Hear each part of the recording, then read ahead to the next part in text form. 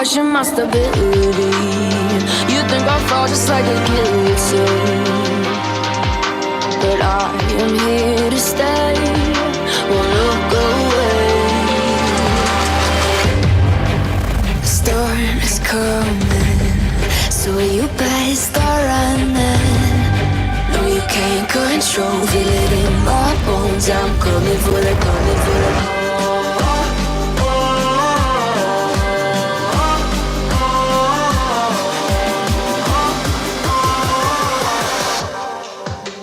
Coming for the throne.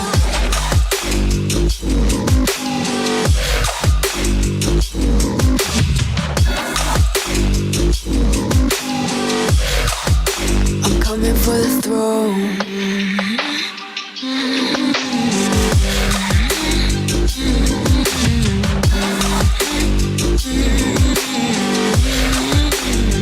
So you wanna be my enemy? You should've known I'd never kiss the rain. Ice runs in my veins, won't play it safe. I don't belong with your nobility. Who died and made you king of anything? You think that I'm insane? It's your mistake. Kingdoms rise and fall, I've come to take it all. Take it, I've come to take it. Kingdoms rise and fall, I've come to take it all. I'll take it all. The storm is coming, so you better start running. No, you can't control, feel it in my bones. I'm coming for the, coming for the.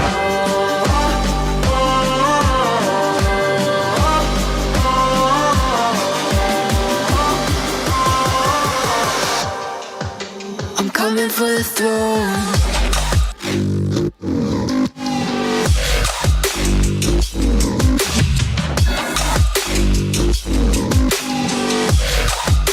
I'm coming for the throne.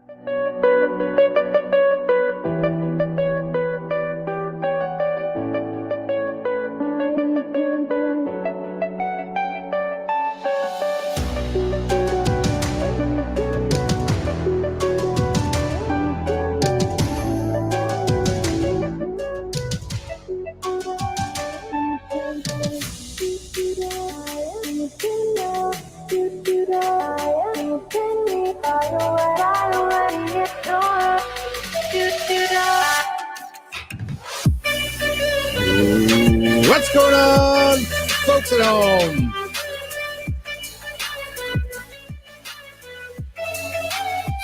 Game week 37 is all said and done.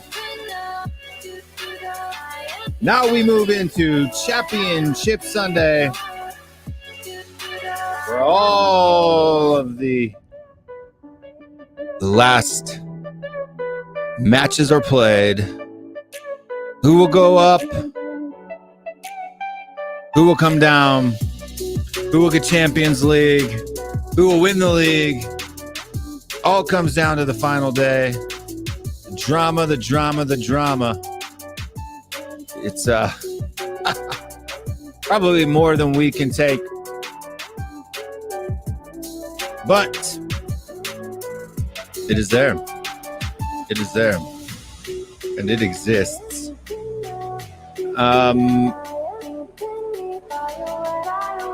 Let's see who we got in the comments real quick, and then we'll start bringing guests in. The link is pinned to the top of the chat if you want to join the show. If you're not doing anything on a Thursday night, late night in the UK, prime time in the United States, click that link and join the show. Yeah. Let's see who we got here. We got Bobby K in the house. And who else we got here? We got Drake, Box fan. We lose Norwich. Christ help us all. That is true. That is true. But make sure you do hit that like button right now. There's 35 of you watching. I want to see that thing get a 35 likes right now. 5 seconds. 35. Boom, boom, boom, boom, boom. 35 likes. Hit that subscribe button. And if you're watching this tomorrow after the fact, there's a new thing called thanks. So when you're watching this video back, there's a little heart that says thanks. You can get in there and you can just say $5, thank you. You get a little special thing. And then when everybody watches the video, your little thank you will pop up and balloons will sparkle and all kinds of fun stuff. So make sure to take advantage of that if you're watching this not live. But for folks that are watching it live, you can throw in your super chats. And Mark Swift's got one here. He's getting the show started off right. £5 says pub talk. Have a beer on me, Will. There you go. Big up. Big up to yourself, Mark Swift. Mark Swift is always a great supporter of the channel. Anytime he sees me anywhere, he's always like, what's going on, Will? What's going on, Will? But we got Beyond72. You're new to the chat. Thanks for subscribing. Thanks for watching the show. Rico Z99, long time no see. Ray, Lee from the lane. Clement, my mouse just died. No joke. The battery on my mouse died. So let's see. What cable are we going to pirate? But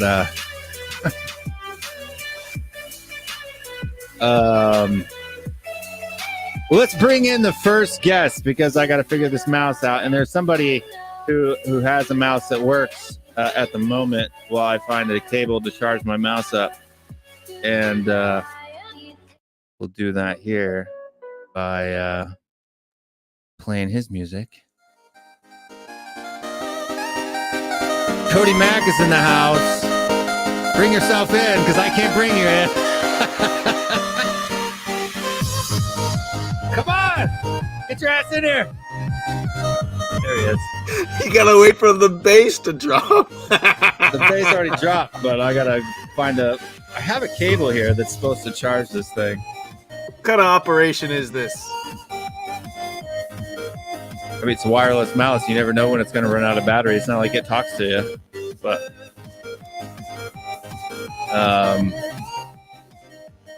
We'll bring in the next person as well if you want to bring him in. You know him, you love him. He's changing the name of his channel. So make sure to watch out for that, but he hasn't changed it yet. Live from Orlando, Florida. Rocking the Wu-Tang Clan. Mari Spurs channel's in the house. What's going on, Mr. Mari? Doing good. A great day at work. Relaxing. I'm like, oh man, it's a Thursday night show. Awesome. I'll jump on. I just didn't see anybody had anything scheduled, and kid didn't have practice today, so I figured, why not? Why not bring people in and have a chitty chat? Gotta find that cable though. Why do that? You guys just talk about whatever you want to talk about. What's up, Mari? Like and subscribe. While he looks for the cable, some interesting games today. Will always has a hard time finding his wire, if you know what I mean. It's difficult sometimes. I know it's in our hands, but I was actually rooting for Newcastle, Everton to drop points so they could kind of still have something to play for against Arsenal. But they pulled it off. They came back 3-2. So we're proud of them. Hopefully they want to finish the year strong and beat the scum that is past now. You know what? I almost think this is a good thing for us. I know, like, it's hard. You can look at it both ways, right? Like, either Everton would have had something to fight for, so they would have been all guns a-blazing. But now the pressure's off. You know, the only team that has pressure on them in that match is going to be Arsenal. So maybe they'll tighten up. But we shouldn't even be talking about what they do. Yeah. We're in the control. We should be talking about what Tottenham needs to take care of, and that is just not lose. You know. Exactly right. Exactly right. I'm muting you, Will. The music's too loud. I can't hear myself think. But we got another guest. Oh, looks like he dropped off. Come back on if you feel like coming on, JJ. We had a JJ in the back there, but okay. What did you think? Did you see any of the scenes after the game, Mari, where the pitch invasion? Yeah, I saw it, and it's just, it's weird because it's Everton, and they're, celebrating that they're not being regulated. It's almost kind of sad, but then again, it shows the beauty of this game, that the passion, the last 5 games they fought. I mean, even the Liverpool game that they lost, they fought to survive, because the humiliation for them to go down to the championship, that would have been, I can imagine if we were in that predicament or situation, it would be, not good. So, it's nice. It's nice for the fans to have a nice moment there, but geez, it was like they won the Champions League, and then I saw scenes from inside the dressing room where the players were spraying champagne all over themselves. It was kind of pathetic, to be honest. Yeah, it was over the top. It was, it's just kind of like, God, this is just to survive, and stay in the league. No, you're right. Yeah. And then Burnley, I thought was going to pull off, but they, got the equalizer, and so it's 1-1. So it's basically Leeds and Burnley. Yep, Everton secured their place, and I'm going to bring that up here in a second. The table here, take a look at it.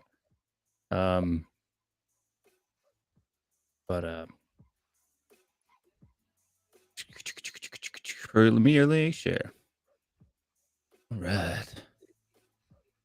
Yeah, so this is what we got here going on. Obviously, you got Manchester and Liverpool. They're 1 point apart from each other. So, Manchester City has to win, right? Liverpool has to win. in order to get that. Between those two, who do we think is? I said City a couple weeks ago, and I think City's going to dispose of Aston Villa. I just think it's too late for Liverpool. They just come up short. Yeah, I think it's a bit tough to do. Especially how epic would it be though if a Steven Gerrard led Villa team got a result against Man City and allowed Liverpool to come back and win the league? This is exactly what the Premier League was hoping for here, you know. Yeah, It's gonna be at City. It's good. That's gonna be tough. If it was at Villa, I would. They did draw against West Ham at City, I think, wasn't it? Or was that at West Ham? That was in London. Yeah. But we do have another guest sitting in the back. Let's bring him in real quick before we get rocking and rolling. JJ Tubb is in the house, aka known as Royce. What's going on, my friend? Yo, can you guys hear me? We can hear you. All right, cool. I don't sound like glitchy or anything, right? A little bit, but it's not A little too bad. bit. All right, yeah. I have really bad quality, so I'm outside. But just wanted to hop in. You know, I haven't been on here in a while. I think it was back in the summer last year. I think it was the last time I was on here. So, yeah. I think it's been sooner than that, hasn't it? Man, you know what? Because I moved out to Atlanta recently. So I mean, I had a lot of stuff going on then. So I think that would have been, I want to say August, maybe. I think maybe August would have been the last time I was on here. I'm not too sure though. Could be wrong. I want to say around Christmas time. I thought you came on too, but I might be wrong. That could be me being wrong. Yeah, maybe. I'm not too sure, but you know. Welcome to Atlanta. Welcome to Atlanta. Thank you. Yeah. But yeah, so what are we talking about? What are we talking about in terms of Spurs? Talking about the table right now. Manchester City and Liverpool. Who's gonna get the job done? I don't like Manchester City, so I want Liverpool to do it. I have faith in them. I have a few friends who are Liverpool fans as well. They think they can do it. I believe in them. I think that the chances of it happening is probably like 50-50 maybe. City, I think, are still the favorites, but you know, gotta root for the underdogs, you know. I just don't want to see Liverpool win the quad because some of their fan base, not all, there's some nice ones, and Ronan is nice, but I know some Liverpool fans here, they are annoying. I mean, they are just annoying, and for them to win the quad, I don't want to see it happen. I mean, to be fair, they would be a better team than the Invincible Arsenal team, right? I mean, if you really think about it. No. That team was amazing. Yeah, Vieira, you had Thierry Henry. Yeah, this Liverpool team doesn't come close to the Arsenal team. Doesn't come close. You. Yeah. Interesting. Okay. I hate Arsenal. So for me to say that, that's blah, blah, blah. Want to wash my mouth. But I gotta give respect where respect is due. Yeah, that quadruple Liverpool couldn't even beat the United team that lost to Barcelona with Ronaldo and Vidic and Bruni. Yeah, I don't. Yeah, it's all good. We do got Goguma here. She's in the house. She said, "Good morning, Will." Pop-up pub talk Ingayo. Yes, it is a pop-up pub talk. And then she said YouTube alarm. Bakuwasam Nami. She saw the YouTube alert and come on in. Well, thank you very much for joining us on a early Friday morning in Korea. Right now in Korea, it's 8 a.m., almost 9 a.m. So good morning to you as well over there on that side of the world. And for me, Manchester City, Liverpool, I think City's going to do it, to be honest with you. I mean, all they need, really, they got to win. Even a draw doesn't get them enough points if they beat Wolves. It's going to be a tough one, I think, but I think it's going to be an interesting day. A lot of drama going on the last day of the season. If I didn't have a tournament this weekend with my youngest son, I was going to do a watch-along. Just like kind of like, you know, all corners, you know, who's going to win the league. You know, that would be a good watch-along, but Unfortunately for the channel, I'll be out watching a game for my son, but my youngest son's playing in a tournament. Parenting, the greatest thing you can do. Yeah. I like being a dad. I do. I enjoy being a dad. Yeah. Yeah, I wouldn't underestimate the effect of Manchester City getting knocked out in the fashion that they did out of the Champions League either. You go out in spectacular fashion like that, sometimes it can definitely make you question yourselves as a unit and damage your psyche and your confidence.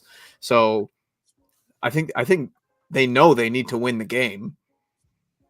I mean, they have the quality to do it, but every game, nothing is given in the Premier League. You know, you have to take what's yours. So we'll have to see what happens. Yeah. But as we move into the next, moving down the table towards third, let's bring in the next guest. Oh, you got to go far down the table for this guy. Way far down the table. I think this guy's getting relegated. Bring him on anywhere, though. Bob Spur TV's in the house. He's hidden by What's going on, Bob? Hey. Let's hit this for a second until we get Bob his intro. What's going on, Mr. Bobby? All good, mate. All good. Doing an impression of Vieira. Yeah, everyone saw it, didn't they? Tell me everyone saw it. What? Yeah. Vieira beating up Crystal Palace, knocking Palace people fan. out on pitch invaders. Yeah. Serves them right for running the pitch in the middle of the game. Like I can understand at the end of it, but like, why are you doing it with still 20 minutes to play? Yeah. That's all good. All good. All good. Petition the league to get Everton some points deducted, or what? Oh no, it'd be Palace, won't it? If anyone gets deducted. Oh yeah, could be the Everton. Yeah, the home fans. Yeah, the home fans. I don't know, man. I don't know. But it's all about Spurs, man. What do you think, Bobby? Spurs. Just before we go on back on Spurs and bring in the next guy, I want to know, like, what's your honest opinion about this whole pitch invade? Because it seems to me that it's kind of part and parcel with the passion that comes in the sport in the country, and you see it in the form of like violence between fan bases. Like, I don't know, I never really had seen people throwing chairs at each other over a sporting event until I started following Tottenham, and then subsequently the greater competitions of Europe and the World Cup and everything. What do you think that they should try and control it more, or is it just part of the game? You can't. When you've got a maximum of 500 policemen, they're trying to control thousands upon thousands of fans, and you got the tribalism, you got the passion, you've got the relief. I think tonight's celebrations were more about relief from the players, from the fans. It's impossible, Code, to control. I mean, you could always go Italian and South American route where you put up a fence around the pitch. You can. I think the only way to control it, per se, is to hit the clubs hard. Right, if there's a pitch invasion, you get deducted points. And no fan wants that. I mean, you can ban them, and there's always loopholes, whatever. And that would be a strong one, especially in this type of a situation where relegation. I mean, could you imagine exactly Everton gets that third goal, right, which puts them guaranteed to not get relegated? Then their fans rush the pitch and end up getting them deducted 3 points. Exactly. I think it will take that though. Yeah, I think it will take a scapegoat. Unfortunately, there will be a scapegoat, and then like the thing is, if you do that, and then it's away fans that create it, because it's almost like a floodgate opens, right? Like one fan runs on the pitch wearing a blue shirt but isn't actually an Everton fan, and then it's like mob mentality after that, right? So because I kind of thought of that, but anyway, I think you got, I don't know, like, correct me if I'm wrong, Bobby, but in the UK, when you get a ticket, you got to join like some membership, right? Some club membership that was rehabilitation. You get like a Spurs One member or something like that? Or... Oh yeah. So there's memberships there. So so they know if you're a Spurs fan or an away fan. But you got the non-membership people. You know, for example, if I want to create, like Code says, if I want to create shit at West Ham, you know, I could put a West Ham shirt, go in there. But then it's all about the investigations and long-winded investigations. So this guy was on, but is he really a West Ham? And if there's 1,000 or so fans on the, how do you control it? So it's difficult, and that's why I said right from the off, it's impossible. It's impossible. And do you punish the club for the minority? because of a few minority people. I mean, the one at Nottingham Forest when the guy got headbutted. I don't know, man. It's hard. It's hard. But the thing is, we've gone so many years without it, and suddenly, you know, Blackpool today, Forest the other day, and Everton today. You know, it's happened on the last day of the season numerous times, but it's always been a happy occasion celebration. But the fans come out and start kicking and hitting the opposition. I think there was an instance at Blackpool today as well. All right, shut up, Bob. Let's get Shane in here. We'll go from one impossibility to the next possibility, and that's bringing in the man from down under. When kangaroos rush the pitch, he starts punching them. Shane Black is in the house. Yeah, Shane. Hi, y'all. What's going on, my friend? You know, just waiting to go to work. Work later on today. It's like almost 9:10 for you? It's 10:30.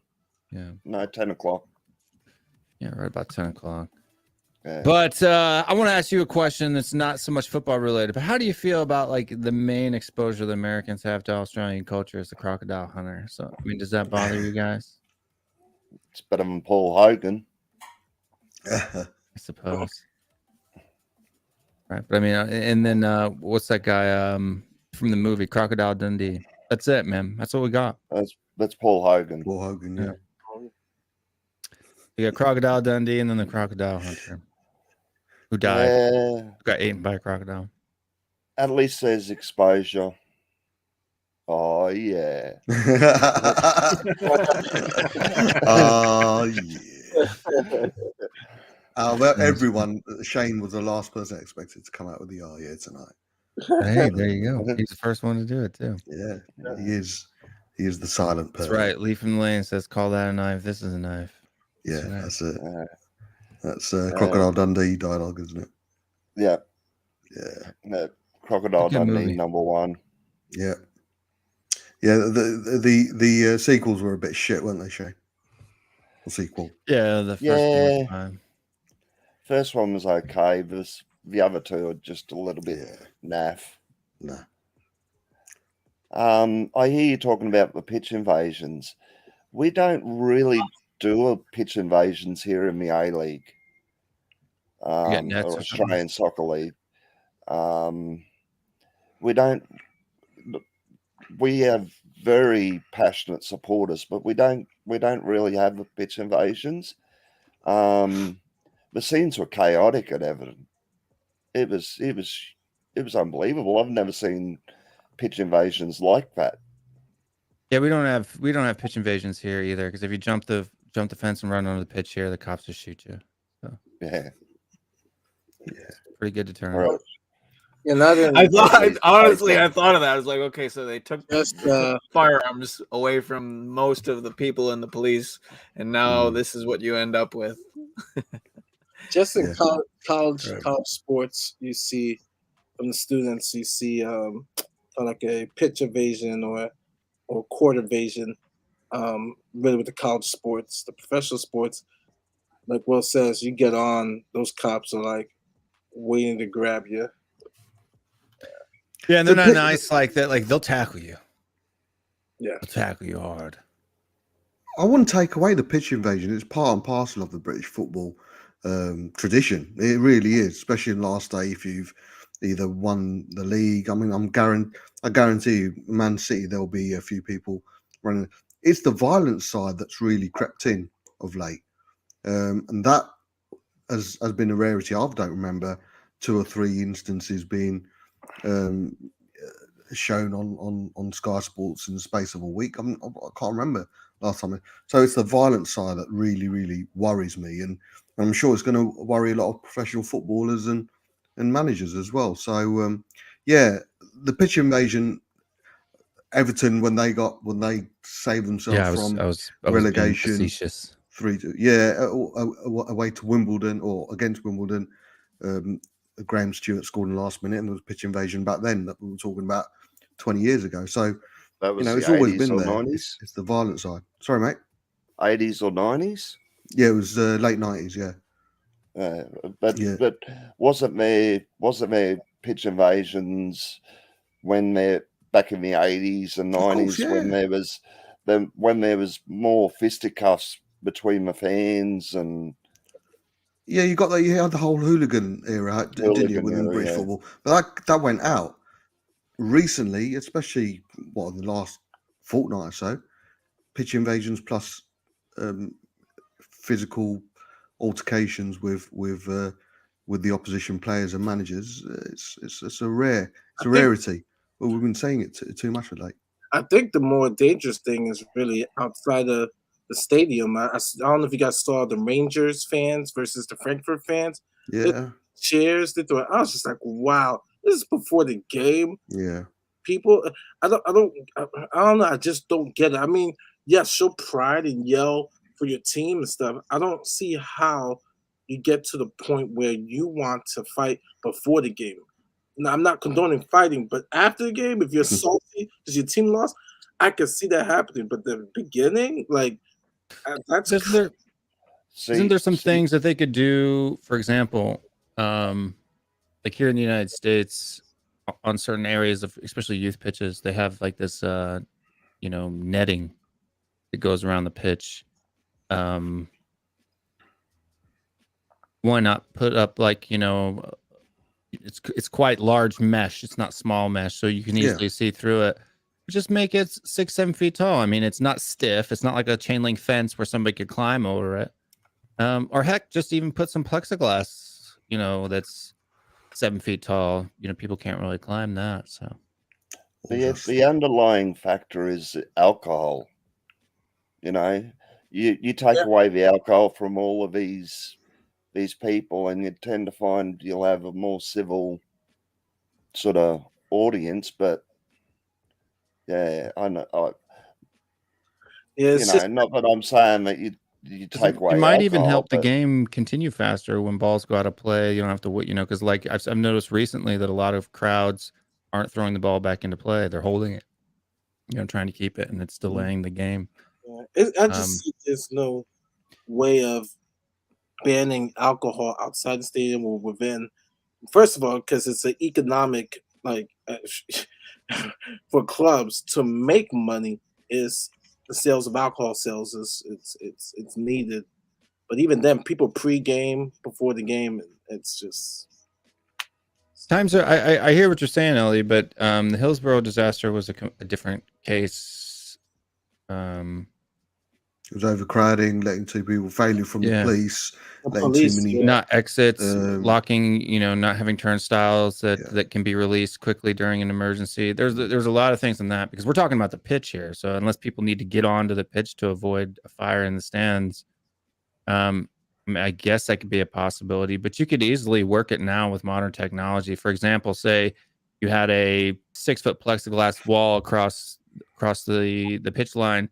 You could easily have it where it triggered and that falls down on an emergency, right? You push one button and, the bolts and stuff that hold it together go whoop, and it falls down. The modern technology is far more advanced. If you're looking for a safety hazard type of a situation, there are things that can be done that prevent that. And it's just a matter of how much of a problem the Premier League sees it is. I think a points deduction would probably be better. Like during regulation time, if you have, say it's like, more than one or two people, because I don't see deducting points for having that one straggler or that one girl who starts running across in a swimsuit or something like that. But if you have, say 10 or more people crowd the pitch, that's an automatic deduction, And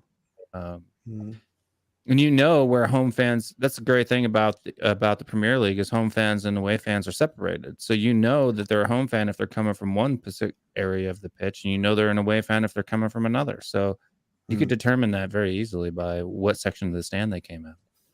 Absolutely. It's if they don't find anything, I wouldn't be surprised if they go down the route of even more segregation. But then you start looking at infrastructure costs, etc. It is going to be the simpler route, i.e. points deductions, and unfortunately, penalising the club. But yeah, Jerry's question here: what's characteristics of a lots of people on the pitch? That's a successful pitch of fish. It's just Well, no. Again, like I say, it's part of celebration. Jerry, if you can go back to, I can't remember the exact date because I'm not an Everton fan, but when Everton beat Wimbledon 3-2, there was a pitch not invasion, but it was a pitch celebration. All the Everton fans came at the end. I mean, cricket, 1986, when India won the World Cup, there was a massive pitch celebration. So there's a difference between pitch invasion and pitch celebration. You want to see a successful pitch invasion? I'll tell you. Go rewatch the finale at White Hart Lane, because there was an insane pitch invasion. There were players, but the players were smiling. Yep. Everyone was having fun. And when it came time to get the procession underway, and Coity came over the PA and asked everybody to get back to seat, everybody got back in their seat. You know, we're not talking one-off streaker either. You know. Yeah, no, I'm not talking about one-off streak. I'm talking about like a whole stand gets let out onto the pitch. You went on the defensive there, Shane. Streaking's fine. Streaking's fine. Yeah, hot chicks in bikinis, no problem. When we win the Premier League, I could imagine that everybody and their kids will be confident there. Yeah, I'm being confident. I'm speaking of this. We'll be streaking. There will be a pit invasion on the N17, despite the displeasure of Daniel Levy. Matter of fact, I'm gonna give him the benefit of the doubt. Maybe he won't care. I think it will be a beautiful sight to see. I think, seriously, I think they will hoist Conte up in the air and some of the players in the air. They're high-fiving fans on the field. It would be like chaos, but beautiful celebration chaos, because it will be our first Premier League title, first league title since the 60s. So it would be nuts. I agree. I think seeing Mari in a bikini streaking would be a beautiful sight. Yeah. I would do it. Like, if we ever got to the point where, like, on Championship Sunday, if it came down to us winning the league, I'd probably fly to Toronto and just run around the Scotland Yard buck naked. There you go. Yeah. Please. Yeah. Canadian police won't arrest me. I actually wanted us to win the league too. He said that. Never mind. It's in Canada, so the worst that can happen is I'll get extradited. Technology nowadays. Will. Let's see. Being subjected to Will running around naked, but he may be deported and never allowed back in Canada. To Uganda. Yeah, sure. Come on over, man. Come on over. We're gonna win the league. But still had to leave the country because he's gonna get. He's gonna get. He's in Minnesota, isn't he? Cooked. Yeah, he's get cooked. Where is it? I sent him the link. I've got. Where are you at, Stelios? I've got sleeper agents in Cyprus and Greece watching out for him. Don't worry. Good. But going back to our little table discussions, we got through the Manchester City Liverpool side of things. Bobby, what are your thoughts on the table here? Yeah, Man City are going to win it. I think we all probably know. I think in Liverpool fans kind of know that. Hence the reason they had 9 changes against Southampton in midweek. I think they kind of know that it's in Man City's. Chelsea, I was hoping, praying that Leicester would get something, but typically they came out with a draw. And yeah, top 4's done and dusted. We know that. Celebrate it. Own it. We're getting down to that one next. So we got Chelsea here. They got their 1 point that they needed today, unless they lose on Sunday and we win 24-0. Yeah. Should be great. Someone probably have the golden boot by now. Eric Dyer. It's been a weird old season, isn't it? Weird. I mean, heck, if we score 24 goals, Harry Kane could get the golden boot. Yeah. Anyone could get. Lloris could get the golden boot. That's it. Especially if one person scored all 24. I mean, they could come up from nothing. Yeah, Sanchez had a. Going down to the 4th spot here, we've got Tottenham Hotspur and Arsenal going down the last day, 2 points apart. Goal differential, not quite as big as us and Chelsea, but pretty dang big. Oh yeah. Worst case results. We don't get it. But have you guys heard about the Oracle supercomputer that they've been running simulations through in order to predict results? Have you heard about that? Go on. Yeah, so the Premier League and a British analytics company have sequestered an Oracle AI that runs hundreds of thousands of simulations and then creates a percentage. So by that, according to that, they said we have a 96% chance of getting top 4. I'd give it more, Will. I think we all know, man. Come on. You know, we can hold the narrative of oh, it's a funny old season, and look at Brighton and look at Wolves, and look at Southampton. Oh, and look how we've performed. Let's be honest, Norwich is shit, man. There's a reason why they're bottom of the league, and I think Rez says it right. But hold off the celebrations. Chill out, man. There's still work to do. No, fuck that. With all due respect, you can either not celebrate, and then the worst case scenario happens. You're gonna feel just as shit. Own it, expect it. Let's be confident. I was confident of finishing top 3 up until Chelsea got the equaliser. If we can't beat Norwich, which I'm 99.99% sure we will, then we don't deserve to be in the top 4. But there's absolutely nothing inside me that says we won't. It won't. But what I'd love is us to draw and Arsenal to win 14-0 and just miss out on 1 goal. That'd be brilliant. We've got Tottenham Tantrum Gold here, which is now renamed to Tottenham Gold, so there's no more tantrum. God damn it. And he says, "Big up everyone, great panel. What are your thoughts on standing in the stadiums coming back, and what are your hopes for next season?" I'll hit that first. People stand already. I know they're not supposed to the entire match, but people are already doing it. So I think it's kind of silly. Like, we don't have any of those rules here in the United States. So people want to stand, they can stand. It's kind of a pain in the neck when the person in front of you can't see and you don't want to stand. But I mean, yeah, in naming terms, all they're going to do is rip out some seats and going to have a standing only area, and then you would specifically have to buy tickets for the standing only area. It's simple, Will. It's just to get more fans in, a few hundred more fans in. And I have suppose that in St. Louis, actually, at the St. Louis Cardinals Stadium. In fact, they do a thing too there where after the 7th inning stretch, they actually open up the gates and they allow everybody into the standing room only section. So outside of left field, is it left field or is it right field? I think it's right field. Outside of right field, there's an area where it's kind of like a patio.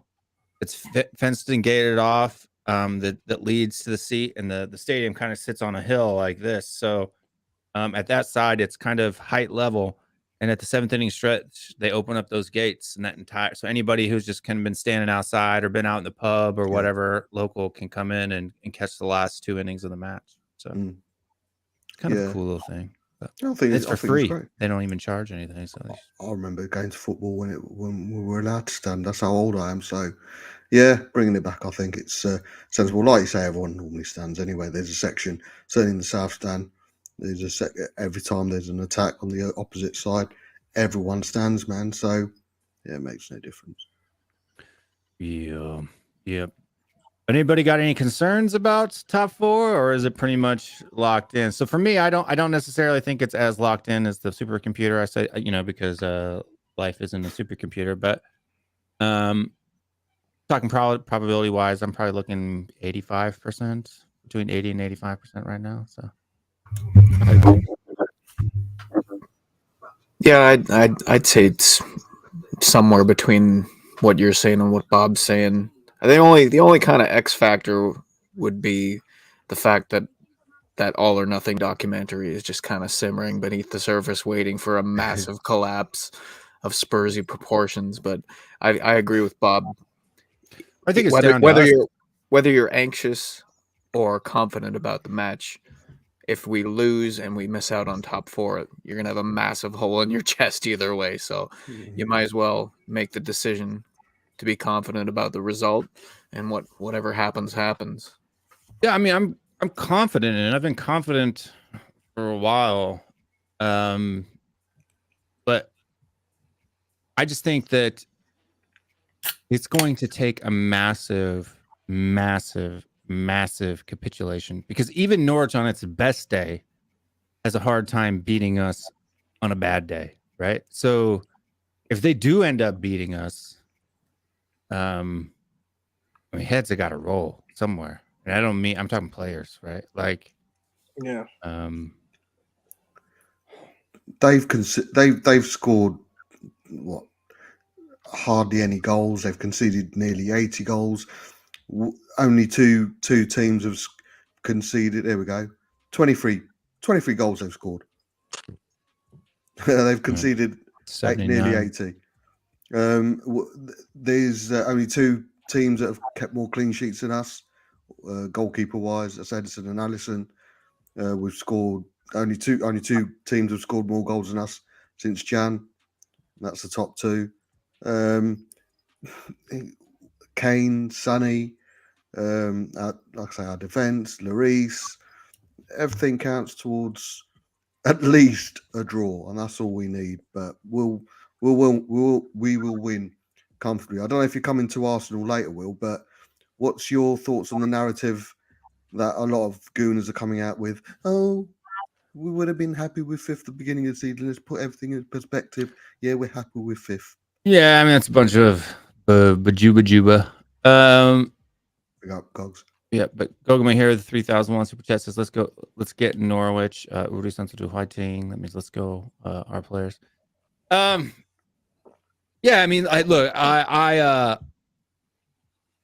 just like, look, I've been celebrating. I've been, ever since the pressure of bye Cody. Ever since the pressure of the Newcastle match, I predicted that they would drop points against Newcastle for a while, but the fact that we took our foot off the gas against Arsenal upset me. It didn't make me any less confident in the result, but it just made me mad, and made me more stressful than it necessarily had to be. But now that that's gone and done, and we've got it's back in our hands with 2 points to go. I have no problem going out and calling out the Arsenal guys, like Igal, Tottenham fans, where are you? Come outside. Come outside, Tottenham fans. That's a pretty good impression of him too, by the way. That's actually fun. Sorry. I'm right here, Igal. Where are you? Where are you, mate? Yeah, I'm not as confident. I wasn't as confident Kick him as off. I am Kick him now. off. As I am now. You've converted me, Bob. Oh, sorry, mate. In the wall show last Saturday, sort of swayed it for me. Oh, brilliant. So I'm pretty confident now. So I'm up there around the 85-90% mark that we're gonna go out there and belittle them. Yeah, I think we're gonna easily cruise past them. And if we don't, well, we're going to be disappointed either way. So why not back for fellas all the way? 100%. It's more than disappointed, man. That would be probably the biggest capitulation of us ever. It's called bullshit when we see it, Will. I'm sorry, but Arsenal fans sitting there now saying, "Oh, we'll be happy with fifth. Oh yeah, we're beginning of the season." I'm sorry, mate. With what 8 weeks ago or so, you were 6 points ahead of us with a game in hand, with 8+ goal difference. And now, within 8 weeks, it just says since Conte's coming in 27 games, we've lost 6 games. They've lost 6 in the last 11. If that's not a disastrous end to the season, I don't know what is. And also, all these Arsenal fans saying, "Oh, it just shows we weren't ready for the Champions League." Bullshit. You won't know if you're ready for the Champions League or not when the Champions League happens, when you play in the Champions League. You don't know if you're ready or not for the Champions League next season right now. That's what I say about the Spurs fans as well. Some Spurs fans saying, if we don't get fourth, it's a blessing in disguise because we'd be absolutely thrashed next season. No, we'll see next season. We don't know what the summer holds for us. We don't know. If I'm not going to accept that from Spurs fans, I'm certainly not going to accept it from Arsenal fans. Well, no, and because salty excuse, man. They were like I've seen multiple things on videos on Twitter and YouTube. You got Egal back in January. That's when he did that. Where are you, Tottenham fans? Yeah. Where are you? We're on 38 points. You're never catching us. But we caught you.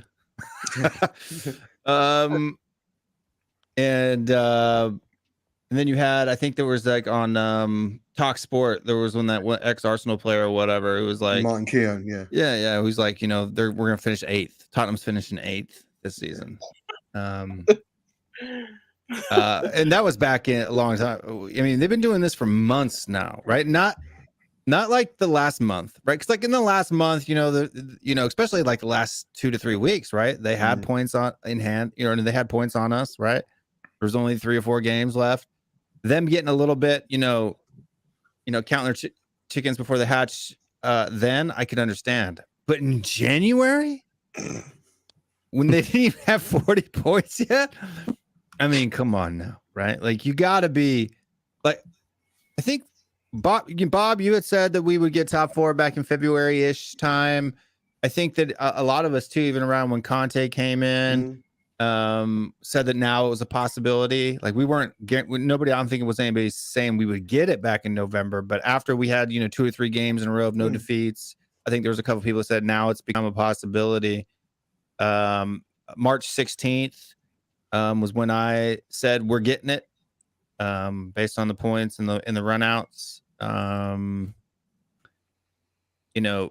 But even then it was week by week, count the points, check the numbers on the spreadsheet, which was fairly accurate, by the way. I have to say. You're 2 points off, are you? No, 1 point. 1 point off. Yeah, 1 point off. That's it. Yeah. So my original May 16th, when we did that, like we actually did the show where we actually took votes from the polls from the audience and I think we had Spurs finishing on 75 and Arsenal on 69, but then we kind of took like what we would say the more realistic version was, and that was Arsenal on 68, Spurs on 69.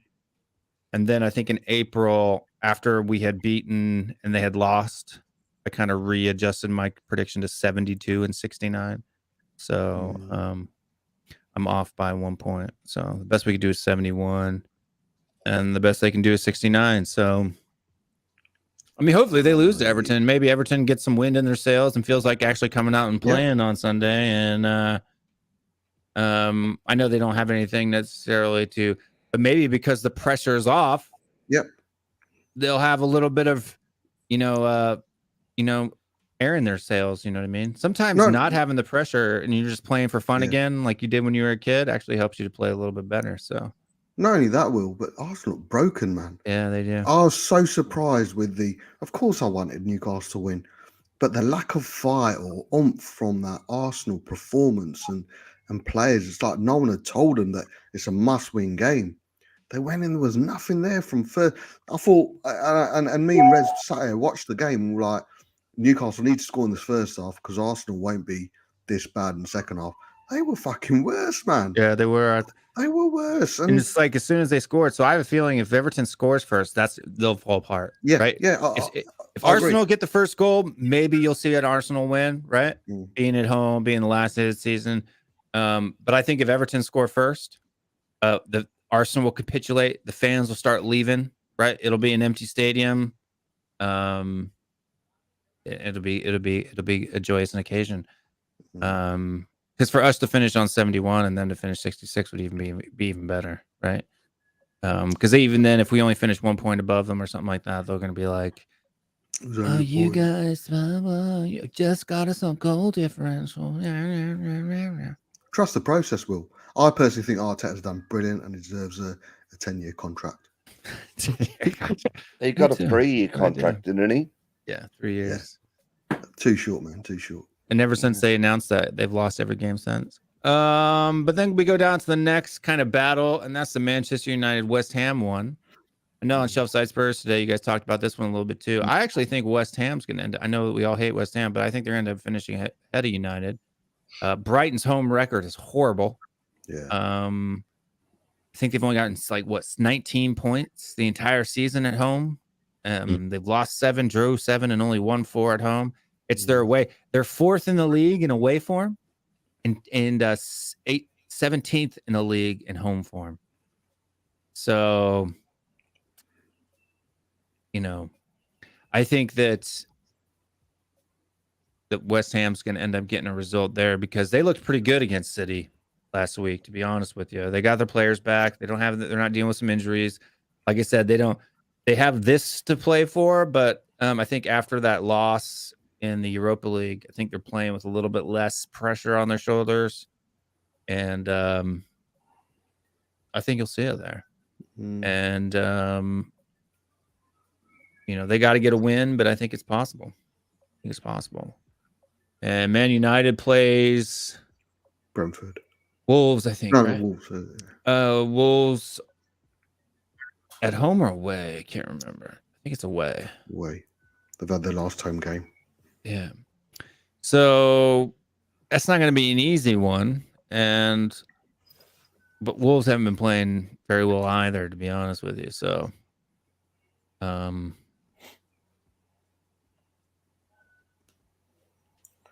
Look. We go down the table a little bit.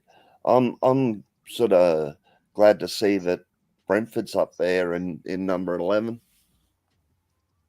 yeah, we also got the battle for top 10. Does Man anybody care United about are Palace away, Will. Man United. Oh, that's right. Palace away. That's right. Yeah. And that'll be tough. Yeah, I mean, the only reason I want Man United to finish 6 is because I hate West Ham. So there's no logic. It is purely because of the hate I have for West Ham United. But like you say, Palace away ain't going to be easy, man. And they can't. No. West Ham will win. It looks, and the draw's not good enough for United with the goal difference. So yeah, it's going to be difficult. Palace looked good today away to Everton. I think it was the emotion and the importance of the game that got Everton through today. But big too, the pitch invasion too, psychologically, their manager, having to box people, and some of the players I think were getting attacked. So I mean that might have had it's kind of hard to get your rhythm back. Your adrenaline's pumping, you make dumb decisions. I mean, I could be waffling here a little bit, but it's possible that might have had effect on them not being able to get back into it in the last 15-20 minutes. Newcastle win, they could finish in the top 10. Yeah, I think that's something that Newcastle will want to do. I think that they'll be fighting for. They play Everton, right? Yeah. No. Everton. No, Newcastle away to Burnley. Burnley Must win. And that's why I think when we get down to the bottom of the table, I think Burnley's the one going down. Really? Yeah, because they're even on points right now with Leeds. They got a far better goal differential. But I think Leeds can get a draw against Brentford. I don't see Burnley getting any points against Newcastle. I mean, 2 different levels of competition. And Brentford really don't have. I mean, Brentford could try to get into the top 10. I mean, do they really need to? On goal differential, they can't really. If Ericsson has a blinder, they could get into the top 10. But they're probably going to suffer the second-year blues. Yeah, but I mean, if Newcastle wins, don't they have a bet? Oh, no, it's -19 for Newcastle. Yeah, no, they won't get top 9. I think Lee mentioned they could get top 9. They're not going to get top 9 purely because of goal difference. But top 10, from where they come from, when Howe came in, no one expected them to get safe. For them to finish top 10 just shows what potential there is. Just answer to Ethan Spurs. Bob, do you know if the game on Sunday is on TV? I know they got the Liverpool game, mate. They've got the City game, and I believe they'll have the Burnley game, from what I hear. But if you've got Sky Sports, I'm doing a promotion for Sky Sports here. They will have the rest of the games on the red button, so it's a case of just clicking onto it and selecting the game you want to see. Suffice to say, we'll be tuning in to the Spurs game. Yeah, here in the United States, I show some people in the THFCRants group chat, but they have on Roku on Fubo TV, which is a kind of like a IPT service they have here in the United States. Interactive kind of thing. You push a button, you give fan view, it'll give you all the live stats of the game, and then at the bottom all the score lines for all the teams that are playing at the same time. And you can just go through and slide over and hit a button, and it automatically pulls up the next one. So it's kind of a fun little deal. People always wonder, like, how do I know stats right in the middle of a match? Well, 'cause push a button, they're all up on the screen. But let's kind of go through Championship Sunday and kind of go through each match and just kind of give like a quick prediction. Arsenal Everton first up on the list. Quick view. I think they're going to draw. I'm looking at a 1-1 draw here on the last day. What do you guys think? I think 2-1 Everton. Yeah, I was about to say that. I think it's going to be chaos at the Emirates. I said that last night on my show, that they're going to be so upset. They're going to be booing the players, and I'm going to love seeing that. While at the same time, us clinching top 4. People in the comments too, throw your predictions in there as well. It'll be fun to see what you guys have to say. JJ Tubb, if you're there, what do you think the Everton Arsenal match? Yeah, honestly, I only see this either going for a draw. I'd probably say a 1-1 draw as well. I don't know. I have a weird feeling that they can somehow get a win. But I think I'm gonna stick with a 1-1 draw for now, just to play it safe. Hopefully, they can lose the game, but yeah, I think a 1-1 draw is probably fair. Mr. Bob? Yeah, although I think it's irrelevant, even if Arsenal win, I think they look broken. I can't see Everton losing, but I can't see them winning as well. And with Arsenal, they look so broken. I wouldn't be surprised if they didn't win. Like I say, it's irrelevant, but I do think it will probably finish 0-0 or 1-1. But even if Arsenal win, like I say, it doesn't matter. Mr. Shane? I said 2-1 Everton. I think that DCL will get a late header in the back of a box, in the back of a net. Sorry, in the 88th, 90th minute from a free kick given away.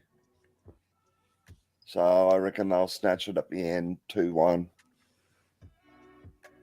Because Arsenal have got so many injuries and illnesses, and they're just broken and destroyed, and I'd love to see it. So by this, I'm guessing that you think Dele's going to score an own goal because 2-1 Dele hat trick. Yeah, 3 goals. Yeah, own goal as well. 2 goals and an own goal for Dele Alli to give him a hat trick. Yeah, that's what I thought too. The math doesn't quite work, but we love that. We love mathematical mistakes on this show. The next one, though, we got Brentford and Leeds. I think this is going to be a 2-2 draw. What do you guys think?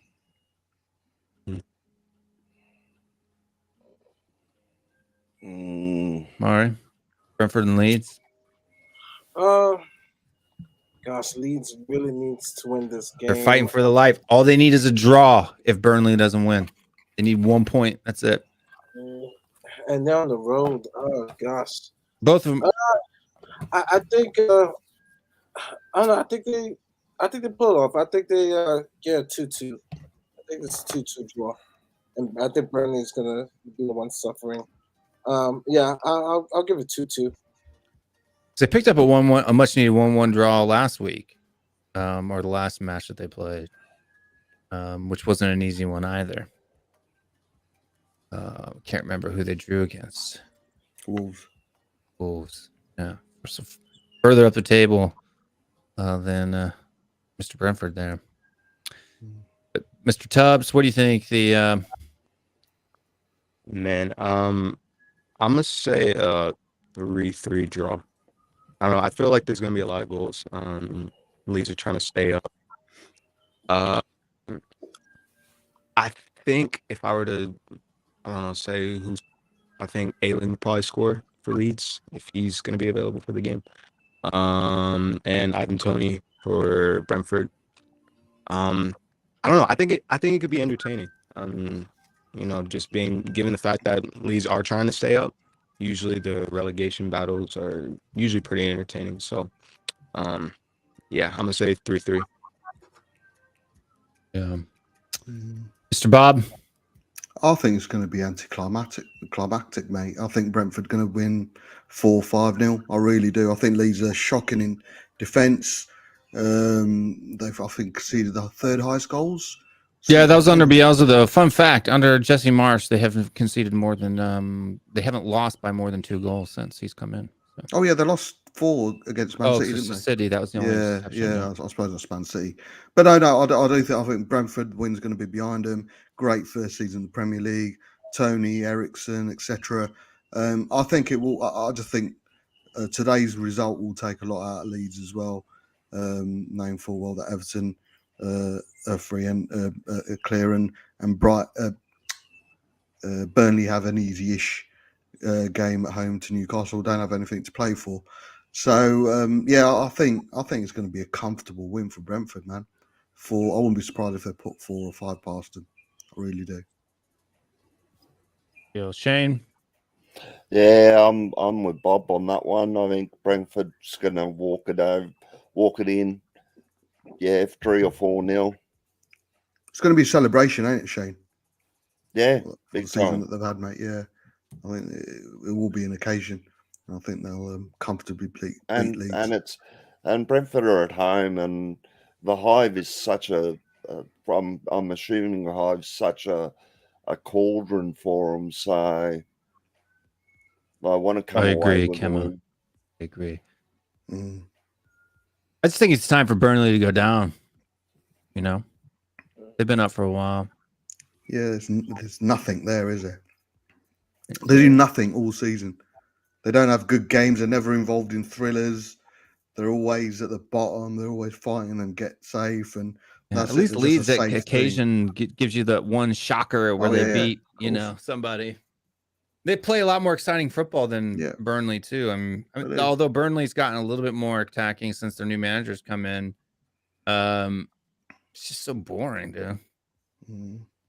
Burnley, send them down. Let them, soak up the championship for a little bit. Let them come back in. I think it's going to happen because we got the next fixture here, which is Brighton West Ham. I think West Ham win this one 3-0. Brighton West Ham. Yeah. I think West Ham pulls it out. I think they win 2-0. I'm gonna go 2-1 West Ham. Mr. Bob. Yeah, draw for me. I think 2-2, 1-1. Brighton and West Ham. Like I said, I don't want to see West Ham finish 6th. Mr. Shane. And I reckon Brighton's going to smash and grab a 1-0 victory. Really? Yep. Brighton have been solid at the back. I do want Jesse Marsh to survive. They don't let a lot of goals in. Any idea of what their goal difference is, or how many goals? Who's Brighton? Brighton's is -4. So they actually haven't let in a lot of goals. No, they don't lose too many games as well. They don't score a lot though either, because that's why they're -4. They're in the top 10 with a -4 goal differential. They have a lower goal differential than like the 3 or 4 teams below them. Right? They don't lose too many games as well. They draw loads. That's why I say draw. We've lost as many games as Brighton, or vice versa. But they do draw a hell of a lot of games. So good in defence. Don't lose too many games. So yeah, I putting all my bias to one side. But I do think it's going to be a draw. Yeah, I think if Brighton, it'll be 1-0. Yeah, I think if Brighton were playing away, I would actually probably agree with you guys that a draw would probably be the most likely result. But at home, they've been. I mean, it's a flip a coin whether it's a draw or a loss. Like it's very rarely that they win at home. Like I said, they've only won 4 at home this season. So out of what 20 fixtures or 19 fixtures, they've won 4, drawn 7, and lost 7. So I mean, it's draw or a loss is pretty much flip a coin for them at home right now. But you got Burnley versus Newcastle. I'm gonna go 2-0 Newcastle on this one. Wow. I was I going don't to think say Burnley score. I think Burnley scores, but Newcastle is just too much. I'm going to say 2-1 Newcastle. And bye-bye Burnley. They go to the championship. Yeah, that draw for Burnley today kind of saved their Tookuses, because if they would have lost today, which I didn't think, I'm surprised Villa didn't get one back on them. If they would have lost today, I would have called their season done. They were down. I would have called it down for them. But the fact that they drew level on points with Leeds today makes it, I guess, an interesting battle. But Mr. Tubbs, what do you think about Burnley Newcastle? Definitely. You know what? Is it okay if I like speed run through the rest of the games for myself, like my predictions real quick? Because I'm gonna have to go in a few minutes. Yeah, rock yourself, man. All right, definitely. So we got Burnley Newcastle, right? I'm actually gonna say 2-1 Newcastle. I think Newcastle's actually been on pretty decent form, if I'm not mistaken, too. So I mean, I definitely could see them winning that game. I think Chelsea will probably easily beat Watford. I'm gonna say 4-0. Man United and Crystal Palace. I'm gonna say Man United 3, Crystal Palace 1. Leicester versus Southampton. I'm gonna say a 2-2 draw. In that game, I'm gonna say 3-0 for Liverpool versus Wolves. City versus Aston Villa. You know what? I think I'm gonna go, man, as much as I really would want Aston Villa to win that game, I just don't see it happening. So I'm probably gonna say 4-1 City, if I'm being honest. I think City are just way too good this season, and they'll probably end up finishing or winning the league. Like I said, hopefully it's Liverpool for me. But you know, probably gonna be City.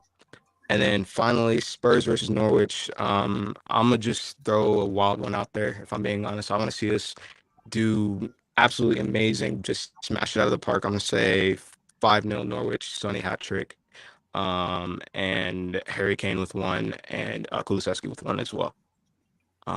So yeah, that's all my predictions. Thank you guys for putting me onto the show. This was fun. Definitely. Yeah, anytime, man. Big up, man. For sure. Thanks for coming on. We appreciate it. And if there's any like Twitter page or anything like that you want people to go follow you, let people know what that is. Oh, And, what? Actually, I do. we got to be able to hear it though. When you finally do come It's the same on Twitter and on Instagram. So if you want to follow me on there, JJ Tubb, of course, that's my YouTube channel. And yeah, I really appreciate it, guys. Hopefully we could go ahead and win that game against Norwich over the weekend. But you know, hey, thank you guys. Have a great one. God bless, and I'll see you guys hopefully soon. Yeah, everybody go find JJ Tubb on YouTube, and then the Twitter and Instagram handle that we didn't hear. Should I repeat it or like? Yeah. Okay.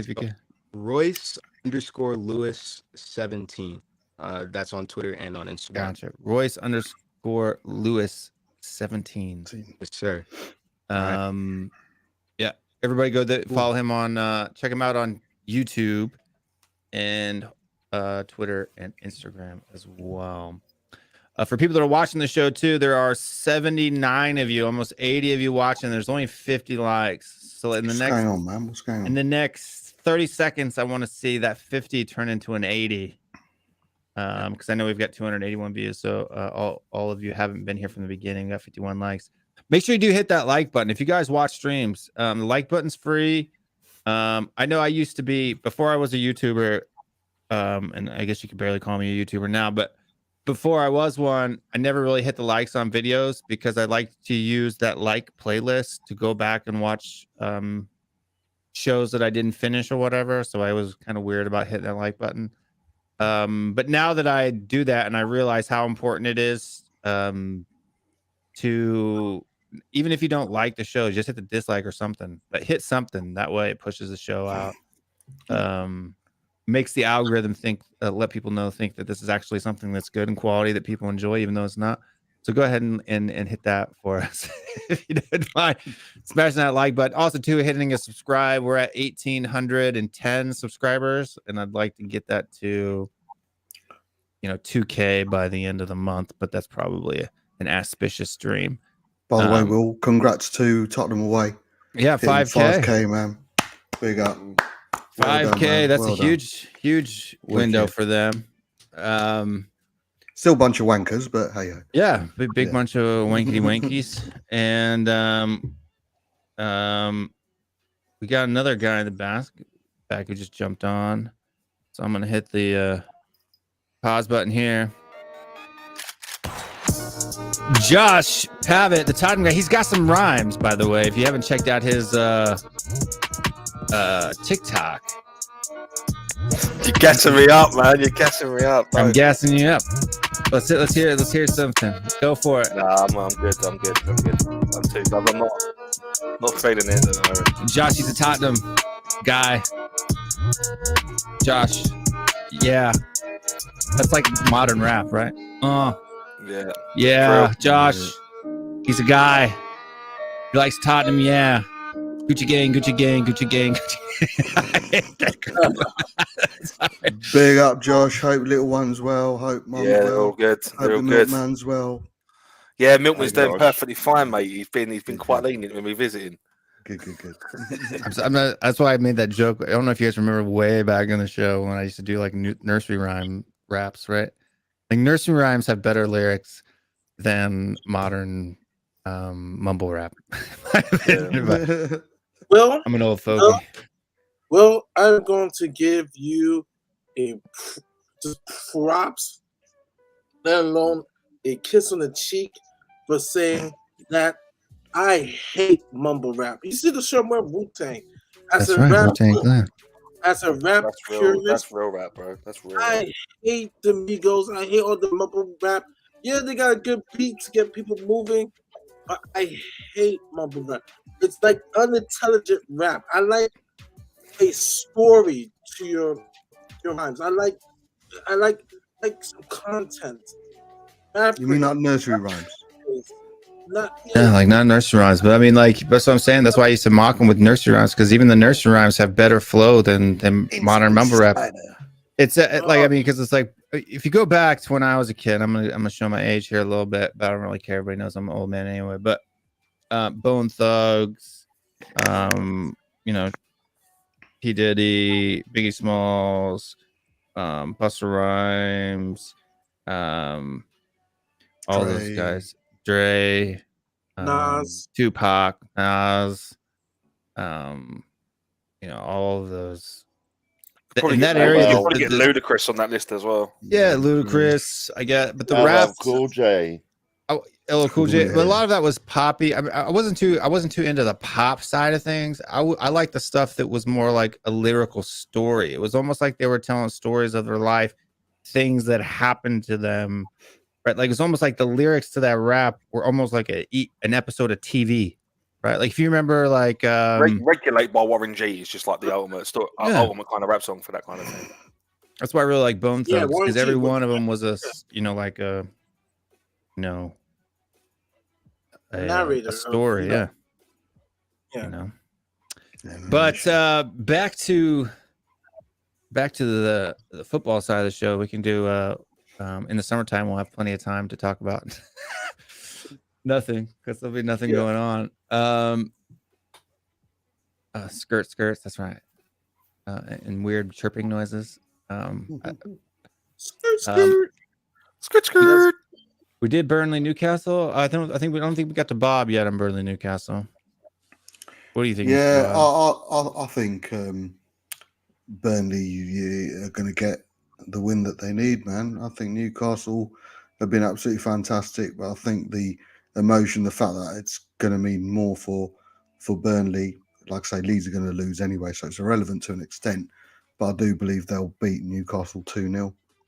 They played well today away to Villa. They really did. They should have had a penalty as well. I don't know if you saw it. I don't know if you saw the Burnley penalty shout, but it was exactly the same as Ashley Barnes versus us. It was handball. Yeah, man. Our arm was out, the ball hit the hand, and they didn't get it today. So you can understand why they were a bit aggrieved. But a point was good. Goal difference says that even if they lose, because I do believe Leeds are going to lose, they'll still be all right. Well, I think they'll get the win. I really do. I think 2-0. Although there are obviously Leeds there, but yeah. Really, Burnley 2-0 against Newcastle on the final day. Mr. Shane? I'm the opposite. I reckon Newcastle will do them 2-0. Yeah, I agree. Just straight up. Simple. Just going to get a drink, mate. All right, brother. I think Burnley will capitulate. I do. I just don't think they have a quality. I think Newcastle's kind of on a high right now. I think everybody there is kind of playing like they didn't have anything to play for when they played against Newcastle. I just think everybody's there to play for their contracts, for their life, for next season, trying to earn that spot, to earn that shirt.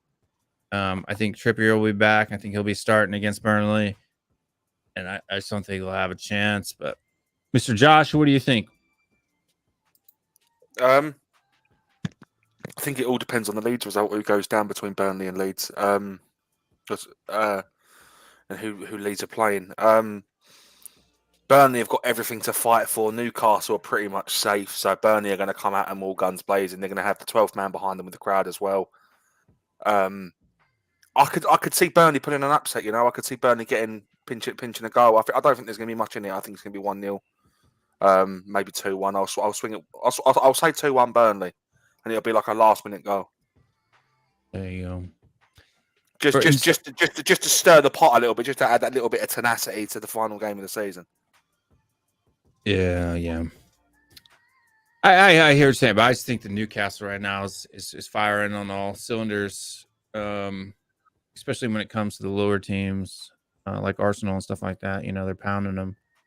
They have the fourth most points out of all the teams since this year in 2022. Yeah, I think they were behind us. Burnley on the last game of the season. Burnley on the last day of the season. I've got a track record of putting some upsets, man. It was only a few years ago they beat us 4-2. Right, yeah, but Newcastle has been amazing. Behind City, Liverpool, and us, they've got the fourth most points. Yep. And that's why I say it was a tall order for Arsenal to beat them. I mean, they've been the fourth Chelsea best. too. Yeah. Chelsea haven't gained. I don't think they've gained more than like 10 points in the last 6 to 8 weeks or something like that.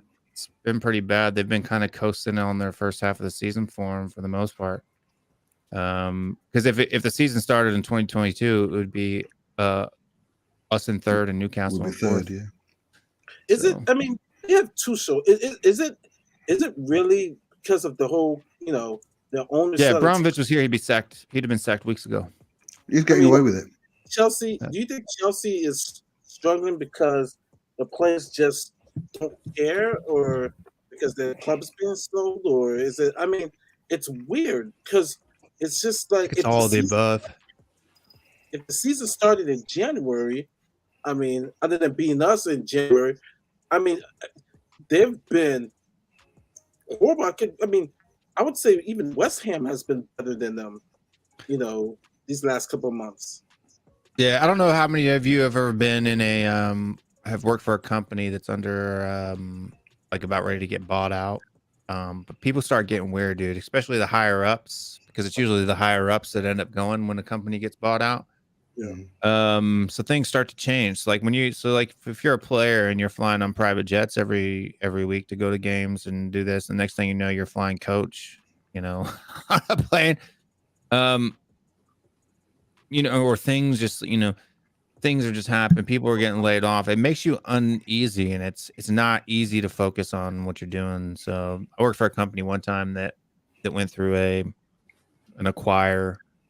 being acquired, and it seemed like the higher up guys who used to, kind of keep you focused and pushing around, they all just stopped caring, just stopped working because they knew that they were on their way out once the transition stopped. So I mean, you got paid on time and stuff like that, but it was just a weird kind of situation. Yeah, it's not a nice environment to be in. No, and everybody in the office was just talking about who's getting sacked next, right? Like it was because a lot of the times when a company starts to go, before they got to get their books in a row, they got to start cutting, cleaning off fat. So it was kind of a weird time to be working for a company that did that. Apparently Chelsea loses the whole defensive back line. Apparently. Yeah. Yeah. Lonzo's gone. Christensen's gone. Rudiger's gone. Valetta's gone. Tuchel's potentially gone as well come the beginning of next season. Pulisic is on it. Looks like he might be on his way out. I think Mendy will leave, I think Mendy will leave Chelsea. He just got there, though. It doesn't mean anything, really, though, does it? A change of ownership, a change of direction. It all depends on whether he wants to be there. Like, I can only begin to imagine what the dressing room at Chelsea's like at the moment, like the hostility there, not knowing where you're going to be one season to the next. I think Chelsea are going to have a downward season next season. I think they're probably going to finish top 8 instead of top 4. I agree. It's the uncertainty, isn't it? More than apart from everything else, it's the uncertainty. End day, they're professional players, and they're on millions and millions of pounds a month. But if you don't know, if you're worrying about where your next paycheck's coming from, it's going to affect you, man. Who comes in after Tuchel, though? Poch? Poch at Chelsea could do fucking bits, I reckon. Okay, that could be a pretty good fit for them. Not this situation. I would no 100. That's kind of Poch's deal, though, right? In bad situations with and also they Chelsea have a track record of developing youth players as well. They bring up youth players, which is what they got a really good academy. That's true. Him with Mason Mount, Gallagher's coming back, and all kinds of stuff. You got a lot of young players that can press high. I mean, that's why I think Poch isn't doing well at PSG. He's playing with a bunch of old people. We saw how his form as our squad aged. It was like what our 15, 16, 16, 17 squad, I think, was like the youngest in the league. Like he had an average age younger than Arsenal. And it depends on what if they are cutting budgets and going for a cheaper option, because I don't think there's going to be, although Tuchel's obviously on more money, but Poch will command a bit of money. I wouldn't be surprised if they go for a cheaper option, but a safer option in Potter, like a Graham Potter or something. So, I just don't see. He doesn't have any European experience at all. Well, just to dip my toe into the water a little bit, Poch is currently on 467 grand a week at PSG. So there you go. Yeah, and it's PSG though. I mean, even the kit man makes 50K. Yeah, well, I'm just saying he's had that taste of the money. Do you know what I mean? He's had the taste of blood. Yeah. He's going to command a bit of money, isn't he? But apparently the American guys or whatever who are supposed to be buying Chelsea, I keep hearing different things. It's going through. It's not going through. It's going through. It's not going through. It's going through. It's not going through. Every day it's something different. Roman's playing hardball now, isn't he? Yeah, because he wants his money now. I think he's feeling the crunch of the sanction. I think starting to feel now. A bit hard done by, isn't it? Yeah. Yeah, It's caviar has crunch. to be a week old rather than just freshly plucked from a whale's belly the day of, and hey, the world's going to get into recession, man. Everyone's struggling at the moment. Although within football, it's kind of hard to imagine. But hey, if it's going to be out the money-making fortress that is football, he's going to want every penny he can get. And some people say rightly so. Some people say no, he doesn't deserve a fucking penny. But he's within his rights to play hardball, and he is. And if that's to Chelsea's detriment, hey, we're all laughing, man. We're all laughing. Oh yeah. Just a quick question, Will, and Mari. and probably the rest of you guys as well, if you know about it. Well, these 4 cards in injury time in the MLS. What was that about, man? So you heard about it? It was Colorado and another team, and there were 4 red cards in injury time. Have you heard about this? I haven't heard about. Oh, I right. didn't hear about it. But that is okay. No, I nuts. just wondered if you because I'm sure it's out there. I just haven't seen. I haven't watched most of the U.S. like news, like Sky Sports type of things start popping up around this time in the day. It was Sporting KC Yeah. and Colorado, and there was Club I 4 like too, Sporting KC. Trusty, Estevez, Fontas, and Saloe were sent off That's during Colorado, injury yeah. time in an MLS match. Yeah, so They play Austin for Colorado. Trusty was shown a second yellow for a late challenge. They were kicked off. reduced to 10 men. Yeah, He must have kicked been- it. So Saloe kicked out at an opponent, which is why he was sent off. And then Estevez got angry because of that and got himself a straight red. And then because of that, it ended up 9 on 9. Oh, that's Crazy, funny. man. Crazy shit. That's But crazy. at least it was on both sides, right, and not all in one. Because then they'd have to format the match, right? Once you drop below, 5. what is I it? think it's 5. Five. Is it 5 red 5? cards. Yeah, Yeah. if you go down to see. The only reason I know that is because of FIFA. Yeah. That's the only reason I know it as well. Yeah. We got Crystal Palace and Man United. I think Crystal Palace has got this one too. I don't think Man United is going to win. Yeah, I do as well. I reckon they've got it as well. I'm going to say 2-0 Crystal Palace. I got Palace at home. Yeah. 3-0 Palace. Like I say, West Ham aren't going to win, so it's going to be irrelevant. Like I say, I don't want West Ham to finish 6th, so Man United can afford to lose and still qualify for 6th. So yeah, I think it'd be 3 or 4-0 to Palace. If I'm honest with you, Man United have been absolutely shocking. Having said that, Ten Hag's been at the at Man United all week this week, so he has been. He's not officially the manager, but I wouldn't be surprised if he's put something in place. I mean, to go straight in and put Wan-Bissaka on the transfer list, allegedly, and make him available before even seeing him play. I think Brian Daigle mentioned it earlier. Says a lot about the man. Who knows? Man United might want to show the new manager something, and he's probably had a bit of words. This is your game. This is your chance. Show me what you've got. But they've been shocking. I don't think they can turn it on just like that. Palace have been great at home. So for me, a 3 or 4-0 win.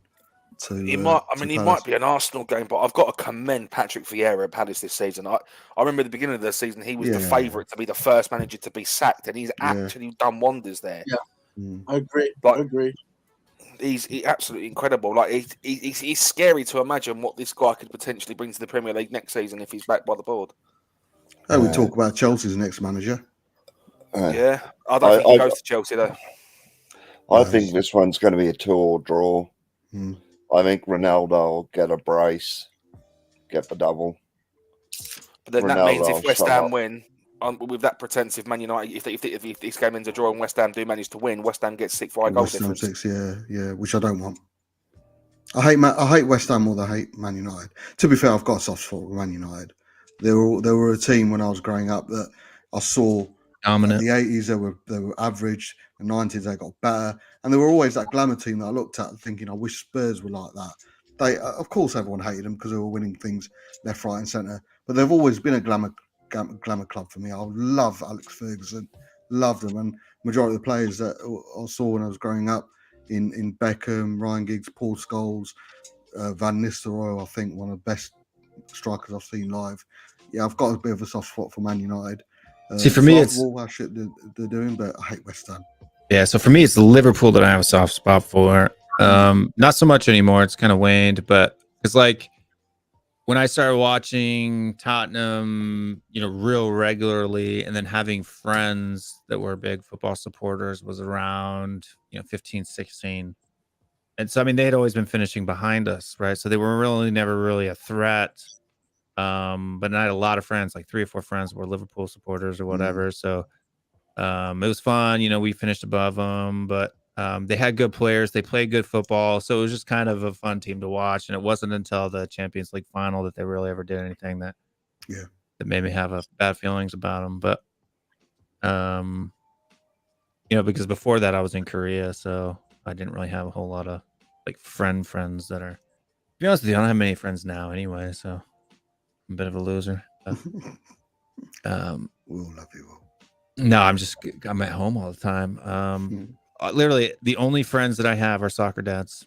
Parents. Only friends I've got, bro, are the part of this Tottenham YouTube community, man. I don't really have anyone I go out with around here.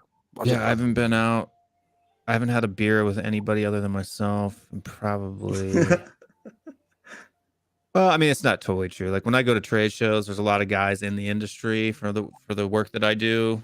That when I go to those shows, we all go out together, and I have friends there. But like in the local area, or like I don't go to a pub or anything like that during the week. But enough cry time with Will. Leicester Southampton. Leicester Southampton. This is a tough one for me. I think Leicester win this, and I think it's partly to do with them sending off Kasper Schmeichel. I think Kasper Schmeichel leaves Leicester at the end of the season. I mean, he's already been dropped from the first team, but I think he'll get a last run in against Southampton. And Where do you think he goes? This is the question. I don't know. I take Schmeichel. I think he'll go back to Denmark. I'd take Schmeichel would be a good fit for Spurs, but the only thing that worries me is the age. We want to bring in a young keeper, someone that's made for long term, and I think a goalkeeper is someone that we definitely need to look at this transfer window. We need a loose. I don't know about you, Josh, but if I'm Newcastle, I'd have a look at him, bring him in for a year or so. Yeah, that could also be the next destination for him. That could be a very, very good. Although apparently Newcastle's made a bid for Henderson. Henderson, yeah. It worries me about Henderson. Football, man. The thing about Henderson, he's been out of football, so that's why a lot of people were saying, "Oh, Spurs should go for Van der Beek." Guy's hardly played in a football. It's probably different definitely is different for a goalkeeper, but you need that experience of saving shots and crosses and etc. I think it'd be different, obviously, if he comes in. Why is he injured? Van der Beek? Why didn't he? I thought he got loaned out somewhere. Is it Everton? Yeah, why ain't he playing? Because it's unshit. He's not played proper consistent football for over a year at Man United. He was never going to do it. This is why pre-season. There's a good player there, but he needs a pre-season before. But to come in at Jan when you've had no football for a season or whatever, to go into a relegation fight, he was never going to work there. That's why I was so anti against him coming to Spurs, because he needs about 3 or 4 months to get up to speed. And Everton ain't got 3 or 4 months, man. He needs he's got to be better quality than a lot of guys they got playing in their midfield. Yeah. I think he's gonna be the comeback player of the year with Ten Hag. I think he's a good player. He just went to the wrong team. I think Ten Hag's gonna flop. But they're going after Frankie though, which basically plays the exact same position that he plays. So it's gonna be he's not gonna get a shot again. Good shout from Lee from the lane, by the way. Yeah, Jose Sarr is the keeper I want. Huh? You like him, don't you, Will? Yeah, I love him. I love that guy. He's I'm pretty the sure highest save percentage in the league. I'm sure the old Adama Traore rumour mill is going to spark back up again because he's obviously coming back to Wolves. Yeah, so I mean, Wolves isn't a defense that leaks a lot of. They're not a squad that concedes a lot of goals anyway, and haven't been for a couple of years. And so it's not like his save percentage is up high because of just a whole lot of opportunities. He's got the highest save percentage in the league. He's as good on the ball as Allison or Ederson is, and he commands his box like Mendy. So to me, he's the all around. I think he's a better shot stopper than Allison and Ederson is, and he's just as good as at commanding his box and almost as good with his distribution as those two keepers are. I think he's a freaking steal. 10 million that they bought him for this past summer. A steal, man. He's only 29. He's still got 4, 5, 6 good years left in his bones. He's got a great, duckbill beard.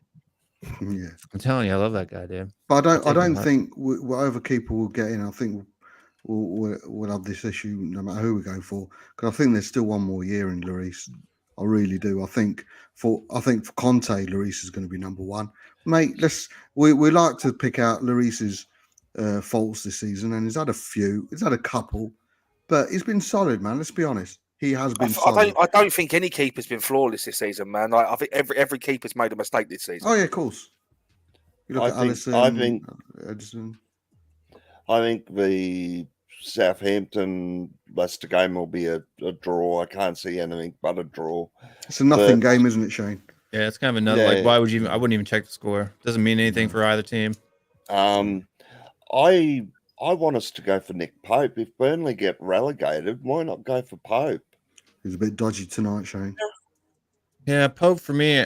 Look, Yeah, he has. I'm some just top so games. frustrated. I'm so frustrated that a team like Wolves can go out and buy. They sell a good keeper, right?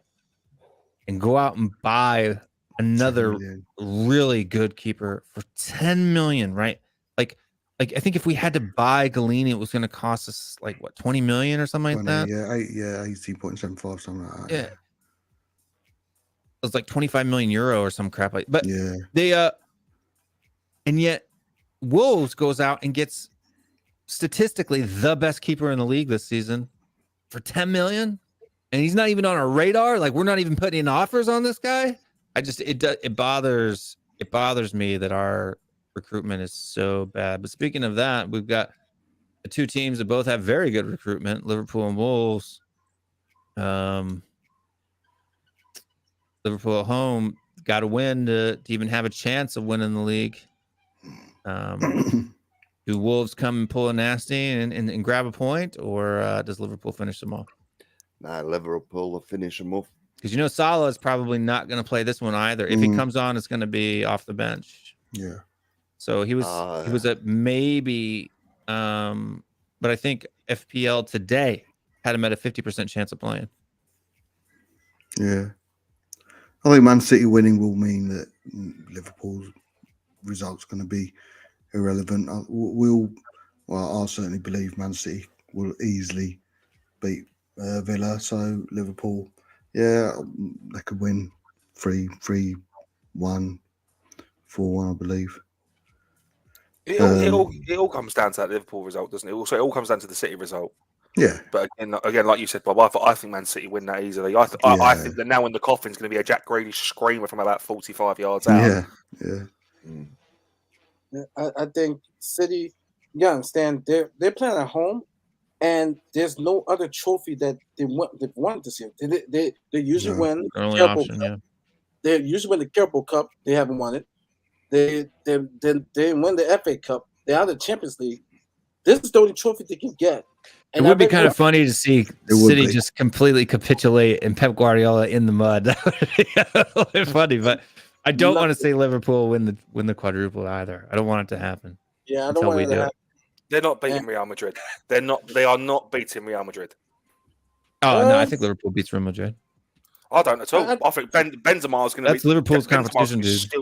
Benzema's going to win it for Real Madrid. I think he's been formidable all season. Do you think Pep will be the Man City coach next year? Yes, he will. Who? He will. He will. Yeah, next year I see he's gonna come out quick, but up until Haaland signed, Shane, I'm not sure, but with Haaland coming in, Pep will have been a big draw for him. But Bobby's not wearing the shirt yet, mate. He's not holding the shirt yet. That's the point. He's not holding the shirt yet. The contract's been signed. It's the thing. They can't announce it until the 10th. That's why he's not holding the shirt. It's like they just showered him with love at Borussia Dortmund Stadium just the other day. He's gone. It's already signed delivery. How crazy he was only at the City ground because his dad supports him. Yeah. Hey, 12 days till the transfer window opens. How crazy is that? Yeah. Speaking of transfers and obviously touching on Aston Villa, John McGinn, anyone? No, I didn't see that one coming. No. I'm not. That one. No. I saw that. Let's go out and buy another Højbjerg. Like, we're not what people. We're just gonna go out and buy Højbjerg's twin. Like, I mean, what? Seriously, they look alike. They play alike. They don't sound alike. It might be a little bit more attacking than Højbjerg, but not a lot. The other one that we've been linked with is Kostic from Eintracht Frankfurt. He's a good player. I love him. Yeah. Good left foot. We I'd need take on more Cuckoo natural left more than- footers in our team. I'd take I on like Cuckoo left over footers. Left Kostic. footers get good stuff, but With Reguilon go, we do need some more I'll natural left take foot. Bella, left I'll footers. take Kostic. Cucurella I'd be down about, especially as a wing back, dude, because he's actually a natural winger that's been kind of pushed to force to play left back for Brighton. But And I would do a switch. I would do a straight Reguilon Cucurella swap. Reguilon's going back to Spain, man. His heart's in Spain. His missus is in Spain. I think he'll go back, and then Real Madrid will sell him too. it looks like It might stay at Real Madrid, but I think he's gonna. If Real his Madrid heart's take him in- back, they got to pay us like 40 million euro or something, 45 million euro. If they don't take him back, yeah. yeah, some good money there. I like this. It looks like we're the leaders to get Spence. I would love to get him. To have him along with, a veteran wing back. I think, for me personally, I think he has potential to be better than TTA. Because TTA Maury, doesn't keep defense. It depends. It depends if Forest win that playoff, man. If Forest win that playoff, I think he signs for Forest full time. He's been at Forest all season and has wonders. He's loved by the fans. He loves it at Forest. If Forest comes to the Premier League and come through the playoff final, he will stay at Forest. We'll probably sign him and loan him back. But I think we should be aiming higher, man. We don't want no championship player. Yeah, I think with Spence too, like if you're buying him With somebody else. at less than 10 million and you're gonna get somebody else in there to actually come into play, okay, I'm down with that. But That's if like what I he's the only right, no, I'm not. Yeah, I'm I not want down him with that, to but go along he with. seems like another Sessegnon to me though, bro. It seems to be flavor of the month, man. Let's be honest, and please be honest. How many 90 Never watched minutes him. have you seen Never. Spence I- play? There is a thing within our fan base that someone mentions it and then it becomes a bandwagon. He's a social fashionable, media so- hot Yeah. talk. Yeah. Mate, he's Will, not. He's a can you play championship Moneyball? right back. He's a championship level right understand. back. And there's some championship players that Right, but we're and not. Will, We shouldn't be give me the going. We Moneyball, should be bro. looking at championship players. The money If ball, you I'd wanna have go to to do a next research level, on him first before I do that. we need to get to the next level, man, and we're going to get to the next level with championship players. I'm sorry, we're not. No, I agree with you, but I think he is one to take a chance on. Let alone we do need some English players. We do need some English. People are forgetting we're naming all these foreign players. We do need some English players on the squad, especially we getting rid of Winks. Who else we're getting rid of? So first one that's on my head. Doesn't matter. We got a 25-man squad now that we can, and we have a bigger bench, and we can put And I don't think U23s in the homegrown. bench. I don't think homegrown counts for us anymore because we're out of Europe. We're in Europe now. I mean, we're not a Europe. We're not a European team. We're not regulated by Europe. mean- No, you but mean- to play in UEFA competitions, you still have to follow their rules. So Yeah, It but doesn't matter for the it's Premier only League. It's only 4 homegrown in the Premier in Europe. It's not the 8 that the Premier League want. It's the foreign quota we need to be concentrating on rather Yeah. than the homegrown issue is a myth. Again, something that people. We've got no issues with homegrown, man. There's never going to be. because the way that it works issues. is that you people that are under the age of 23, you don't have to register them in your That's first right. team. You can register them in the If they're within U23s, and they that, can yeah. play as many games as they want. So that's why, like the likes of Brian Hill and Emerson and all those guys don't count towards our foreign player quota because they're under the age of 23. So it's not that big of a deal. But we also we actually if we get rid of Lo Celso and Ndombele and Galini and we end up bringing in an English keeper or just using what's his name? Harvey White. No, Harvey Alfie White's Whiteman. Austin. Alfie Whiteman, Austin, or any one of those guys. Charlie Austin, Alfie Whiteman. Yeah, you got Yeah, Alfie Thornton. No There's problems. loads. Right. So it'll be a different task there. But we got the last one on there. Before we do that, 76 people watching the show, 65 likes. You guys have 30 seconds to get that up to 76. It's only 10. Come So on. 10 people to like the show. It's free. It doesn't cost you anything, and it helps spread the word. Also, to smash that subscribe button if you haven't already. Let's go, people. Let's go, people. 76 likes. Come on. Let's do it. Gogama is hitting it up with a super chat. And for people that are watching too, if you're watching this tomorrow and you've gotten this far, an hour and 50 minutes into the show from tomorrow, if you're watching on your phone or your computer, down there, close the chat and you'll see a little heart with thanks in it. And you can, for the video, for everybody who watches it after you, if you pay $5 or $1 or $2, you'll have wherever you hit that special thanks button at that video, it'll show like balloons or confetti, and it'll have your name on it. So you can literally, mark up our videos with super thanks and let people know that you watch us and you support us. That's a fun way to do it. So that's it. Super thanks only work after the stream ends. So check that out later on if you want to. If you like the comment. It's been a mild stream tonight, but there are some questions we're going to be doing. So this week we've got the post-match watch along that we always do, post-match show that we always do after the game on Sunday night. We'll be doing a season in review, maybe be broken up into 2 parts next week. There's going to be some drama that goes along with that show. I can tell you already.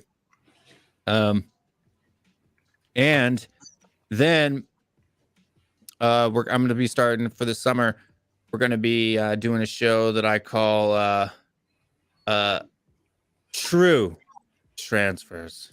Right.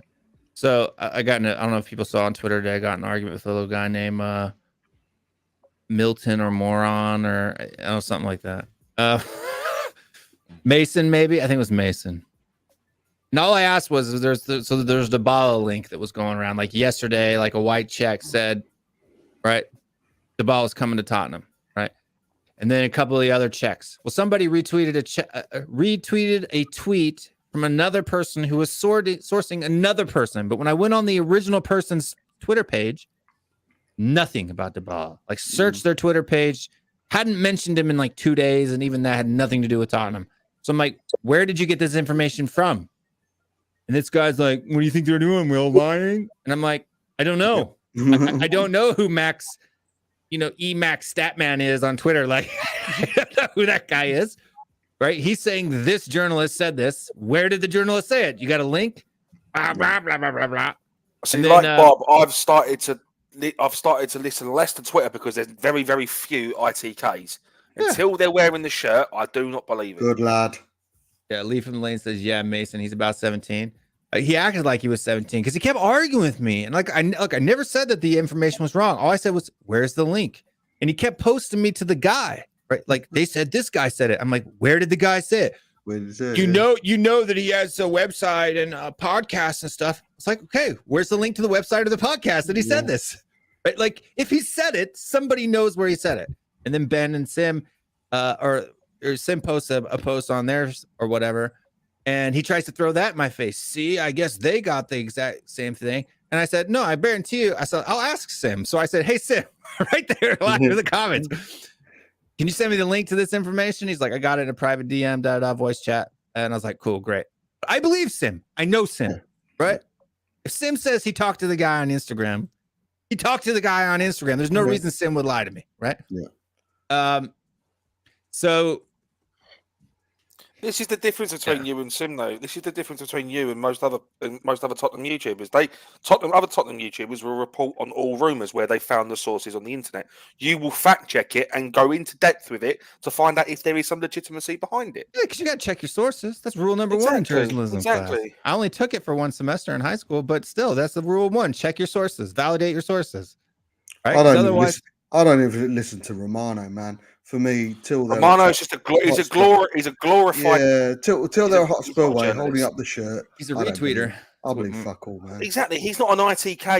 He just goes. He's gained a reputation for retweeting and basically quoting what other people have already said. He's not an ITK at all.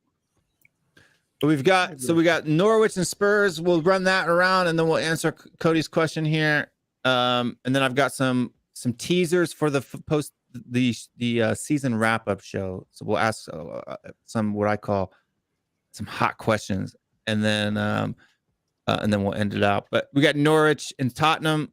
I'm saying probably 3-0, 2-1, 3-0, 3-1, around that way. Mari, what are you saying? Last night it said 7-0. 7-0. That's a lot. I hope so. I said, I think I said Sonny gets a hat trick, gets the golden boot. I think King also gets a hat trick and the goal by Kulu. But I'll be realistic. I'm gonna say 5-0. I think they go for the kill. This is Conte's team.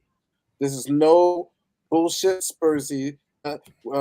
Ellie said I was BC before Conte, and so now we go for the kill.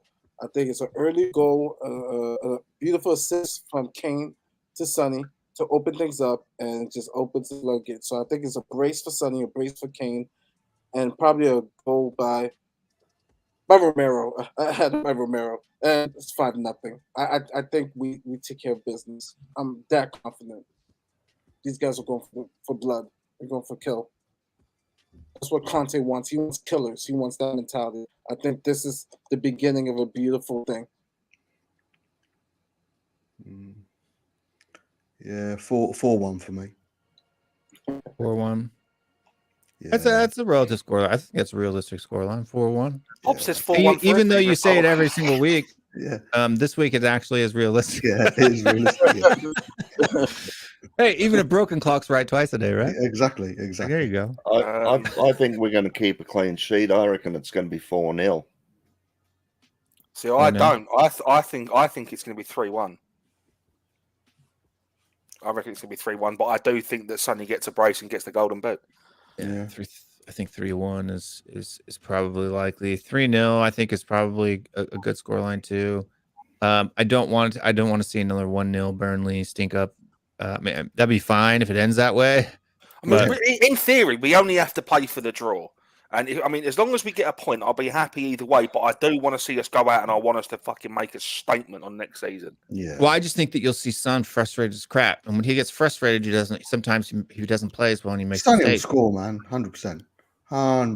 Sonny will score. He'll score an absolute weldy. He'll score a weldy if he has to. He'll take it on his right foot and then just blast it top bins. And I don't want to see any of this sharing the golden boot bullshit. I want him to win it outright. Do you know what? I personally think if a player's got some goals from penalties, they shouldn't count towards the golden boot. So with that being said, Son should have the golden boot because he's not scored any of his goals from penalties. You can't. Sonny's better than Salah. No, I agree with him 100%. Salah has scored 5 goals from penalties. Yeah. I know, but penalties has scored off penalties. Ronaldo has scored penalties. I mean, no. I'm going to tell you why.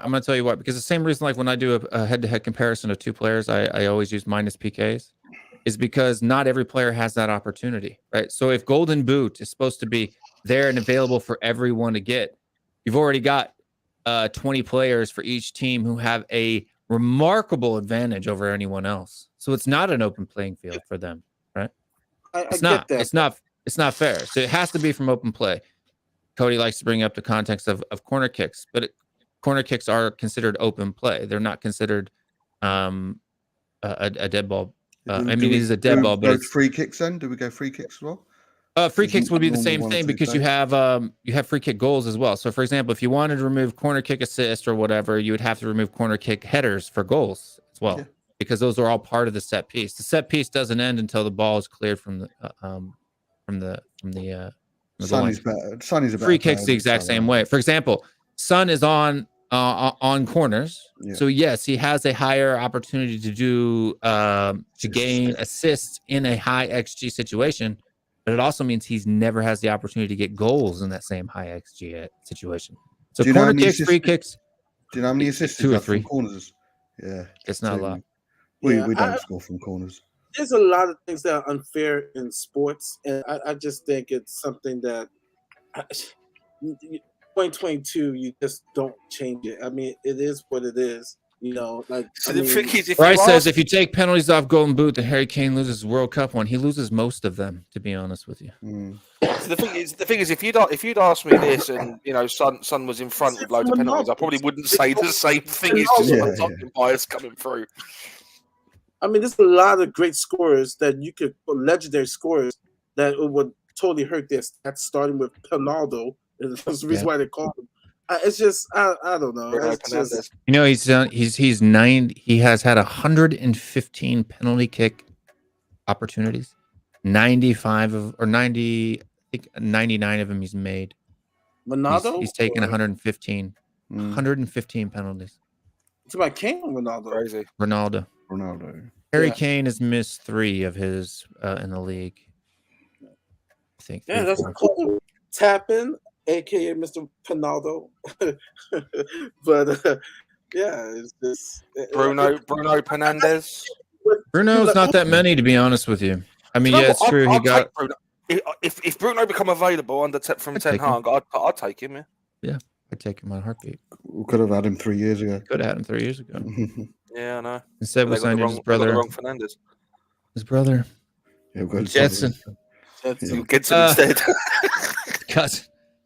Who's not very good. And then we got Cody's question here. Now, this is one that I think people are warming up to McKennie now. The more that we've been linked with him, I think people have been watching him, taking a look at him now, and I think the Spurs fan base is rating him more. But I would say this.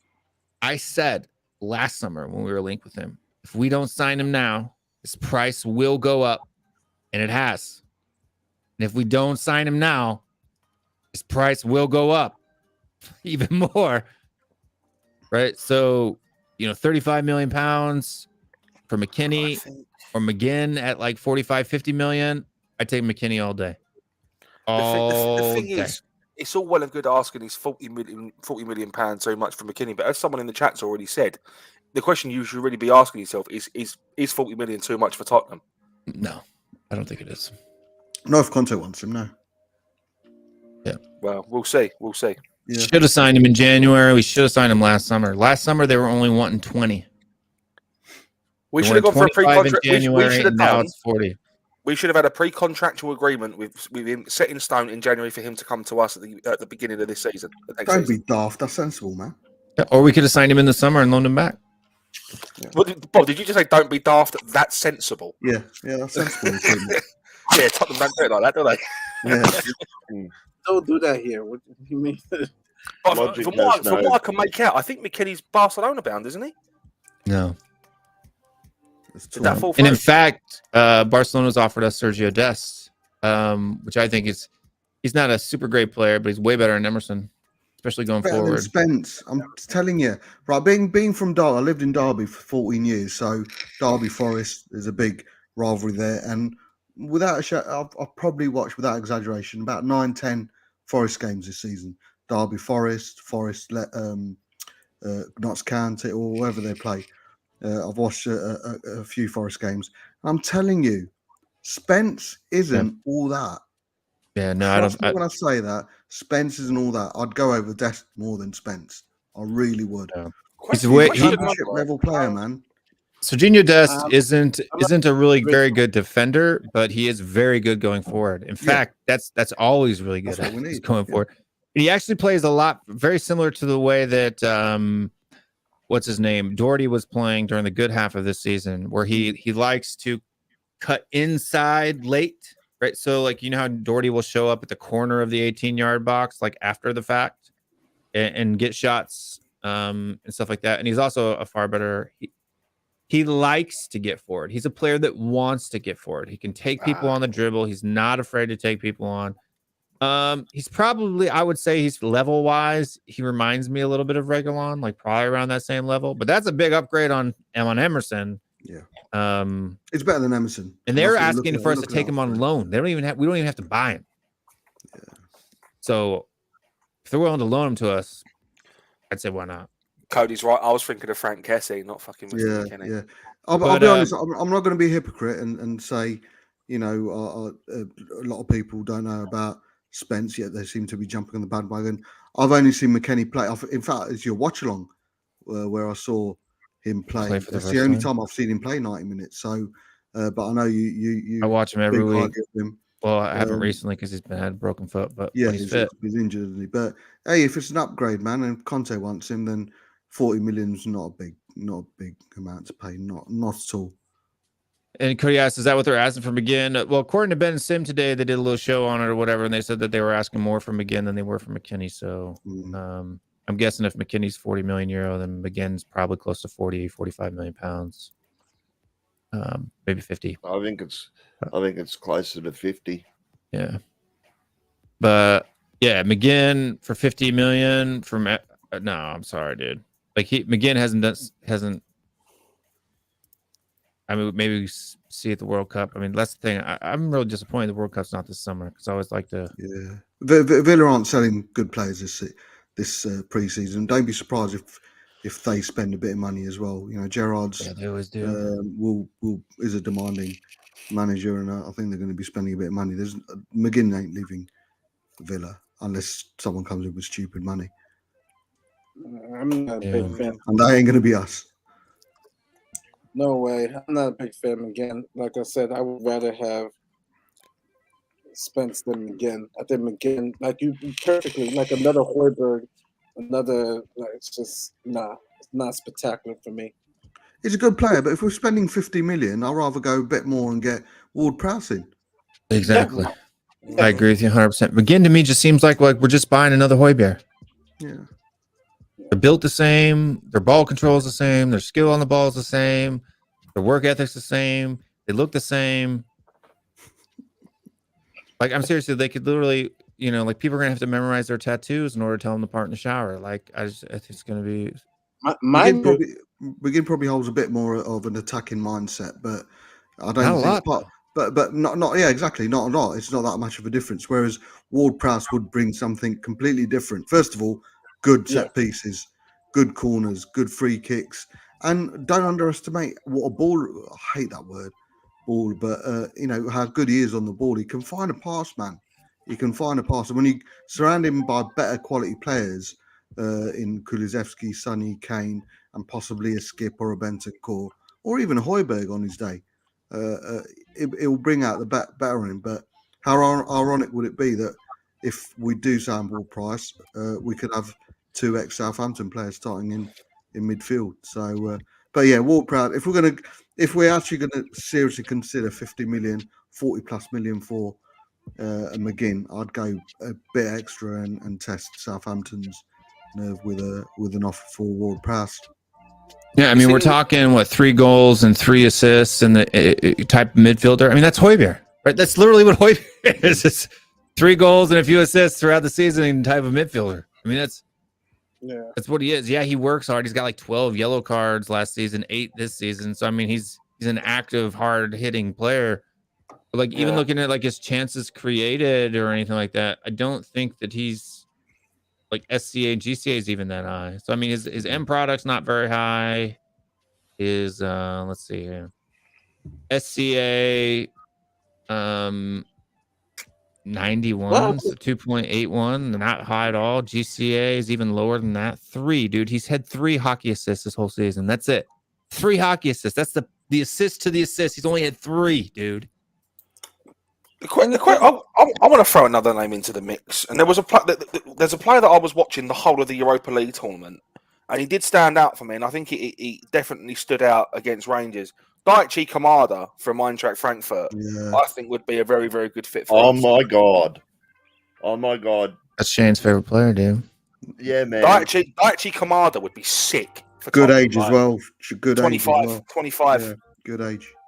And he's probably only 35 million euros. Yeah, we don't look at Bundesliga enough, to be honest with you, in my opinion. He started out in the J League. I think it was Yokohama. And what position did he play there? Same. Midfield. Yeah. Midfield, yeah. He basically a cam. Yeah, number 10. but he was just too good for the J League. Then he moved to the Bundesliga and he tears it up. Yeah, smash it. Yeah, I think if we're going to start spending close to £50 million on a midfielder, I think we could weasel away Madison from Leicester for around that. Yeah. He doesn't have a whole lot of time left on his contract, right? Leicester is going downhills, and if Rodgers leaves, if Rodgers gets a sack, why can't we go in and get offer Madison? I mean, you wouldn't think that you don't think that a kid that young, after being teased with possibly getting into Champions League football, now doesn't see it anywhere in sight. He's got Arsenal written all over him. I don't know why. Madison Really? just seems, Arsenal band. He likes Arsenal. It's turned us down before, isn't he? And he just reminds me of an Aaron Ramsey. Let's not talk about Aaron Ramsey. Let's talk about Aaron Ramsey. You can take the boy out of Arsenal, but you can't take Arsenal out of the boy. I know. He choked yesterday. Speaking of that, before we talk about Ramsey, I want to ask one. At least no one's going to die now. If you know the gag there. Yeah. For those that don't know, anytime Aaron Ramsey scores, someone seems to die. So I want to talk about a little bit about predictions and people calling people out on shows. I'm just saying your chickens are coming home to roost from me. So I've come up with a compilation of people who were a little bit nasty to me over the season. And we're going to hang that laundry up for the world to see. Is Detrick's in there? Dietrich's will probably make an appearance. David will make an appearance. Jack will make an appearance. Shan will make an appearance. Caller will make an appearance. But you love Dietrich's what he does. I love Dietrich's, but he's Dietrich's Cody might make an appearance. Still got to be in there. But see, still doesn't. He's not mean to me though, right? Yeah, I suppose. I refuse to speak. 6-month contract. 6-month suspension. If I speak, I get suspended. But one of the topics that's going to be coming into that is the battle that we've had on this show here all the time. Is it fair for us to call this season and this season only Harry Kane a purple patch player this year? Sorry, Harry Kane a what? Purple patch player. No, I think Son takes it. I think he's been consistent. Though. Sonny's been consistent. Sonny's been consistent this season. Oh, sorry. I misunderstood what you were trying to say. No, not penalties. Purple patch, meaning that they've had patches of good form. I don't think Kane's been a purple patch. I think he was missing for the first part of the season. Although I totally agree with how he acted, I could understand how he acted. But since he's come in, turn of the year, he's been consistent. So if you want to class the second half of the season as a purple patch, for me, a purple patch is, I don't know, scoring in 4 consecutive games and then going missing for the rest of the season. He's been consistent for 18 games?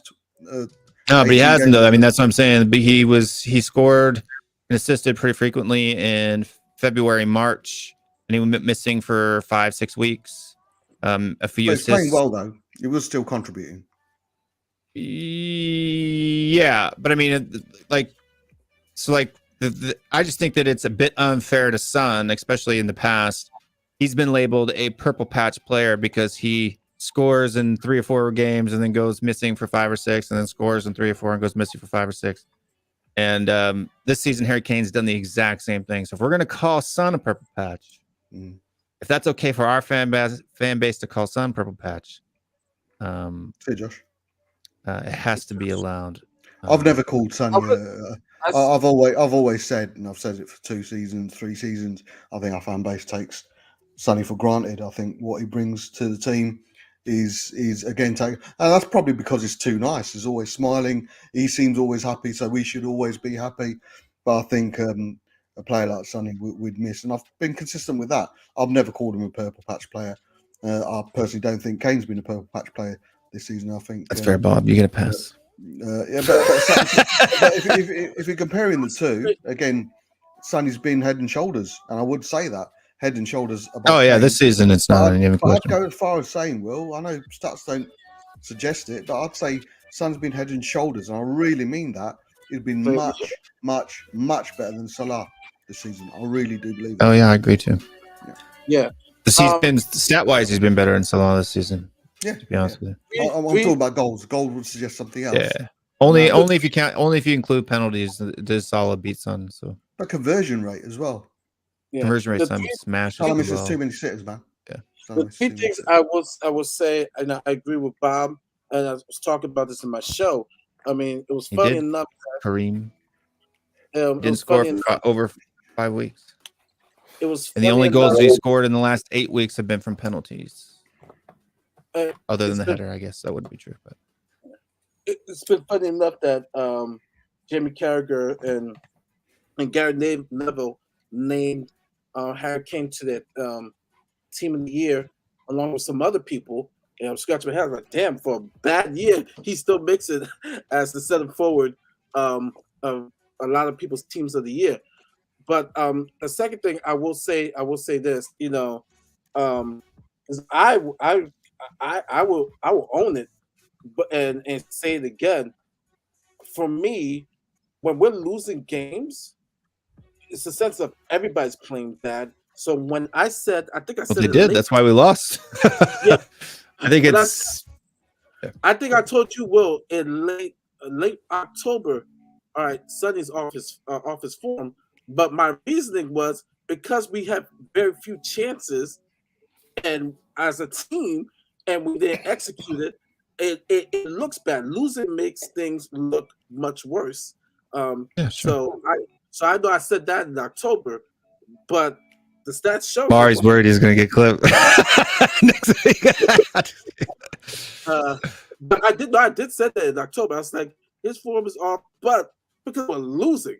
But you know, this year he has been, in my book, the player of the year. I agree with. I think Gary said that he's this player of the year. Unfortunately, they don't give it for those who don't win trophies, so they probably give it to De Bruyne. But in my opinion, you know, Sonny has been Exactly right. amazing. Victim of his own success, isn't he, Mari? Sonny's been- And I think Sonny's been he's playing even this season. sponsored. I think he's even sponsored by Head and Shoulders in Korea. Oh, wow. I didn't know if people knew that. I think he endorses Head and Shoulders in Korea. I know he does Gillette. I think he also does Head and Shoulders too. Goguma, correct me if I'm wrong. So Korean. that's why he's got such a baby face. Makes sense now. Yeah. Yeah, He's but a victim of his own success, don't you think? He's because his standards are so high. Even an average performance looks really, really poor. Yeah, but Whereas I agree. You know for a fact if you need a goal and Kane's off form, there's only one other player who's going to step up. 100%. That's going to be Sonny. And this is what's frustrating to me about the seasons because I absolutely love Harry Kane. I know people don't think that I do, but I do. I actually love Harry Kane. So I'm a bit pissed off at him for what he did at the first half of the season. That's why and it frustrates me. It frustrates me when, because you guys know how I am. I don't do double standards. And so when people slag off, when I'm upset with Harry Kane because he's not pulling his weight at the first half of the season, and then in the other breath, I see people making excuses for Harry and then shitting on Son, it infuriated me. And that's when I went on a mission for the season to be the Son superfan of 2022, 21-22. I think I've done a pretty good job. Question is, do you sell Kane in the window in the summer if the opportunity come about for the right money? No chance. No, not right now. no, He scored enough goals that we don't have to sell him. Man, it's a Josh, all due respect, man. That's if we do that, that kind of says everything about where our club wants to be and is going. Harry Kane, again, I thought was a complete dickhead the way he acted at the beginning of the season. You can try and justify it by it was in the gentleman agreement. Oh, everyone knew I was coming back.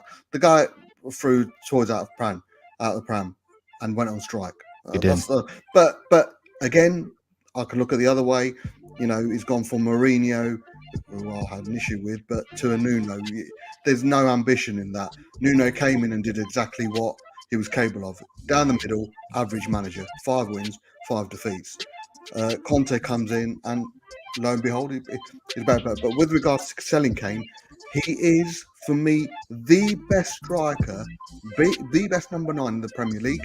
He is one of the, if not the best number 9 striker in Europe, and I'll put him ahead of Lewandowski, Benzema, and Haaland. Maybe a bit biased there. To me, he's the best out there. We Nice. should be building a team around Harry Kane and Sonny and Romero and Lloris and potentially Kulusevski. So, even entering the thought of the possibility of selling Kane shouldn't even enter our mind, man. We should be building a team around him. He is the best out there. He's the best out there. Yeah, but we got to bring him in. He's the most logical.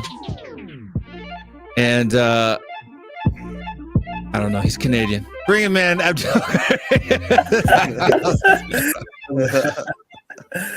He's logical. He's Canadian. Your entrance music makes me want to drop a fresh 64, man. I saw you dancing back there, you know. Yeah. Swaying. So you don't think I was the Harry close Kane to had a giving down the top patch five. this second half of the season, Kareem? No, I don't think he's had a down patch. How do you explain 7 weeks no goals? What's that? I mean, you can. The thing about Harry Kane is he can affect the game in more ways than just scoring goals. What if? Yeah, but he's dropping deep, so he's not really playing as a striker for us. Like compare his role. Yeah, compare his role. How he's playing. But people don't use that same logic when Son didn't play as the target man and provided people with assists, right? When Son was getting 12 and 13 assists a season, and he didn't score every week, people called him purple patch. So why doesn't Kane get the same treatment? Because we're not talking simply about his stats. We're talking about him as a game, how he's playing. A player can be you saying absent. that when Son didn't score, he didn't contribute for the last 3 seasons? He did contribute even when he didn't score. That's what I'm saying. People called him purple patch because he didn't score regularly. No, not because he didn't score. It's because he was absent. How many games was Son absent last season? Last year he was great. We're talking about no. Season before that, when was Son purple patch? The reason why people call him purple patch last year is because in the first half, Heung-min Son was putting up Messi-like numbers that he was never going to sustain that. Just like Harry Kane was putting up. Harry Kane had like 12 assists in like the first 7 games. He was never going to sustain that. That's why when he did have, he only got 2 for the rest of the season. No. Okay, yeah, but that's because it was going to drop off. Obviously, he wasn't going to, because obviously, if he would have kept up that same run, he would have had like 28 assists, and the record. Well, it's because Son dropped off, right? So you have to understand the Harry Kane's assists. The only reason why, 8 of his 14 assists came from Son, right? And 4 of them came from that one freaking game, right? So, it's not like Harry Kane was this Kevin De Bruyne player consistently across the whole season last season. The 2 of them are so intertwined. And the fact, I think you'll see Son's numbers go up even more next season than this season because, and you won't see Harry Kane. The reason why you've seen Harry Kane's assist drop off. So as Harry Kane came back into form in February and March, his assist immediately went up when Son was scoring. He had 2 assists, and Son scored 3 goals right in that same period. Was because Kulusevski's in town. And Kulusevski and Kane have assisted Son an equal amount of times. Both have assisted him 5 times. So I think you're going to see Son. Son now has a person who plays him in as equally well as Kane. And it's not Kane, right? Which is great. So I think you're going to see Son's numbers. I think if Kulu is here from the beginning of the season, Son is above solid. Yeah. No problem. 100%. And also, I don't know if you agree, Abdul, but I think that's why the wing back purchases this summer is going to help as well. You get a good left wing back in, man, behind Sonny. And I believe Kane's numbers are going to. Can you guys? That's Conte's main thing, isn't it? Conte mentioned though his ideal, and if he gets his ideal, he wants Kane to not drop off. He wants Kane up top. And stay up high. So I think it's going to benefit both Son and Kane. I think his goals are going to go up too. The left winger, the left wing back will help out Kane.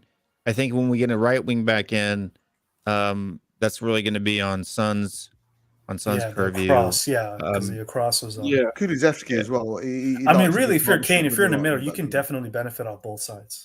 Equally. Because Doherty's actually the third. Doherty's 6 assists are split 3-3 across Kane and Son. So Yeah. Also, we got the young buck in Okay. there. Let's bring in the young buck here. Oh, Dan my boy. THFC is in the house. Finished his homework. He's come to join us for a couple hours before it's time to go to bed. Hey Dan. What's up, everyone? Um, Dan would you gets guys annoyed rather when have I as, go dad mode on him. Yeah, everyone goes quiet. I'm actually going to have to jump off. I will catch us all later.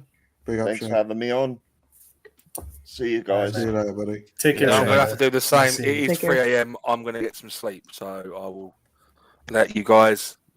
Yeah, Go. we're not going to be on here. Yeah. We got about 30 minutes more, and we're going to call it a night too. But Yeah, I'm sitting here Plug your- left-eyed trying to keep myself open. plug your stuff before you go. Yeah, so you can find me over on Twitter at Josh Pavitt. You can find me over on TikTok, as Will so highly speaks of, at the Josh Pavitt. You can also find me on YouTube, JTTG. We'll be doing some stuff over the summer transfer window, so make sure you keep it locked. And keep Yep, going and to Twitter to be notified of Josh's everything that's on my road. Josh's TikTok is football related, but not only football related. You got him going there doing some stitches. I just post shit on there, doing- man. Like yeah. it's funny.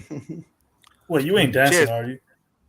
No, I don't Little do bit. TikTok dances, man. I'm Just a little bit of very controversial. So I can sometimes be very controversial, not only about football but of real life subjects as well. So I gotta say, Josh, that strip tease that you did. Oh no, that was personal, wasn't it? Shit, sorry, man.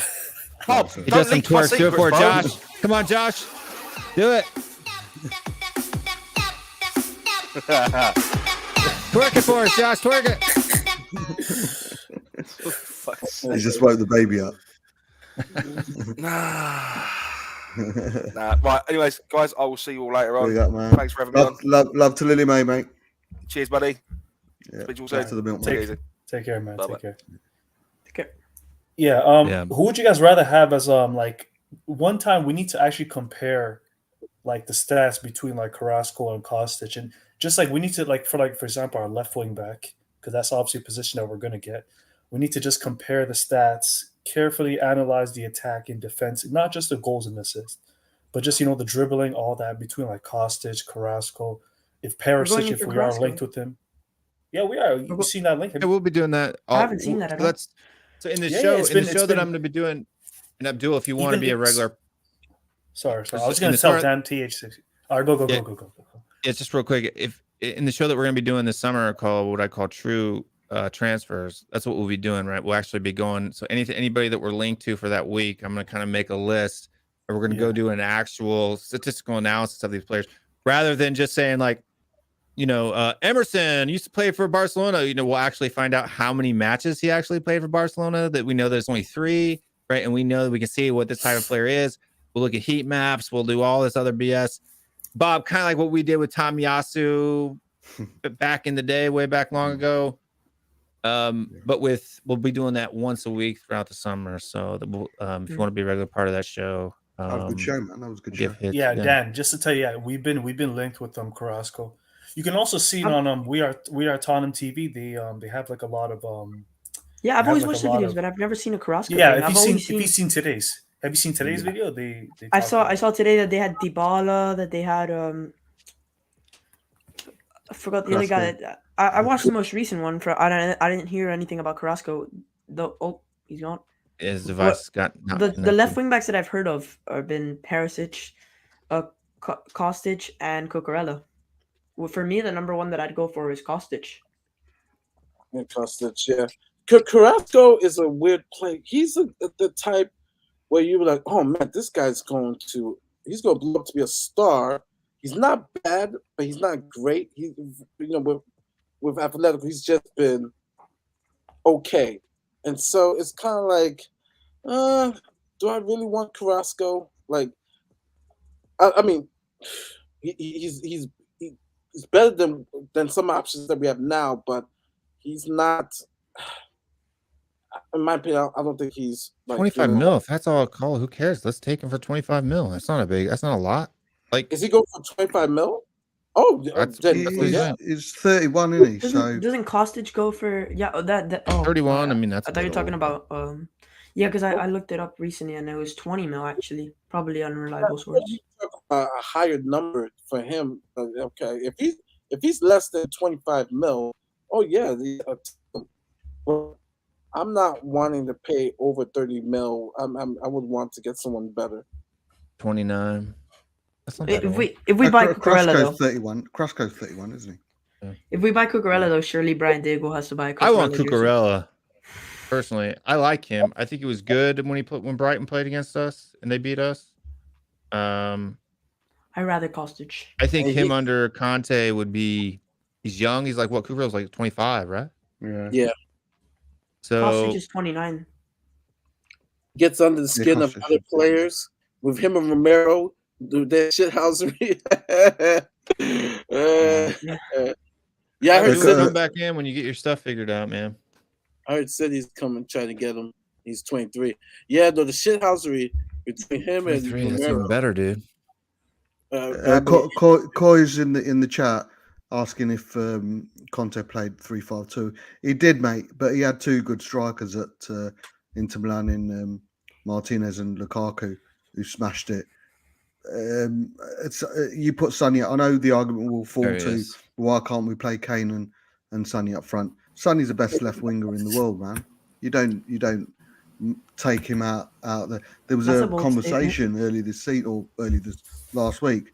Oh, Bergwijn needs to start. Put Bergwijn down the left and move. Well, why?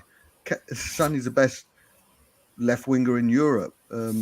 Why move him out of a place to make changes? And Sonny up front alongside Kane would not work as much as working right now. So yeah, he did play 3-5-2 at Inter Milan, but they had better players, man. They had better players. It's only about strikers. We signed Lautaro Martinez. Talk about strikers.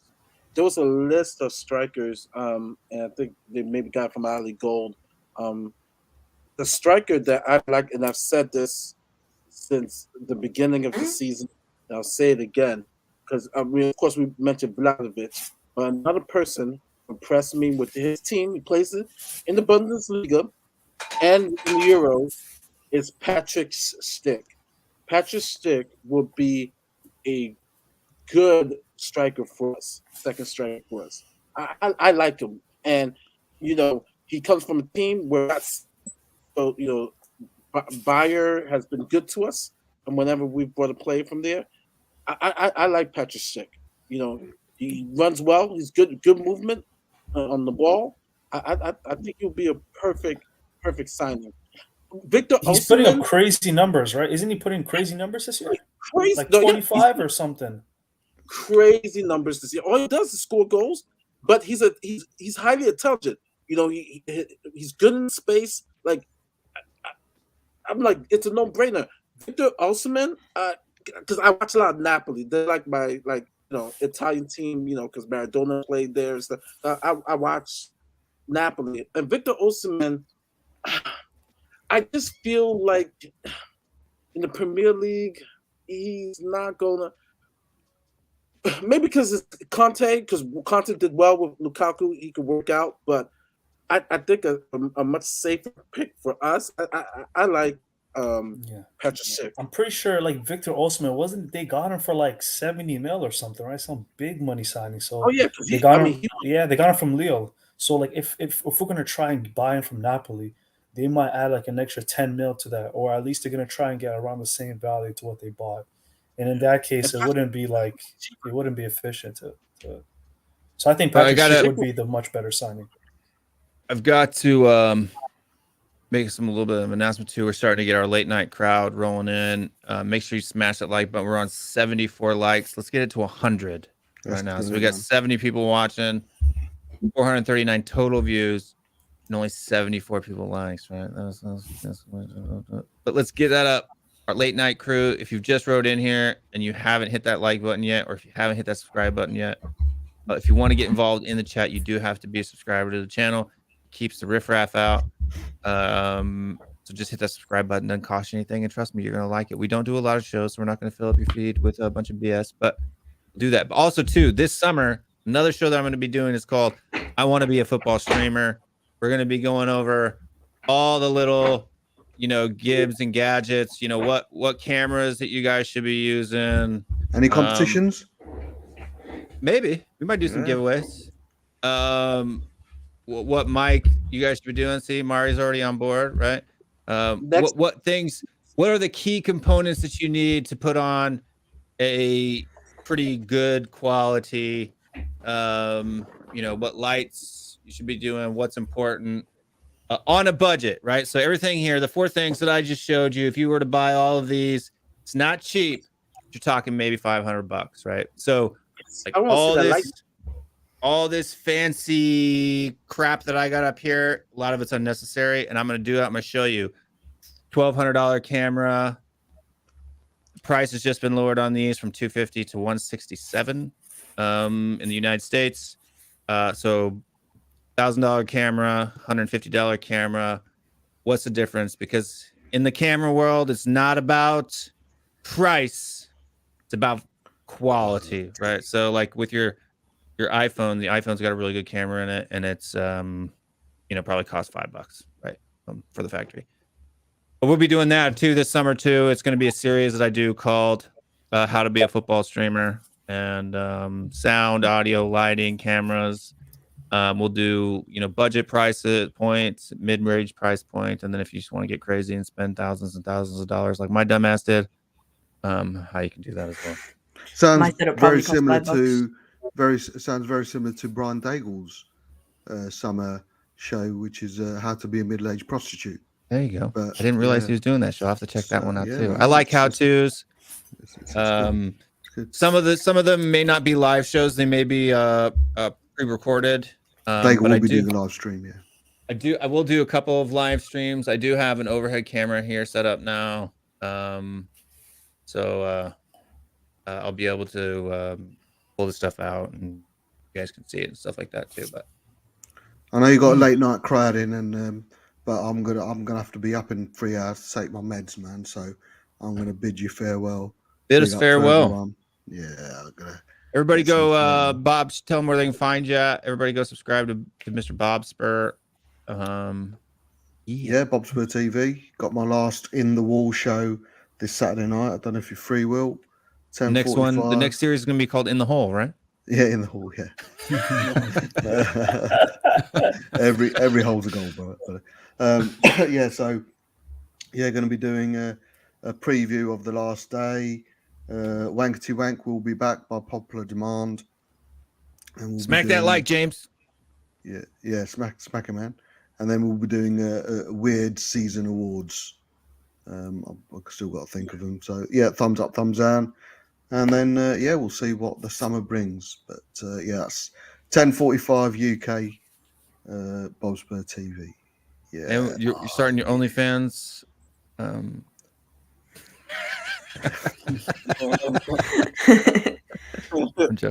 I've not even thought about subscriptions or patrons or mugs or t-shirts, but the most requests I seem to be having of late is, Bob, if we're having a shit time next year, please go back into a coma, because that seemed to work this year. No, Bob, can't do that. That was hard. No, that's good, man. But I'm not one who shows emotions very easily, so yeah, I bottle them up deep down inside. I wouldn't wish it on my worst enemy. So yeah, no, it's good. Hey, finishing fourth, man, on a personal note, would be absolutely fitting. Absolutely wicked into what has been a hard and a weird last 12 or so. Can you do one more? And I don't want to jinx it yet, but can you do one more in the wall not this weekend, but next weekend as well? I suppose, yeah, it'd be fitting, especially if like a season wrap up, because we'll find out if William Kelly's been throwing his money down the toilet. That's it. Yeah. I'm gonna be. That still bugs me. We'll see, man. But much love, big up everyone. Dan, Abdul, nice to finally be in the stream with you. Abdul, Mari, Will, big up, man. And coming, you Spurs. On to fourth we go. All right, buddy. Big up the NHS. Big up the NHS. Yep, of course. By the way, James Joris, thanks for watching it. Vlog of the NLD, good stuff. Yeah. Yeah, exactly. You did some interviews with some of the dudes, right? So Yeah. Ooh, that Can't was a believe good we're experience. But yeah, we've we're got some actually big getting top stuff. four.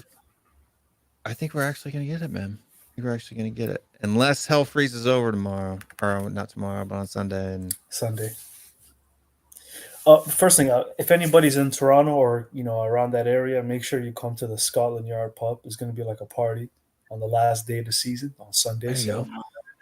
the place is going to be rocking, and you want to be there when we're celebrating the official fourth place. Yeah, if you're Canadian, if you're Canadian, you live in Toronto, or or say you live in the United States and you want to cross the border is the border open yet for us, or we can't?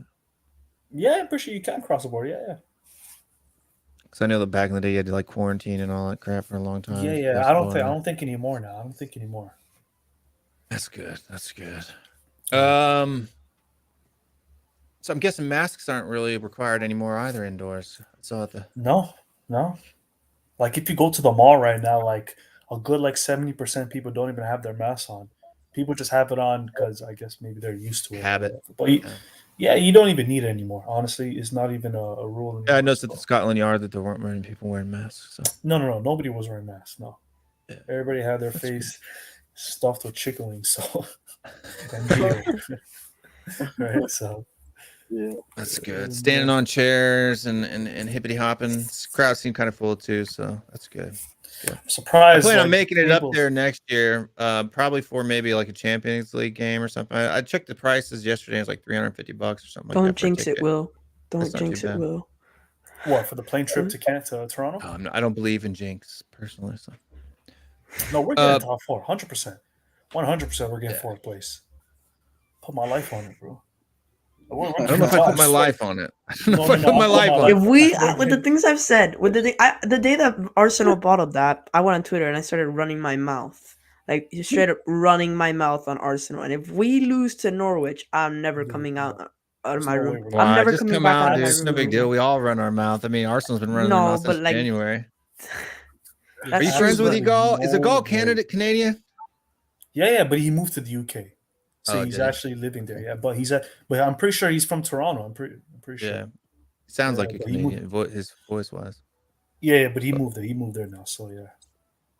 He's so funny though, dude. I was giving Egal such a hard time. Come on, Tottenham fans, where are you? You know that clip? I clipped that crap. I was gonna make a remix of it. We're here. I was gonna add it to my, my thing. But where are you?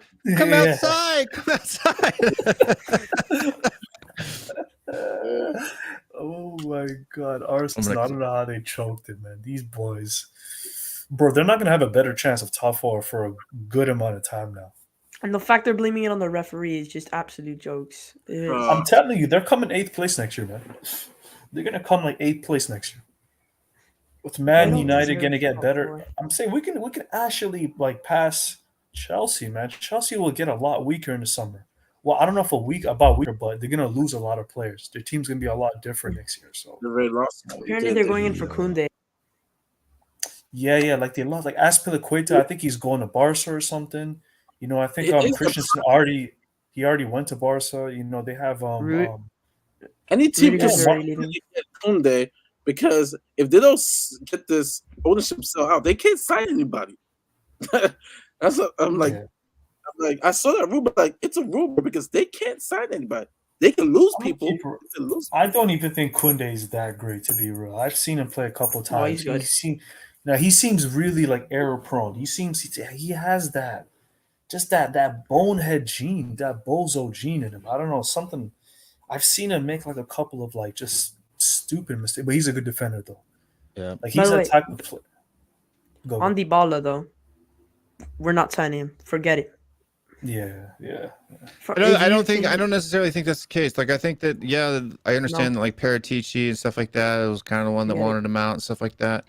Conte, I don't know, man. It kind of seems like what we say we're not going to do ends up what we're doing, and then what we say we're going to do ends up what we're not going to do. Well, that season where we were so close to signing him, and we didn't end up signing him because of his naming rights or something like that. Yeah, the image rights. Yeah. But I met him then. You know the Juventus photo that I used to have Yeah. hanged up on the wall?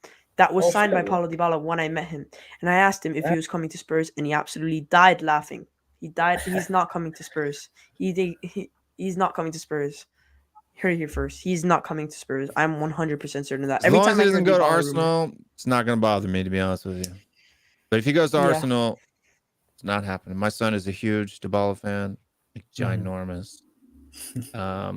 He's And error he'll support prone. I whatever don't- club Dybala goes to. And if he ends up going to Arsenal, I'll have to murder my son, and I don't feel like doing that. So I don't think Dybala's not a he's lazy player. With that comment, Dybala's not a lazy player. He just his ability to win the ball is not great, but he's not lazy. hey, is he going to have the work rate that like somebody like Kulusevski like has? No, Kulusevski. probably Like not. yeah, like Kulu's No. work rate, his defensive work rate is amazing. I don't know if you'll like having like a front three of like Dybala, you know, on the right, and then Kane and Son. I don't like obviously it's good in the final third. Like you give them a chance that they'll score, but I just don't know if it'll work. To be honest, Two Yeah, different we've got players, 81 likes. We've got 20 more to get to 100. That's the goal for today's show. So get it up to 100. So make sure you smash that like button. There's still 75 people watching the show. Looks like the late night crowd is coming in. Alpha Spurs, have you hit that like button yet? If we don't get the ball, then I'll take McKenny. I'll Two take different McKenny players. anyway. They're two different players, though. yeah, I know they're just totally I different. would The shit off CM is there's so many good midfielders out there. I don't James even know. Ward-Prowse.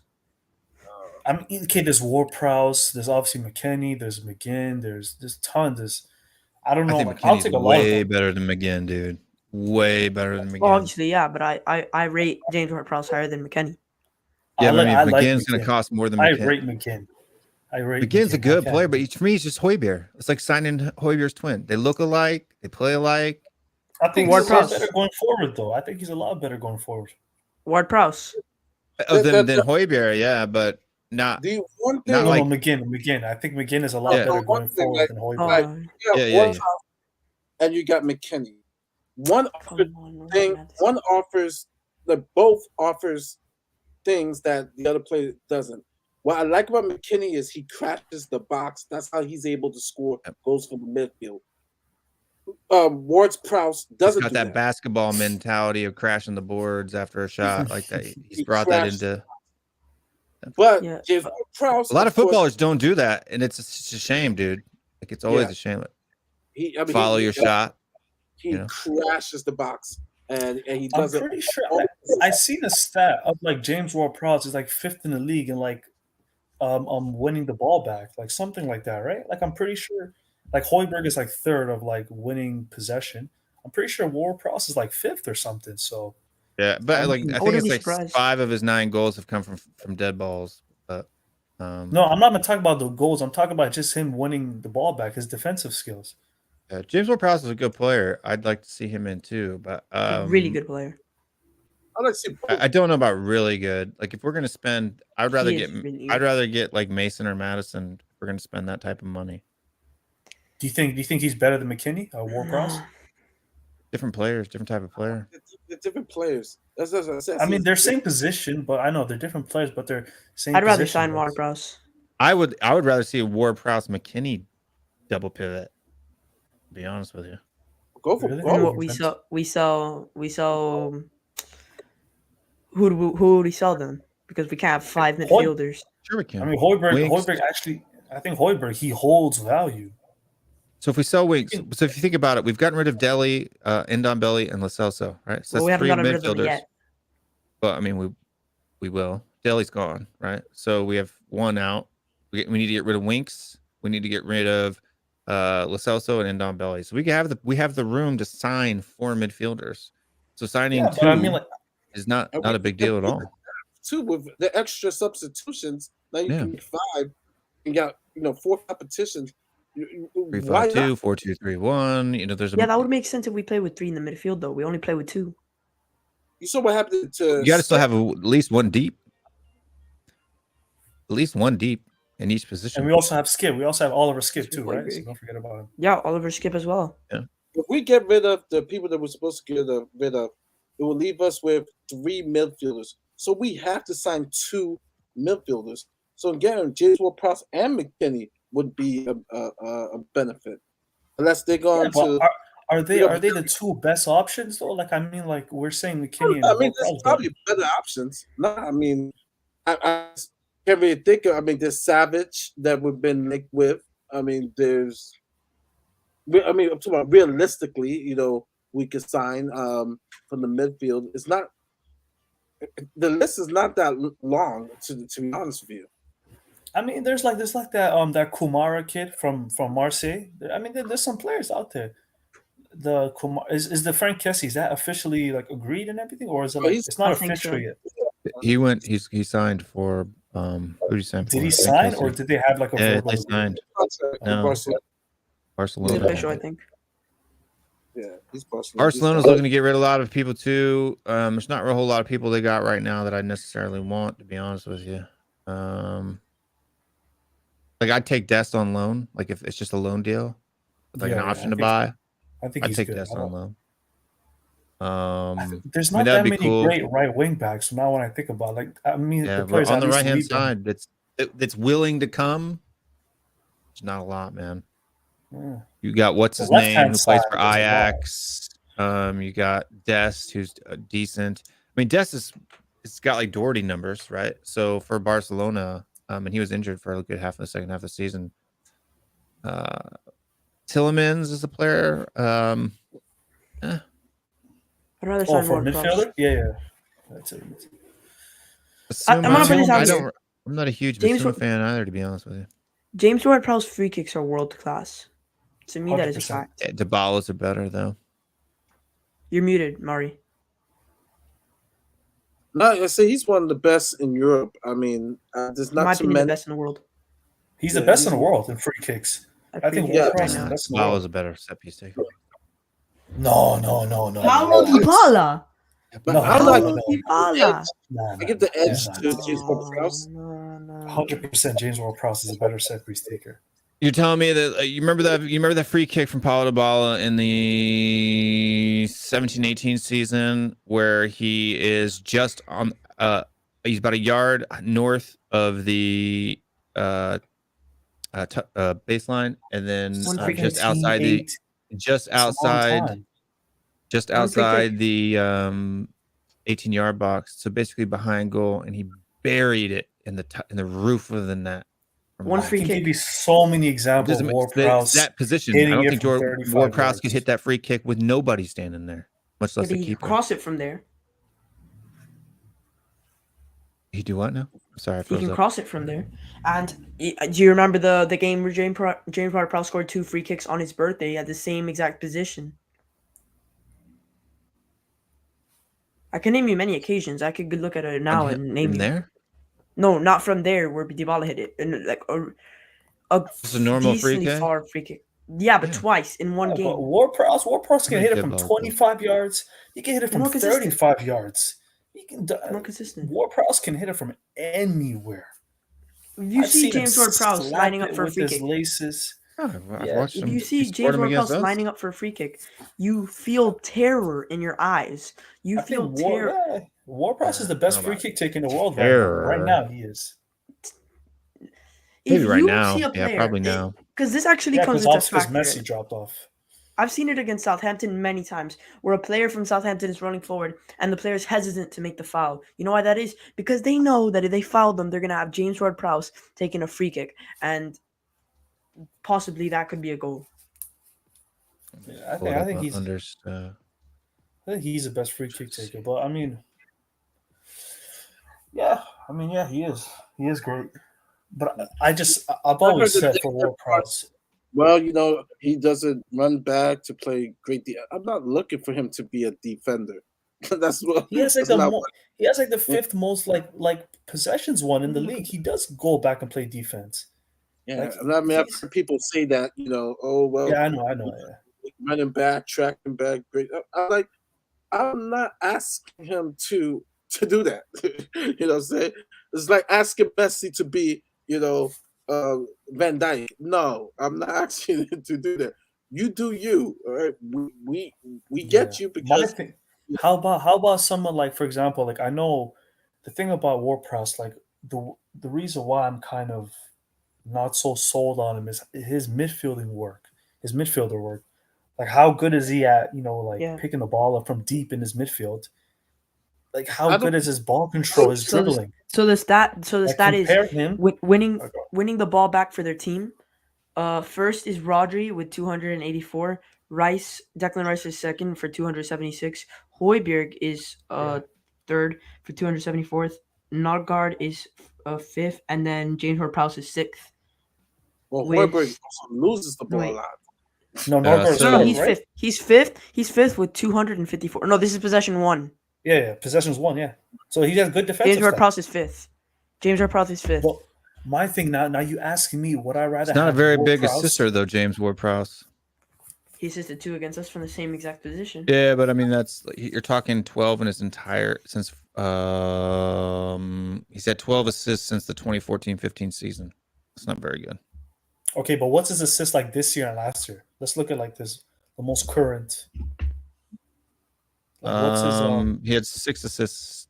5 assists this year. So he's That's like pretty 6, solid. 4, 4, 3, 0, 3, 7, 5. Like he's never even had as many as Kulu's had in half a season, right? And but we got to talk about the most current season because that's what we truly only Fine. care about. Fine. Yeah, but it's still more than what's Bentancur and Højbjerg's though, right? Bentancur is like 3. Let me see. Ward-Prowse has 5 assists this season, and and goals he has 9.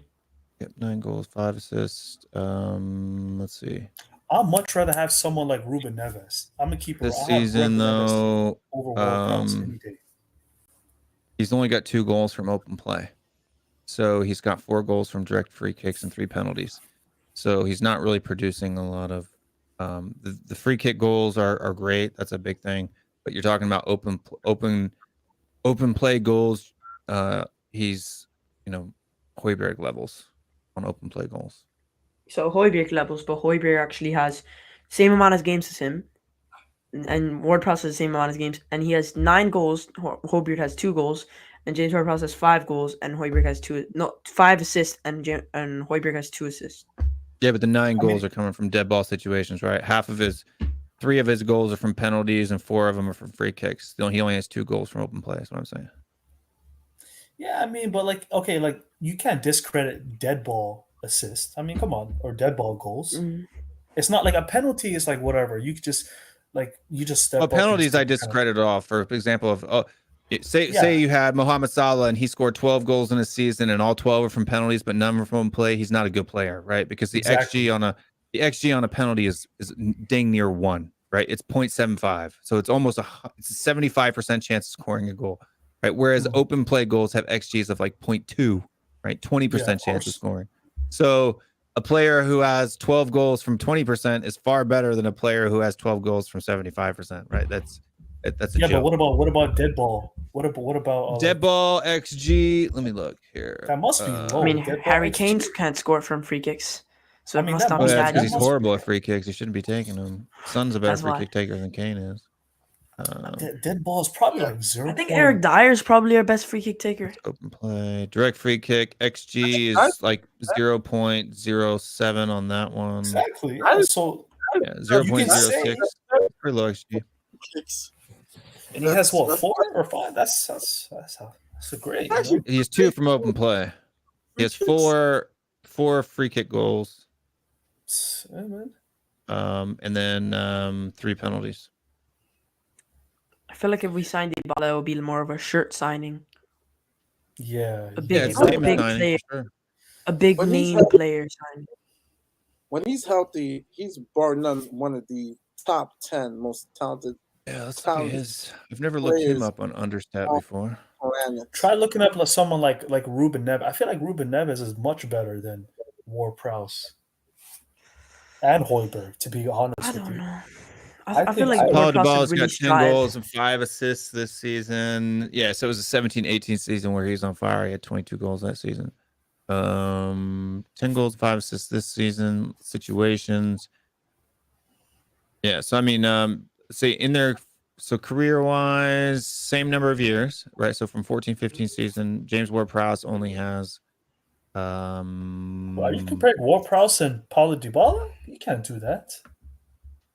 What? You I'm can't looking compare at their both. free This kick season goals. you can. All Oh, time yeah, you free, can. okay, free kick, yeah, free kick, you can do that. Yeah, so they have James Ward-Prowse has 2 more free kick goals than Paulo Dybala. What about like the games They're played? both their XG exceeding is both pretty high. So James Ward-Prowse does top Paulo Dybala a little bit, but I think that's because season-wise, like if I were to just pick, let's play just this season.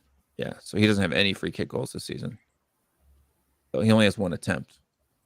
So Oh, okay. Who's Well, taking free that question from James Joyce, if we've scored a free kick this year, yes, and it was the one against Leeds where Son scored a I free think it was kick. Dyer. We scored a Oh free yeah, kick against goal? Watford. Against Watford, yeah, I remember. First But beginning of the season. first few games of the season where it was Oh, like okay. nobody stopped I thought- it. That was a I thought you were horrible talking about like a defending Far from right direct. Watford. corner. I thought you were talking And about like a then direct. the other one that I was talking about from Leeds was the one that was very lucky. A bunch of deflections, hits the post, Reguilon gets it and scores. It was direct goal. Yeah. Son put it straight into the far side netting. Like Shouldn't it have looked been. like it Shouldn't have looked been. like a cross. Is that the Davinson Sanchez header you're talking about against No. Watford? That's the Oh. beginning of the season, home game. When we went top of the league, we won 1-0. Nuno Espirito Santos, our last win until the international break. He got a free kick from very far wide. He whips it in. It was like far 60 yards. post, and nobody. Oh, and it went the horrible directly in. defending from Yeah, when right. drilling it bounced it like right in front of the touchline. Yeah. I thought you were talking Goal about line. the Sanchez header in the last minute. Wasn't that against Watford too? Didn't we score 2 set piece? No, That because was the other against one was a Watford, Davinson right? Sanchez header. That was against Watford, right? 1-0 Yeah, on like the that was a 90th minute. Davinson Sanchez header. Yeah. Damn, we got lucky against Watford twice. No, Norwich. but we should have we only beat destroyed them in Norwich. I that think it was second like game. 2-0 or something like that. We haven't beaten Norwich by a lot of goals either, to be honest with you. Didn't we beat them 2-0 this season? Yeah, 2-0. At home, we beat him 2-0. To be fair, it's not a bad amount to be. We should be beating Scoring. Norwich 4 or 5. Yeah. 2-0 is got not a something you brag about against Norwich. I We mean, got we like did a lose negative to Pacos 50 de goal difference. Ferreira. We did lose to It's a Pacos de different. It's a Ferreira. different Spurs team. That's a different Spurs team. We're gonna slap them up. Yeah. Paulo Dybala hasn't scored a direct free kick goal since 2019-2020. And I remember that was a Champions League game from wide, right? Against Atletico Madrid, I think it was. This is just for Juventus in the league. So In the league. yeah. Yeah. 2017, 2018 is when he was on fire with them. He scored 7 in that season. I think as soon as All-time Ronaldo careers, came there's no in, he took debating. the. All-time careers, Yeah. I don't think there's no debating between Ward-Prowse and Dybala, but I think right now I'd honestly rather sign James 14 Ward-Prowse versus and Paulo Dybala. 12. So I mean, it's close. I mean, it's not super big difference. Dybala in the 15, 16 from 14, 15, 16, 16, 17, 17, 18. That's Amazing. all of his 10 free kicks had come in that period of time. So Yeah, he was great. He was amazing. he hasn't even taken he hasn't scored any, and he's only scored 1 in the last 3 seasons. And he's only taken attempts. Yeah, one attempt. He got it. Yeah, I mean, as soon as Ronaldo Or came 2 in, attempts. he took all the free kicks when Ronaldo came in. Yeah, I don't know why he's not taking it this year. Perisic too for a while there in the last couple of years. It would take. What's his name? Perisic, right? Perisic, no, he wasn't playing for. Short little guy. You play for Juve. They end up going to Barcelona. Midfielder. I think you Number mean 5. Pjanic. Pjanic, yeah. Pjanic. Yeah, he used to take a bunch too. I think he's in Turkey now. I think Pjanic. I think he's in Istanbul or something. Yeah, he went to Barcelona Pjanic, for 1 year and got slapped out. Yeah, But, Barcelona's a toxic environment, man. If you don't, it's either you sink. Anyway, or folks, swim, we got man. 85 likes, 15 more to go. Smash that like button if you haven't already. We're gonna call it a night, fellas. Oh, by the way, Will, the last time we were on here that we had you were having that conversation about Son and Kane. I put in the comment, and I think you misunderstood what I was trying to say about the statistic.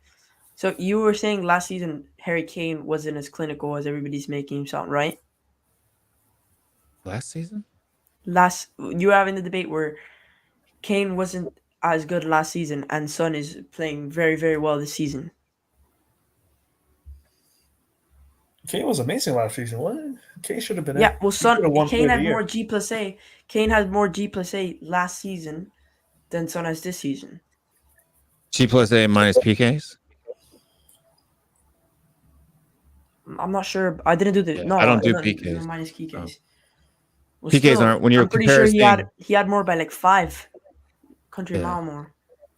But Probably, it's yeah, like who's more successful in business? You know, a guy, you know, Donald Trump, whose dad gave him $1 million, or you know, Elon Musk, who comes from an immigrant family, right? Like, you can't compare people, and you have to remove things that separate people. It's not a fair comparison to allow PKs when Son can't take them.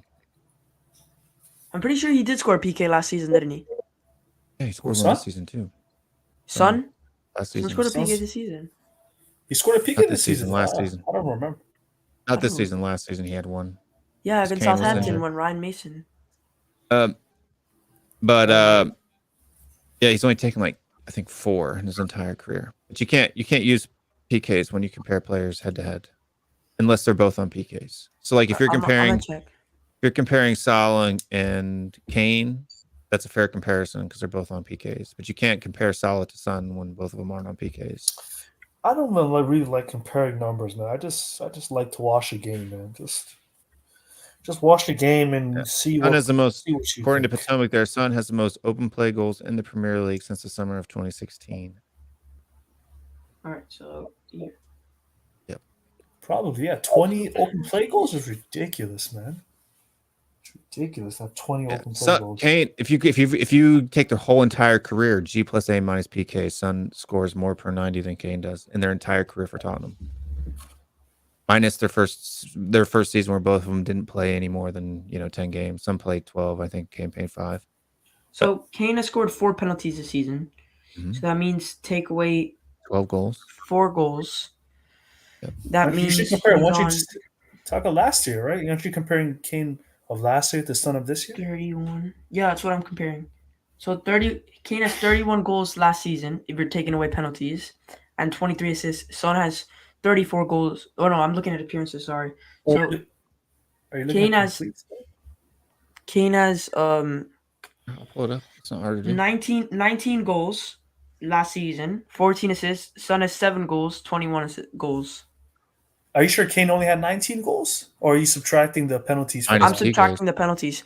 In all, he has Oh. 23. He scored 4 PKs. Okay, I see what you mean. So 19 goals and how many assists? 14. 14, and Son had 7 assists this season and 21 goals. He's not scored a single penalty. Okay, so Kane, what is that? Kane, what, 33 goals and assists? Is it? Is that my math? 33 goals and assists for Kane. Here, I'll pull it up. Yeah, I think so. My only And thing how- is, and I mean, I'm the one who is always said both are world class whatsoever. Yeah, The obviously. goals that Kane has scored from open play and Sonny have been amazing. Of course, he's the team leader. He's one of the best penalty kickers in all of Europe, or I mean, in the world. So he's gonna get opportunities. The only thing I will say this because Yes, all right, Harry Kane had 0.96 to 0.86 G the only plus A thing minus I would PK for say, 90. I will only say this, but like I said, hopefully it's gonna start changing next season. All right, Son has those open goal in since 2016. Of course, I believe with the stats. It's a period of time since 2016. That means every year since 2016. 2016. But how many of those goals, right, and I include Kane, have been impact goals in regards to us having glory? You know, it's Because we didn't have glory. it's kind of mute. It's like I can celebrate that, but I mean, it's almost that sad that we haven't won nothing, you know. So it's kind of like, for me, it's kind of like, wow, that's amazing. But I'm like, what do we have to show for it? An Audi Cup. You know, and so, but that's gonna change starting Sunday. That's why I say 5-0 because we're gonna go for the kill. You know, and now we're gonna have a lot more to celebrate, and that's what I'm really excited about. That's why I don't really want to really get into the debates, because Those guys are like they're awesome. The whole world. It's just that now there's just missing piece that we need to get for both of them, and that is bringing choice, bringing glory, squad, and it can start with the Carabao Cup. I don't care. It's something, you know. I'm starved. I'm hungry. I wanna win something. I don't count the Audi Cup. I've seen one. You know, Ledley King holding the Carling Cup. That's what we need more. And I'm just like, this is so frustrating. And so I want to see now. Look I at want to that. I want to see the game-winning goal by Sonny to win us the FA Cup or anybody else, Benton or whatever. Assist from Kane to Sonny to Kulu, you know, and I believe it's going to change it. That's why in my awards, I'm giving a preview. I have the important players. I have my player of the year easily. It's Sonny to player of the year, but the important people of the year. One, I have Conte. I have Conte because he changes everybody's life. He changes everybody's life, and I'm excited. I'm excited. As long as we back him. As long as we back him. Yeah. You know, it makes the life for Sonny and Kane much easier. I want to see a rotation where, because everybody's been complaining about rotation. I want to see a rotation where Sonny takes the seat, Raheem Sterling comes in, right? We hear the rumors. Kane sits, Patrick Schick comes in. I want to have that. I don't even want to see them play the League Cup or the FA Cup until the semifinals or the final. I want to have that luxury, so they can in the Champions League, Premier League, just ball, and we go for glory. You know? Yeah, everybody wants Antonio Conte to be back. You know, even pundits like who's the guy from Talksport? What's his guy from Talksport, man? The former Crystal Palace chairman. That Simon Cowell is it Simon Cowell? Simon Cowell. Simon, I think that's his name. Whatever his name is, he was even saying, he hopes, Antonio Conte gets 150 plus mil. Even Michael Richards saying, if Antonio Conte is backed, Tottenham will win a trophy very soon. I mean, everybody knows that, we're heading in the right direction. And it all comes down to the chairman. There's nowhere to hide now. There's no excuses now. So, So here's the key too. You got to look at who gives Kane the most assists, right? So who Kane's assists over the last 2 seasons, who are they going to, right? And then you got to look at the key passes. So, for example, even this season, Son has more key passes per game than Harry Kane this season, right? The key pass is a pass that leads to a shot, right? Son only has 7 assists, and Kane has 8, or whatever it is. I think it's 8. Because 5 of those are coming from Son, right? Son's quality, and out of the 14 assists that he got last season, 8 of those came from Son, right? So without Son being there, Harry Kane doesn't get either of his awards. I feel like it's unfair to subtract penalties, though. Why? I mean, it goes because then it'll be a lose-lose whenever. Yeah.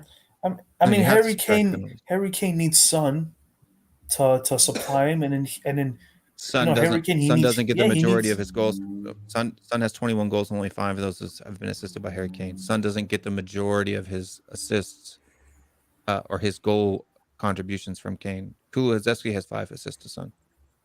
Right. So it's not Son. Kane benefits more from Son than Son benefits from Harry Kane. That's a fact. I wouldn't say that. No. This I wouldn't say that. Even the reason I think it's unfair to subtract penalties I still think I wouldn't say that. No. Because why? Because penalties, you have to keep your composure. Then no, it's almost a guaranteed goal. So then it'd be a lose-lose, because if you score the penalty, they're gonna call you a penalty merchant, and then if you miss the penalty, you missed the penalty, then it's a lose-lose. So penalties do count, not to the level if it's level on count goals. for what? You look though. Because, like, for example, if I'm in war, say we're soldiers, right? What's up, Bobby K? If we're soldiers, Good evening. Good evening. if we're soldiers and we're in war, right? And I'm a sniper out in the field, right? Like I'm out in the world getting shot at, and I get 21 kills, and you're a sniper who shoots people in the wall, right? It's like shooting ducks in a barrel. You ever heard that thing called shooting ducks in a barrel? Ducks can't go anywhere. A penalty is a duck in a barrel. The XG is 0.75, meaning that it's a 75% chance of scoring, right? The XG from a shot in the box at best is 0.2, only a 20% chance. So if you had 10 opportunities at 75% chance of a goal, is it fair to compare you to somebody who only had 20% chance? No, it's not fair. It's not a fair comparison. You can't compare a guy on pens to a guy not on pens. You can compare two guys on pens against each other. Why? Because it's apple to apple. Otherwise, you're comparing apples and oranges. It's not a realistic expectation of who's better. Because Son Don't blows get me Kane away from open play. But he still deserves credit, though. Huh? Yeah, but like the But thing he is, still deserves credit. the reason why Heung-min Son's runs are so effective On the is penalties. because the reason you can why count like his how runs, good they are on penalties. I'm telling you, Heung-min Son, his runs off the ball is amazing, but it's because Kane is finding him. You go to a lot of strikers out there wouldn't be able to have that same connection. I mean, so I think they both need each other, but I don't think just because most of Harry Goals per Kane's shot. assists. Look at goals per shot on target. If you want to know who's more clinical, right? Look at goals per shot on target. Yeah, Well, but it shot depends. on target. Well, the so that's 5 assists for Kane, 5 for Kulu. So is the Son who else has assisted Son? Because is that 11 solo goals? Let me see. Yes, He scored the free kicks, so that the I free know kick that he scored. Hoiberg maybe assisted him. Lucas Moura, I think, has a couple times. Weber, I know Hoiberg. Regulon. Hold on, let me pull it up. So shot types. I need to go down to the map. This season. How many unassisted? Open play goal. So we've got Kulusevski. Steven Bergwijn's got one. Kulusevski, Harry Kane, Kulusevski. There was one on Aston Villa 4-0 that wasn't assisted by anyone. Harry Kane. Another one in the 3-0 win against Arsenal that wasn't assisted by anybody because it was what's his name that kicked it out to him. Kane, Ben I White. think. That was Ben White that kicked it out. Kane Or shot, Gabriel. and then it was Yeah, but Kane that's not an shot. assist. Yeah, that's not an assist. Oh yeah. In terms of assists, yeah, you're right. Ben Davies, Sergio Reguilon, Lucas Moura, Kulusevski, Sergio Reguilon, Lucas Moura, Harry Kane. Imagine how many goals Kane would score if he had the production 2-2 of at a James Ward-Prowse, though. Get another goal that wasn't assisted by anyone. So with Harry Kane, we've got 1, 2,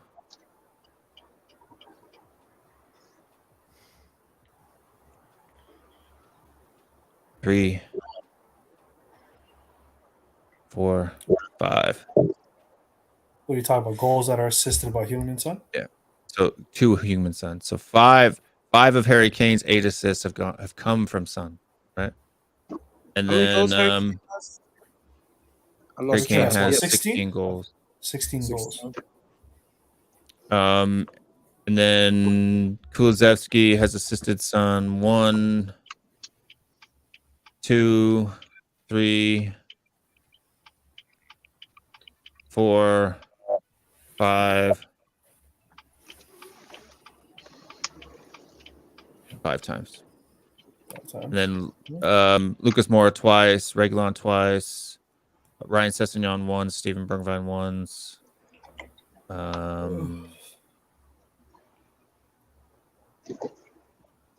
Yeah, that's about it. Well, none of the other ones have come from Højbjerg. And then if I were to pull up Kane, who's Kane assisted by? Kane has what, 9 assists, 5 of them gone to Son or something? 8 assists, I think. He has 8 or 9? 8. 8? Cool. Yep, 8 assists. You'll get to 5 of 10. them has gone.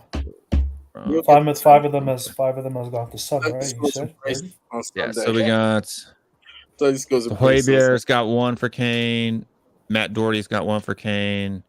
Bentancur's got 1 for Kane. Kulusevski's got 1 for Kane. Son Heung-min's got 1 for Kane. Højbjerg's got 2 for Kane. Lucas Moura's got 1 for Kane. Harry Winks has got 1 for Kane. Tanguy Ndombele's got 1 for Kane. Matt Doherty's got 1 for Kane. But this year? Yeah, but the Ndombele one was against Liverpool, the first goal. Oh yeah, I totally forgot about that. Wow, it seems so ancient. Yeah, I'm telling you this now though. If we sign James Ward-Prowse, Harry Kane's goals numbers will double from this season to next season. I think we have to sign a good wing back for his goals to. Like I think a proper wing back will obviously would Son be Heung-min has two assists to Harry Kane. If I add in corner so kick like, what does assist. that doesn't do that? I mean these stats don't really mean anything, man. What do you mean they don't mean anything? So what is that like? Heung-min has 2 assists to Harry Kane. So what are we saying? That Harry so Kane Son's conversion rate is like 0.6, right? So meaning that when he goes for here, let me look at the before because I'm gonna get clipped because somebody will say I'm a dinkus. Goals per shot per 90. Okay, so this season we'll just do it just this season, right?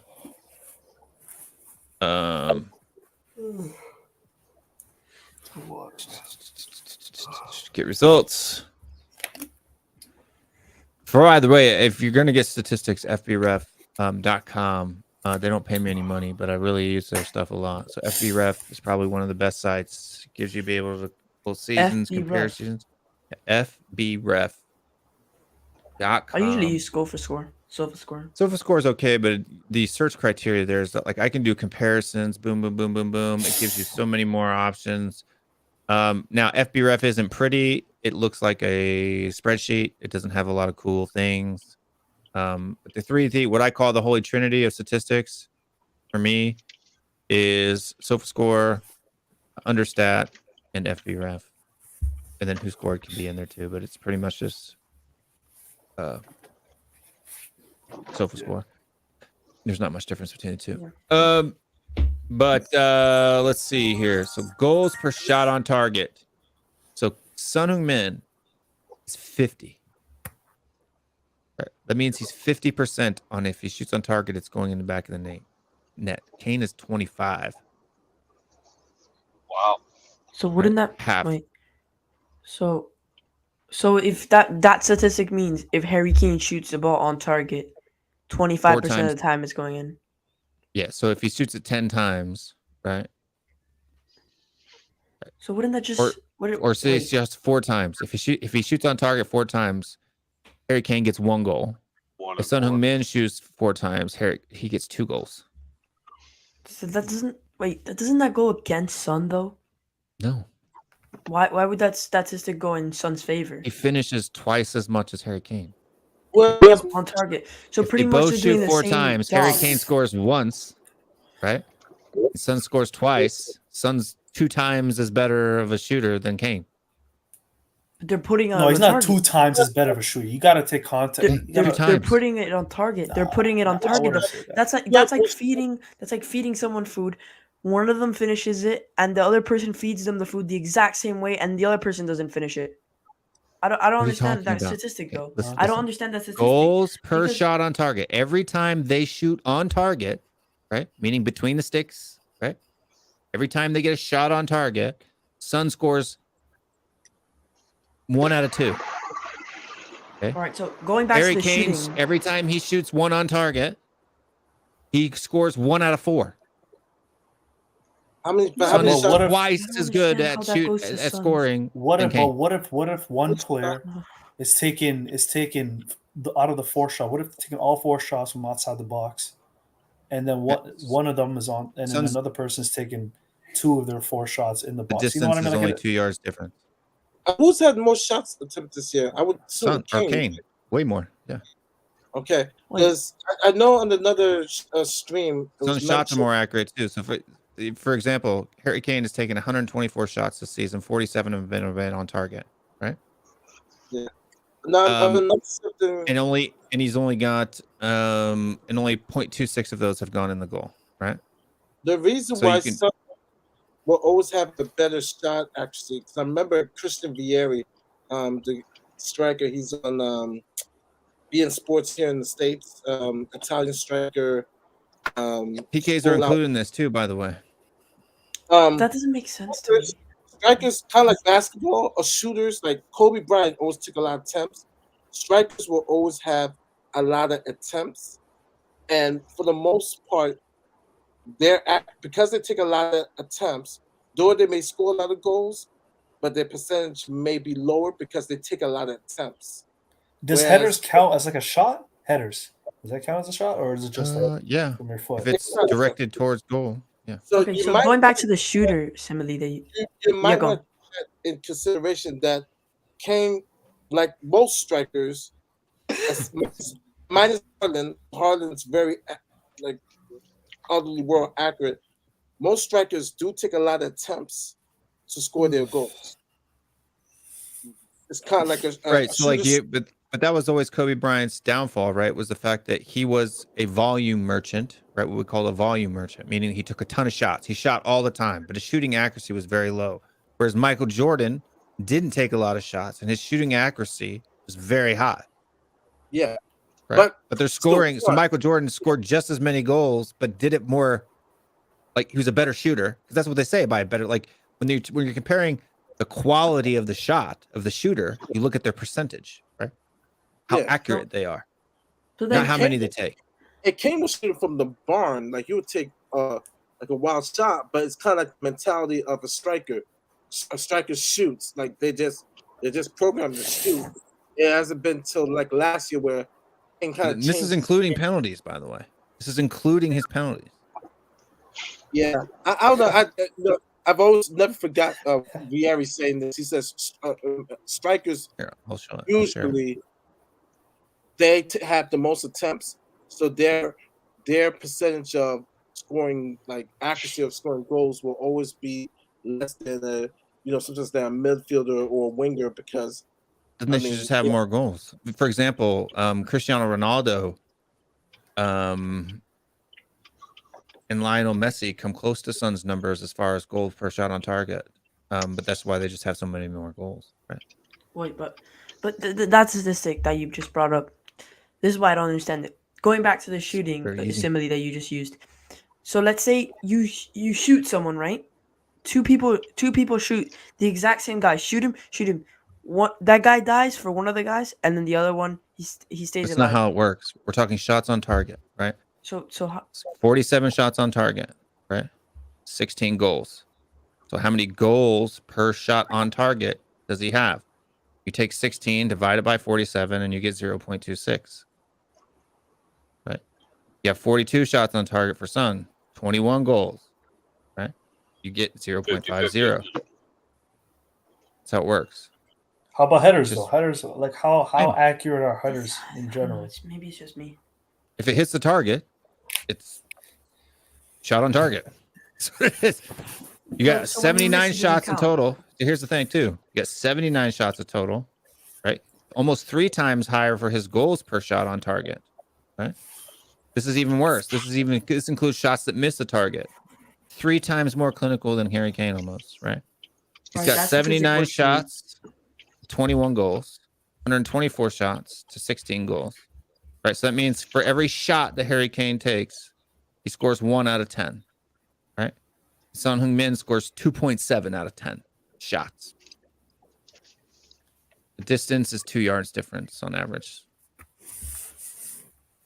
XG, Harry Kane has a higher XG, which means he should have scored more than Son. Meaning his shots were easier on average than Son Heung-min's were. It's not even close, man. Yeah, but I mean, like, what about like the first half? I feel like a lot of that has to be due to the first half because Harry Kane was terrible in the first half. So I mean, like, I feel like You like can't- those. Would you like to look at last year's numbers rather Yeah, than this year? let's look at last year's numbers. Just last year. I feel like last year would be a better, You. a better gauge. Come on, website.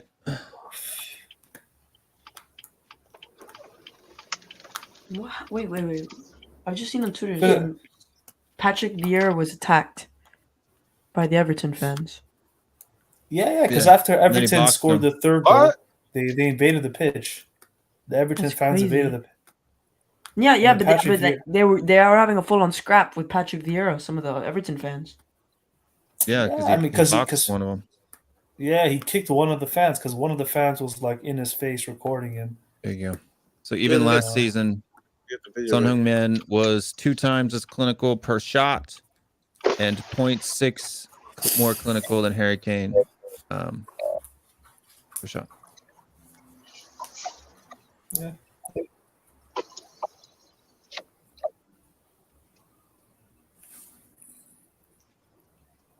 Yeah, anything you want to know is on there. Absolutely. She says, looks like that website's got about everything you could want. Yeah, it does. And you can toggle it per 90 too if you want to see what the thing was per 90. Right. So Son doesn't take half as many shots. Yeah, so Son took half as many shots as Kane last season and ended up with 17 goals. And Kane ended up with 23. So Kane is a volume merchant. Kane is Kobe Bryant. Son is Michael Jordan. No, don't do that. Don't do that. It's true. It's true. Because a lot of Son's goals was when he was literally like the last man between like one-on-one No, the between him and XG the is lower. keeper. Oh no. That's not true. The XG is lower Yeah. for Son. I can Right think. here. I can think of them. I can think. No. No, I can think of the goals right now in my XG is head. lower. No, It doesn't matter. Nonsense. Son's goals were 2 times as difficult as Harry Kane's. No. Bullshit. I know the Yes. goals. I remember them in my head right now. Yes. Would you I like to remember look the at full- understand? The four goals against Southampton. I remember those goals. He was practically 1v1. Okay. You guys think that that's Keeper. true, but that's why you guys don't understand. I would say. with this I last know the year- goals. I can see the goals Okay, in my here's- head right now. I would say for this last year. Can you? Because I can actually show you a radar from where every goal came. I would say Yeah, last year. you can do that because I remember Last those year, goals. I'm telling you. I would say Yeah, last- like and like I said, Sonny's getting his roses from everybody. Like you can walk in with. That has been the case. Career-wise, like I said, I So you never guys predicted- don't understand what's available to you. Like we don't have to make these guesses, right? So these is Harry Kane goals from last season, right? So here's last season's numbers. His XG is 22.17. So do you guys know what XG is? It means expected goals, right? yes. So it based on difficulty. So how they do XG is from how close, how many defenders are between you and goal, right? And how many and who you are, right? Where the distance from where you're shooting it at. So Harry Kane's XG from last season was 22.17 and he scored 23 goals. So again, you got to remember that 4 of his goals were from penalties, right? So the XG on a penalty is 0.75. 0.42. That means that goal's got a 50% chance of going in. So it's pretty easy, right? This was last 0.32, season. 0.32, 0.49, 0.32, 0.49, 0.49, 0.33, 0.12. So that was a difficult goal. Very easy, very easy, very easy, very easy, very easy. Okay. Does this show you one Difficult, game? right? That No, was a this goal is from the entire Crystal season. Palace. Yeah. So put Okay. Son. 0.03. Put So you Son. got That's like Kane Chris- outside the box. He's got 4 shots. That's it. 4 goals from outside the box. Everything else is in here. Most of his goals are almost 50% chance. It's 50-50 shots, right? Okay, now let's bring in Heung-min Son. Son From had the that season, I crazy scored a lot of goal. those goals too. He had that crazy goal against He Arsenal. hasn't- I remember that goal. That goal Yeah, against that goal was Arsenal insane. was Okay, amazing. so we Wait, bring what in is last that? season I was about to say. result goal. Okay. So now he had one penalty last season, 1 for 1, right? Most of his are inside the box. 0.02, 0.04, 0.29. Now the ones that are inside the box, watch the difference. 0.06, 0.35, 0.41, 41, 41, 31, 33, 0.09, 0.14, 0.39. That's his highest. So the bigger the circle, the easier the goal. You This is notice how Southampton most of Son's goals are small circles, right? Most of Kane's goals are big circles. That's, to be honest, that kind of doesn't. If you look at Son's goals when he's, but I give this his credit though. XG, 11, and he scored 17 goals. But I think Son should be given credit because he scores those goals when he's 1-on-1. That's the way they do it. Nah, man, If the data is there, it's rated XG. It's the same, right? Size of the circle. It's not bullshit. It is. What do you mean the size? So like what? Since they deem it that it's 0.39. How did they decide that? I mean, come on. I've already told you. Okay. So, for example, if it's 1-on-1 with the keeper and the keeper has a good position on him and yet he cheats the keeper, whatever it is, they have a criteria. It is between the distance between the sticks, right? The angle of the shot. How many defenders are between him and the goal? So here, let's, if you want to see the actual definition of XG. Expected goals. XG definition. Oh, man. All right, so XG stats explain the science behind the Sport Tech Solutions expected goals model, right? So what is it? Expected X Joule is a predictive model used to assess every goal scoring chance and the likelihood of scoring, right? So a XG model computes for each chance the probability to score based on what we know about it event-based variables.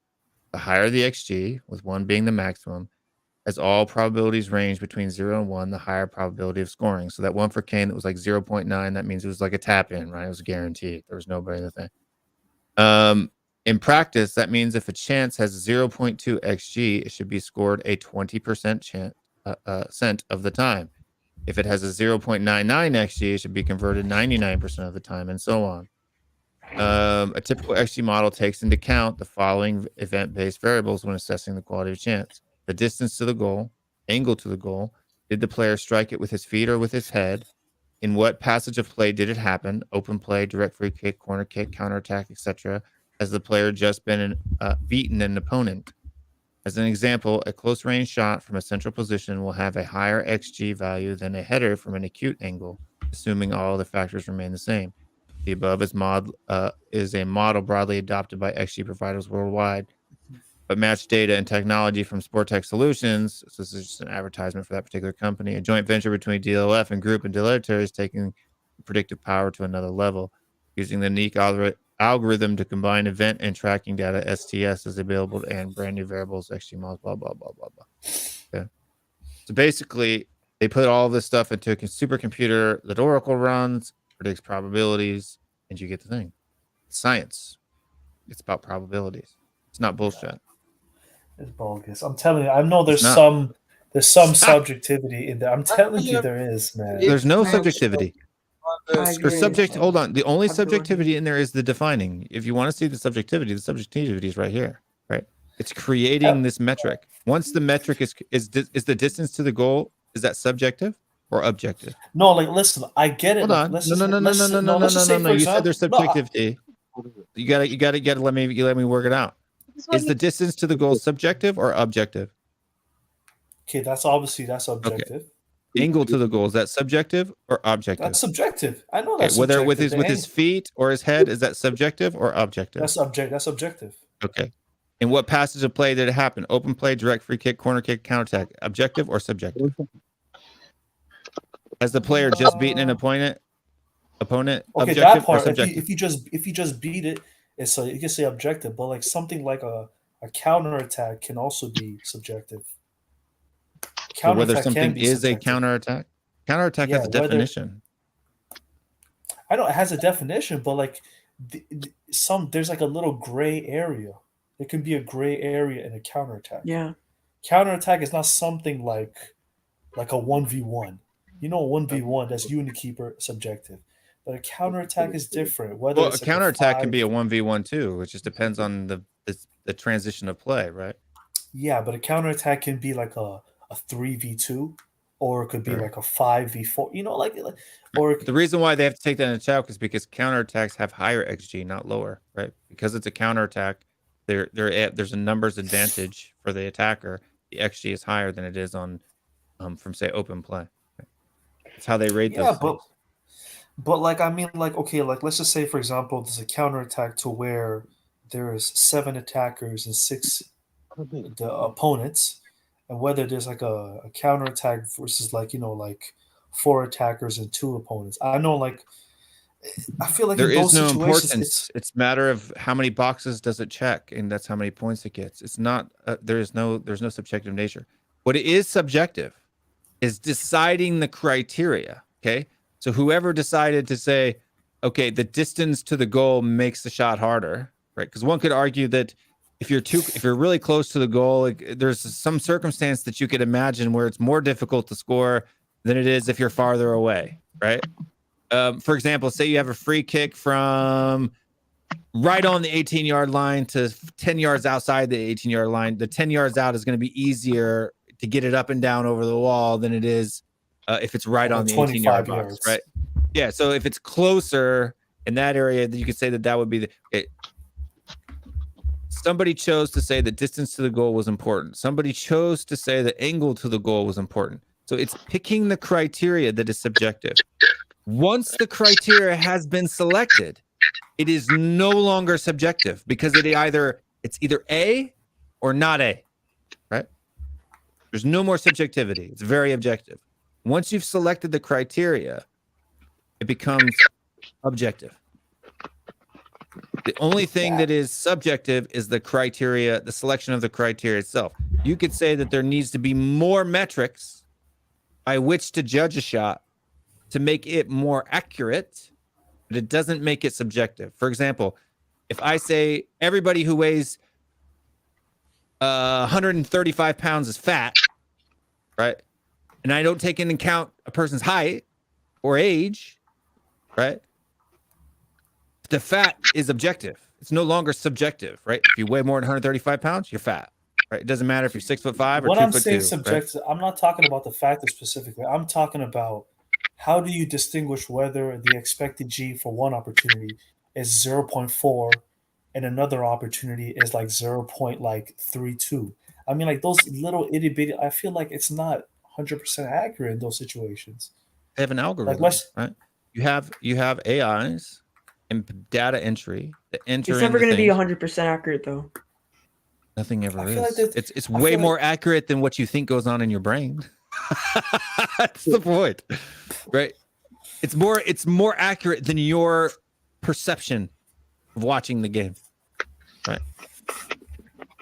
Yeah, no, I feel like there could be a couple of examples where a goal may be scored from like one goal may be more difficult than another one, but that one goal has a higher XG than the other one.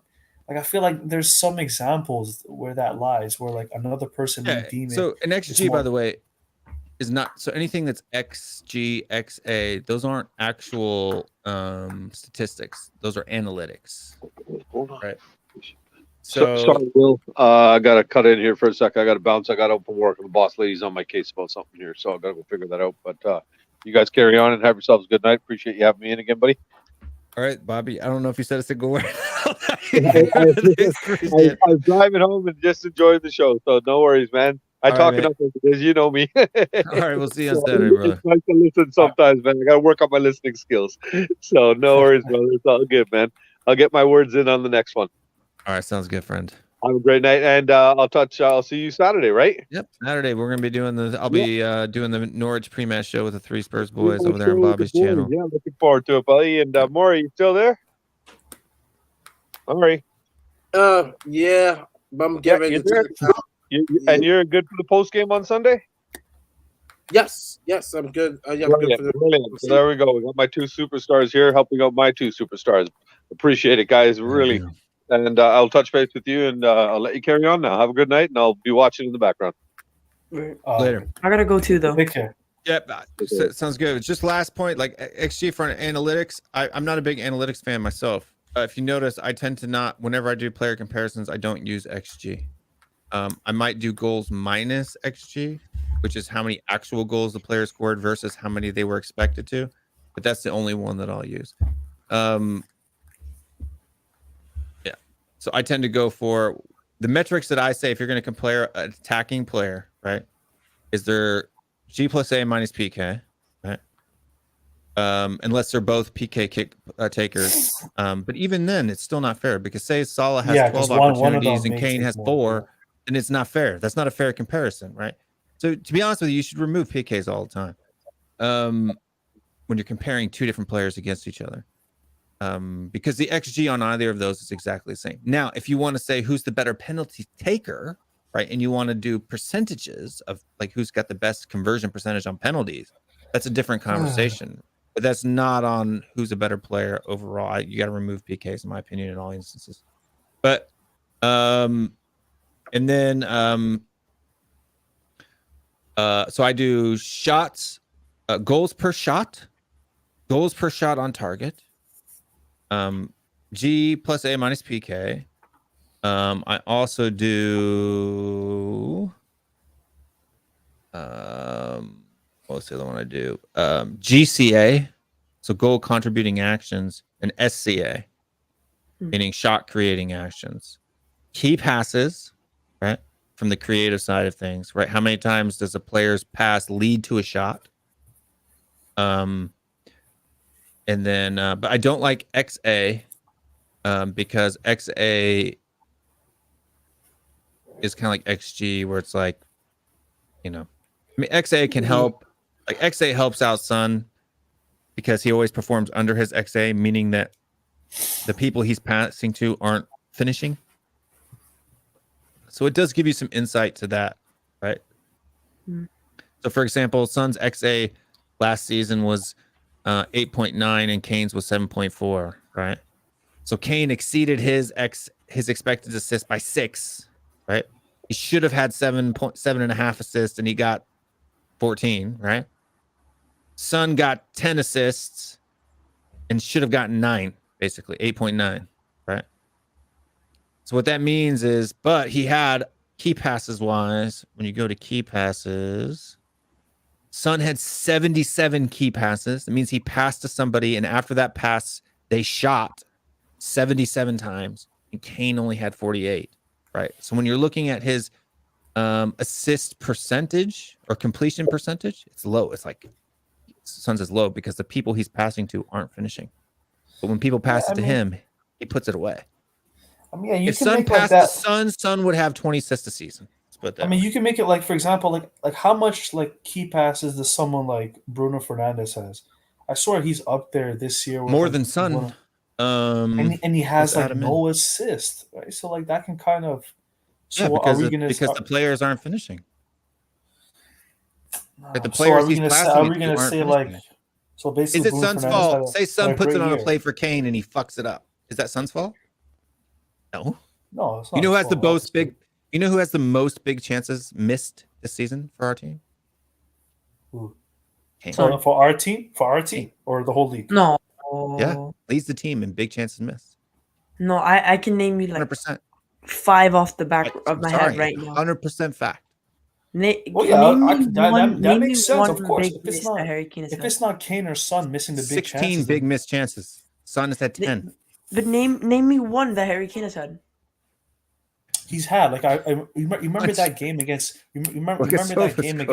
against Brighton. It won this past weekend. He took the ball off the goalkeeper of Sanchez and he missed that open net. Remember? Oh, that one I remember. That's a big chance. You remember the chance that Son had in the beginning against West Ham where Kulu squared the ball and he completely scuffed it. Do you remember the chance against Arsenal? We can play this tick for tack game with not only does Harry Kane lead the team in big chances missed, he leads the league in big chances missed this season. So he's not a good finisher. Is that what you're trying to say now? Yeah. No, come on. Look at the two finishes he had. One against Leeds. It's a fact. No, let me finish. Let me finish, man. Look at that finish he had against Leeds United from that tight angle with the weak foot. Come on, that is a top-notch finish. Okay. And I think he had another similar. Does he do that finish all the like that. time? It's the question is does he do that more times than not? It's not But can he that's ever a do sign. it? That's a sign of a good finisher, though. He did that twice, where he had like those volleys from a tight angle. I mean, that's a top-notch finisher right there. There you go. Tottenham is third for big chances missed. I'm looking at the stats for Harry Kane for his career. There was one time in a calendar year he had more goals than Messi and then Ronaldo. 17-18 season he averaged 1 goal a game. It was good. I'm not gonna lie. It was good. It was a good season. That's probably the best striker I've ever seen, man. That was amazing. So Harry Kane leads the league in big chances missed. It's a fact. So People does that say that that mean Son misses more big chances than Kane is not true. So Son is third. Son is third, right? Yep. And Wait, Sadio Mane is sixth. big So Sadio Mane is chances. better than Son. Sadio Mane has missed less big chances than Son. Yes. So that means that Sadio Mane is a better finisher than Son. He's 5th, not 6th. But one less. I just think Look, Sadio Mane is sixth. Oh no, he's tied 13. for fifth. He's tied for fifth. He's tied for fifth. Yeah. But so does that mean that Sadio Mane is better finisher than Son? No, it's No, you not. can't Big say that chances- because big Son has chances more aren't- goals. Well. Well, So how Son does that has mean more that goals. No. Stop. We're talking about has Sadio Mane missed less big chances than Son Heung-min? Yes, he has. That's a fact. Okay? Whether I like it or not, it's a fact. But you said a shooter. Is he a better shooter? So if you want to find out, we can find out very quickly. Let's But add you just Mane. said that Son Heung-min is like Harry Kane was a poor shooter because he's missed the most in the Premier League. Son Heung-min is Kane is third. not Harry a Kane is poor a poor shooter. shooter for multiple reasons. He's a poor shooter because his shot to goals is he's low. not. Listen to what I'm saying. His goals to shots are low. His goals to shots on target are low, and he leads the league in most big chances missed this season. That means this season he's a poor shooter. That's what that means. If you have low goal to shot conversion, low goal to shot on target conversion, and lead the league in big chances missed, what does that mean? It's different. You got to take context. You got to watch the He's a game. volume merchant. You got to watch. What do you mean volume merchant? No, he's not a volume. He's a volume merchant. 124 He's not a shots, volume. 16 goals. Do the math. 124 He's not a shots to 16 goals. How many is that? Some of the shots were from way out. Less than 10%. It's not some of the shots were from way out. The distance is the same. The average There's gonna distance be per some shot is 17 prayers. yards. it's the strikers' mentality, man. They're gonna always take a lot more shots, but I still see. It doesn't take more big chances than some, though. I just think that stat has more to do with. Okay, I can say this. I can say like Kane. He just shoots whenever he has an opportunity to shoot. He doesn't really take his shots carefully. Well, it's not Yeah, Son's that's what fault I'm that Harry saying. Kane doesn't care about being clinical. He just cares about blasting it out there and hope and praying to God that it goes in. Oh, that's not So what I'm he saying does. that That's what he does. can definitely affect it.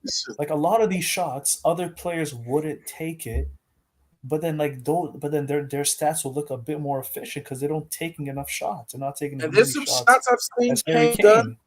Son has never done. The goal against Arsenal. Yeah, that's the what I'm one- saying. And there are the shots corner. that Son has done that Harry Kane has never done. Not I never mean, done. you're I gonna mean, look at like it like logic that. I mean, doesn't shot follow. attempts. I mean, shot Harry attempts. can run. There's some shot Harry Kane- attempts. Harry Kane cannot run for the life. We know shot attempts. Look But there at was the a look. goal. I'm sorry, guys. Like you guys aren't. You can make as many copes as you want. Shot percentage. Who's higher? No, Son, yeah. Okay. It's Shots per Son. 90. Who's the highest? This year, it's Son. Kane- I'm Kane not. This is more last shots, season. This is last season, right? Look at the top 2021, right? Last season. Yeah, he's more shots per 90 as we would So expect. who yeah. takes more shots per 90? We're not saying who takes more shots. We're saying Heung-min Son. He kind of he takes like more thought into his shot. He's not a person that's going to shoot at everything. He takes Okay, more. listen. Who takes more shots per 90? Kane. Okay. Now look at Yeah. shots on target per 90. Look. Who's more accurate with their shots then? Shots, just shots in general. 4 shots per game, basically, right? Okay. 2 shots per game, basically, right? 1 1/3 on target per 90. 1 on target per 90. So who is hitting the target more times per shot? His son. Son. Okay. Now goals per shots on target. For every shot that they take, who scores more goals? Listen, we know this. We agreed Son. with you already on this. I don't know why you keep going So- back to this. So Son. We agreed with you. We're saying Daniel, stop believing it. no. We're saying Heung-min's son. But you also got factor 2 is that. So who's the better Alright. shooter, Son or Kane? But you have to Son. understand too. Sorry, Yeah, you can't say that. I still think You're it's Kane because I think You're I've seen delusional, man. Kane. The data's right I've there. You know seen- the definition of delusional is I've when you seen deny the data in front of Kane. you. No, but you understand this. score understand a this. wider variety of goals. That's why You got- I think he's a better finisher. Yeah. I've seen him You got- score a wider variety of goals. Listen. You So, gotta understand this. Harry too. Kane is better header of the ball than Son. Yes, that's true. You have to understand this. This is where now stats doesn't show this. This is where I have a. What you mean, Yeah, wow listen, factor? No, it's not a wow factor. It's all right. You take out Harry Kane and you make Son the man. Where Virgil van Dijk's like, you know what? I'm not going to cover Harry Kane. I'm going to cover and knock some fists into Son Heung-min. We have those instances though. In fact, when Harry Kane's out of the side, Son scores more goals. No, there's a big difference when you take 7 games, when you then take a whole season when people are going to prepare like, yo, Son, this is Son FC, right? Alex Davis like to say Hurricanes FC. Right. But you are the man. This is psychological, there's a physical. These are things you have to take account. That's why stats is important, but there's things that stats don't measure. Like the one thing stats don't measure, impact goals, in my opinion. There's impact. There's an impact stat, impact analytic rather. Like for example, you brought up a stat. Our son has scored much goals against the top 6 on our team. Here's the difference. When was those games played? In September or in February, where we're 12 points behind, or if it's a game against Chelsea or Manchester City, and You'd both have to look that teams up per game. have- All of these all these same stats go through per game. and I include Kane in this. Sonny and Kane. When it comes to big games, I don't trust them. I'm being really honest. I don't trust them. Even I would trust. Well, not this year, Mo Salah. Right. Mari, I hear what you're saying, but you're acting like those statistics don't exist, and they do. You just have to go find them. It's when they come. It's like people say the Dallas Cowboys quarterback, empty calories. You look at his stats, it is amazing. Okay, hold on. Who scored more against top 6 sides? Kane or Son? Sonny. Son. Okay, Yeah. so then you're well, Son's only doing it against the bad teams. No, in fact, Kane's the one statting against the worser teams. No, yeah, but it's No. one.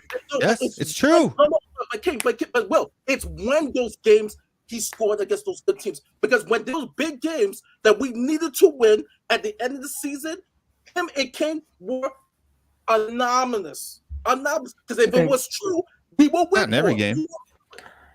I gotta go, but I'm gonna end this off at this point here. That's my frustration. If there's one frustration with Kane and Son, it's just that I always feel disappointed in the game that we really. That's both of them need. then. So that's not a. That's both Yeah, of them. it's both of them, and I agree with you. It's both of them. They frustrated me, but I So then believe Son's that's still better than Kane. That's easy. Yeah, that's If they both have the yeah. same problem, but Son's better in the other categories. Son's better. They both have the same problem, but yeah, because I agree. Sonny scored against City in the quarterfinal. I will always say that because Kane didn't play. Kane's always injury prone. You know, he needs to do better. Keep it Not injury prone. We just overplay him. injury prone. This is the first season he's not injured. That's the only thing that frustrates me. It's just that when we need these goals, like we needed all right, we're gonna have top four. That was mute. But when that tremendous goal, I'm like that he had against a couple of weeks ago. We really needed that the game before when we lost to. Was the Brighton game? I'm forgetting my schedule. Where I'm just like, get us out, do it, Ronaldo, get us out of jail free card. I know the team is shit, but outside the box, just whip it in. Well, it took a week later for it to happen, but Leicester. That's the point that I'm saying. And so that's the only frustrating thing about Sonny and Kane is just that for me, when it comes to like a real big game, my trust in them is, I'm not talking about Norwich, but I'm talking about the game against the big six, like D games that we need to win. I've always, it's always been the case. Where's Sonny? Where's Kane? Where are those two? Despite I gotta go though. All right, tell people where they can find you, Danny. You guys can find me at DanTHFC on YouTube. I'm pretty sure we're like 2 subscribers away from 400, so I'd really appreciate it if we could get there. But yeah, thanks for having me on. Oh no, we're actually 1 subscriber away from 400, so it'd be great if we could reach that by tonight. But thanks for having me on, Will, and I'll see you guys in the next one. Come on, you Spurs. Later, buddy. Later. Peace. And just to answer James' point, this is why I say Conte is a huge effect. It's going to change. The Liverpool game, it was an important point, as Will says right now, because if we tie, we're in the Champions League. That's why I say Conte is changing this. He's changing the club. He said this about Son and Kane. I look at the comments. He said, "I'm going to take him to another level where those guys, where Salah and De Bruyne, they get all the credit in the big games." Conte say now he's gonna take Kane to another level, Sonny to another level. That's why I'm excited about it, because he's gonna take them to another level, a level where it is in April. We have a big game against Man City, where tie on points or whatsoever, we're gonna show up rather than we beat City in March. But really, City was like 15, 16 points away from us. It wasn't a game where it's just like, okay, it's mano a mano. We're both fighting for first place, and where we always buckle under pressure. It's been a stigma, but that is slowly changing. I believe that's changing, and that's why I'm excited about Antonio Conte. If Nuno was here, it would be a totally different story. It would be the same old. Nuno's a bum. He's a fucking bum. Wouldn't call him a bum. I would call the players under him were bums. No, he was a bum. Harry Kane was a bum under Nuno. No. Even Son was a bum towards the end. Son was fine under Nuno. No, he wasn't. He was. He wasn't. He was. No, towards the end. But anyway, here's the Nuno's gone. So influence. There is a stat that evaluates a player's impact on a match, taking into account actions that could directly or indirectly affect a match outcome, part of the ICT index. So they do actually have it. This isn't a stat; it's an analytic.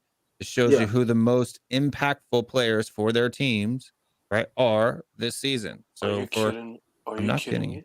No, Schmeichel, Millier. For his team, he was the most impactful player for his team. It's pretty good. What? He cost them so many games. But he gets a lot of shots. He gets shot at. That means he has kept, right? What is that? He has kept him in ICT index 1 out of 83, ICT 183, 786.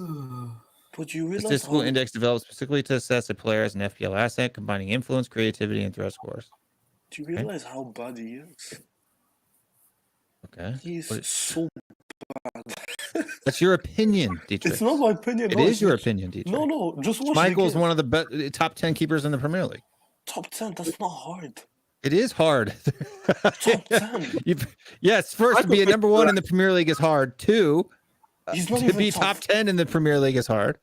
Right? And 3, this is talking about the importance of this player for their team, meaning that There aren't any goal scorers in that team this season, and the only reason they are in where they are in the table is because Schmeichel is the most influential player for their points earned this season. It doesn't matter if you think that he's good or not. Okay, and Melier That's a fact. Okay, and Melier is Keep going down on the list. Let me see them. I'm actually curious of the remaining players. This year, same with Leeds. Leeds didn't have any outstanding attackers this season. The only person that kept them in the battle as long as they did is the goalkeeper for Leeds. They're really De good. Bruyne is the most influential player on City. Would we most agree that he's the most impactful player for City? True or false?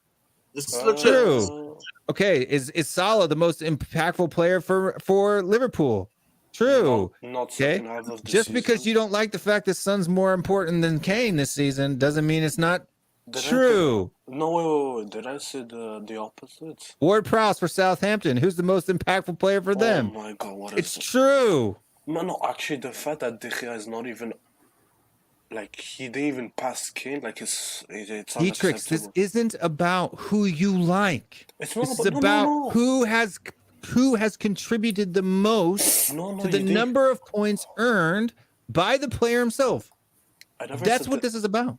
No, I said the fact that De Gea is now first, like he's the main reason they're 6th. Yeah, for their team. It would have been worse. It would have been worse without him. That's why he's the most impactful player for their team. But they're saying he's not as big of an impact as Son is for Tottenham.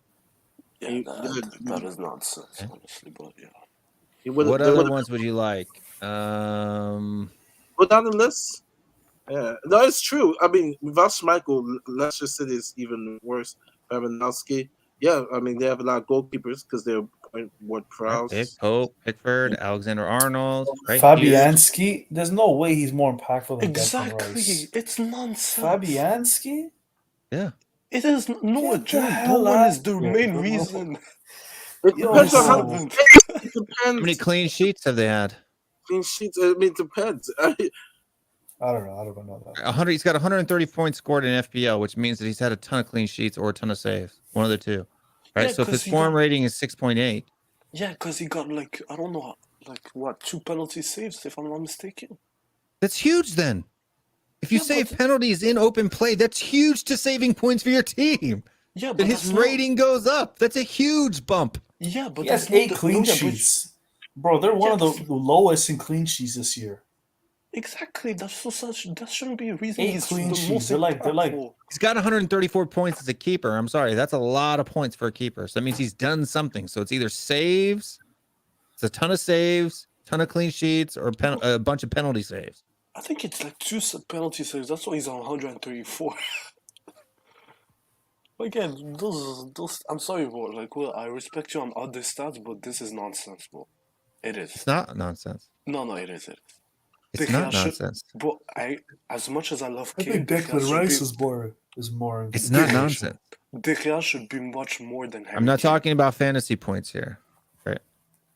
Fantasy points means he's done something statistically to earn a point, right? I'm not talking about the points. I'm talking about this analytic, which is not related to his fantasy points, right? Well, everything in fantasy football is based on stats. Everything. You know me, I love Kane, but De Gea should be number 1 in this. You're an idiot, Dietrich. No, he should be. You're an idiot. If it wasn't for him, I promise you, Man would never be first. No. No, they will never be 6, my bad. 6. No. 6, we're in 4th, Dork. No, I'm saying about 6. Like, they won't even make Europa. I'm just saying, if it wasn't for him. Okay, Kane was the 2nd most impactful player on the team, but not the most impactful player on the team. No, yeah, I mean, Kane was absent in the first half. In the first half. Because under Nuno, once creativity, right? Fernandez, number 2. Oh my. Ward-Prowse is what? 4th? Really? Right, this is down to key passes and assists combined into an analytic, right? Creativity assesses player performance in terms of producing goal-scoring opportunities for other players. So all these players are more creative than Kane. Yep. Because I don't see Kane anywhere near this list. Yep. Yes. And this is nonsense. Ain't no It's not nonsense. Your opinion of Kane is nonsense. No, there is. Boy, you're telling me Demarai Gray is more. Demarai Gray doesn't even start for Everton most Demarai games. Hold on, this might only be it's all players. What is this? What kind Bro, of it's list is this? nonsense, bro. You It's guys have an nonsense. unrealistic view of who What? Kane No, is. I'm come telling on. you, you Like, do. guys like No. Demarai you Gray. don't. Like, what is this? Who's been Demarai Gray? who's been who's been the better goal scorer and assister over their entire career for Spurs? Kane or Son? No. I'm Don't guessing say it's this Son. No. That's why you're bringing up Yeah, the Son. stat. Of course, But it's you would Son. say Kane because you have an unrealistic view of who Wait, Harry wait, Kane wait, is. wait, wait. No, Who won? but Who I'm won? not Who won? this No, delusional wait. with that. Abdul. You are. I'm No, telling Abdul. you. This is not. Abdul. Go down Abdul, this list. Let me wait. see this list. Go down. Let me see this list. No, wait. Abdul. Well, I have a question. Who won? Who's the Who most won? creative player for Liverpool? Is that accurate? No, it Yeah, is. okay, that's the accurate. first one Okay. is. For Man United, is that accurate? And Top. Okay, let's just say top 5. We Okay. can say Ward is Point, accurate. is that accurate? Oh my god. De Bruyne, is that accurate? Odegaard, is Okay, that yeah. accurate? Okay, so why isn't Tottenham Odegaard? accurate? No, go down. Wait. I'm not saying. Listen, Will Stewart. No, hear me Saka, out. I'm not Mount? saying Heung-Min's son. No, hear me out. Who the Look, fuck is I'm not. that? I'm not saying. Who the Will, fuck I'm is not Bro saying B? Heung-Min's son shouldn't be number 1 in our Right. team. I'm just saying Harry Who's Kane should Bro B? not be absent from what is it, the top 20, top 15 list? But come on, Click- Gross, Rafinha, come on, Bukayo Saka. Nah, We're this talking list is about for their bogus. team, the amount of creativity they've produced Robson for looks- their team. Robson should be there. Robson is one of the. I actually think Robson created more The list- than Gross. The list is accurate. You telling me that? John It's just McGinn. you think it's not accurate because Kane's not on it. No. Dwight Wait, That wait, isn't no, you no. being objective. No. That's Let being me- you having a confirmation No. bias. Will, let me kill Pablo your agreement. Fornals? How the hell is Grealish on this list and he almost never starts for City? Does that make any sense? Because when that he is- plays, the amount of key passes, whatever he's doing statistically, is giving him that number. So he's So- doing something he you're screwed missing. out sucks Well, where how- Kane actually finally ends up. Right, he has Is there less. any way Kane you has can- more points. Hold on, I can tell you right now, this is not tied to FPL points because Grealish has 86 FPL points, right? Kane has hundreds of FPL points, right? So this is all about the statistical metrics that are leading into creativity. But it's all it is. nonsense. It is. It doesn't Okay, matter if Harry- it doesn't make sense. The numbers are the numbers. No, but the numbers don't make sense. Was That's my absent in the point. first half. It Harry Kane was doesn't absent make in the first look. half. The numbers only make sense because Harry Kane's not there. It's the only reason why. Everything else makes perfect logical No. sense. No, Alexander Arnold, most creative. You already said that the top 5 was fine, right? No, the top 5 were fine, but the other, I don't Odegaard agree. isn't the the other most creative ones- player for Arsenal. Go down. I'm not talking about those. Who ones. is the Go most down. creative player for Arsenal? These two? No. Those no. Okay, I'm so saying. tell me that- where no, it gets that's- weird then. Go down. Mount? Go down. Pascal No, Gross. Gross. Pascal, Who's go the down. most creative player for Brighton? Wait, who's the It's- most creative player for Creative- Brighton? Fullbacks. Probably Go down. Trossard. I'll probably say Trossard. Even the Trossard or fullbacks. Cucurella. Okay, Or even Rafinha, Tariq Lamptey. Robertson, Salah, Bernardo Silva, McGinn, Digne, Cancelo, Grealish, McNeil, Trossard, number 2. There you go. But does that For make Brighton. any- Go down. It's not that. Go Right, down. you're not talking a huge Pablo difference between Fornals. Gross and Trossard. Right, 200 But points. Foden, No, Madison, you tell me- Bonita, No, wait, St. wait, Maximum, wait. You Coutinho, tell me- Henderson, Gray. How is Demarai Gray there? That's my issue. How? Oh, there's Kane, 26th. Also, you're telling me that Kane is. Yeah. No. And how many assists does he have? This isn't about assists. This is No. creativity assesses a player's performance in terms of producing goal So it scoring is- opportunities for other players. So it is subjective to give someone the points then. It is a What? subjective. No, it is a subjective stat then. Creativity assesses player performance in terms of producing goal scoring opportunities for other players. This is taking into key passes. For example, why does Son Heung-min have almost 2 times as many key passes as Kane, but 1 less assist? I don't know. I gotta look at the key passes. You gotta actually look at them. No, you can't just be. So taking key them at passes a face shot. value. So let's take Emerson's 2 shots that he blasted over the goals from, right? Both of those came from Son, correct? I guess so. I don't remember. Right. Shouldn't they have finished those? Which ones? Against Arsenal? Emerson. No, which ones? Against Arsenal. Like which against Yeah, Just but you can pass- say the no, same Burnley. thing. I remember Harry Kane he should have got an assist for Emerson when he had a 1-on-1, but he didn't score it. Like this happens to everybody, man. Yeah, Everybody exactly. has key It passes. happens to everybody, except Son finishes his goals, right? Shots, for example, let's take this. Son had Harry Kane missed 2 chances, skied one over the bar, and then put one wide that he should have put on target. So in those 2 opportunities, one of those was considered a big chance for Harry Kane against Burnley, right? None of his shots made it. None of those two chances made it on target. Okay. Son Heung-min, both of his chances made it on target. One was a good save by the keeper. The other one was more at the keeper, but a difficult situation. Son missed one big chance. Who did better, Kane or Son? Son, because at least he got it on target. At least he challenged the keeper. Listen, this happens. You're going up for that specific game, but you can look at even Son misses big chances. This is over the entire season. Just because it doesn't conform with what you think reality is does not mean it's not reality. Can you please go back? Thank you. Yeah, and Son missed 2 big chances against Burnley last game. 1. No, 2. It was 1. 2. It was 2. The first one when you hit. You're not the arbiter of what is a big chance and what isn't. Let me ask you this question then. The one that he missed for far post on the left, was he supposed to score? Yes, he was. Yeah, the keeper saved it. Okay, that was the big chance. The one where he turned in the box with 5 or 6 defenders on him is not a big chance. But it is because he missed. It's not because he missed the. It's not the far big right. chance. Dietrich, big chance requires the XG to be above 0.5. But that is a golden opportunity. You're supposed to score. You're supposed to score turning with 2 guys on your back, threading it in between 2 defenders, and it bouncing off the keeper's knee. That is a supposed to score. You're absolutely out of your mind. No, you're. But Harry Kane standing there completely unmarked twice had 2 free shots at goal, and those aren't big chances missed? No, there are. So one guy turns while he's got 2 men on his back, right? 2 men behind him, turns and slots it in between 2 defenders and bounces off, and that's supposed to be a goal. You're out of your mind. You couldn't score that 5 times out of 300. Yeah, because I'm not a fucking striker. That's why I won't score. Harry Kane couldn't score that 5 times out of 300. Yeah, but Son didn't. If I'm not mistaken, he scored the same thing against Leicester. Relax. No, your expectations for these people are beyond reasonable. Okay, and I'm looking at the one side for key passes. Do you know who's number 1?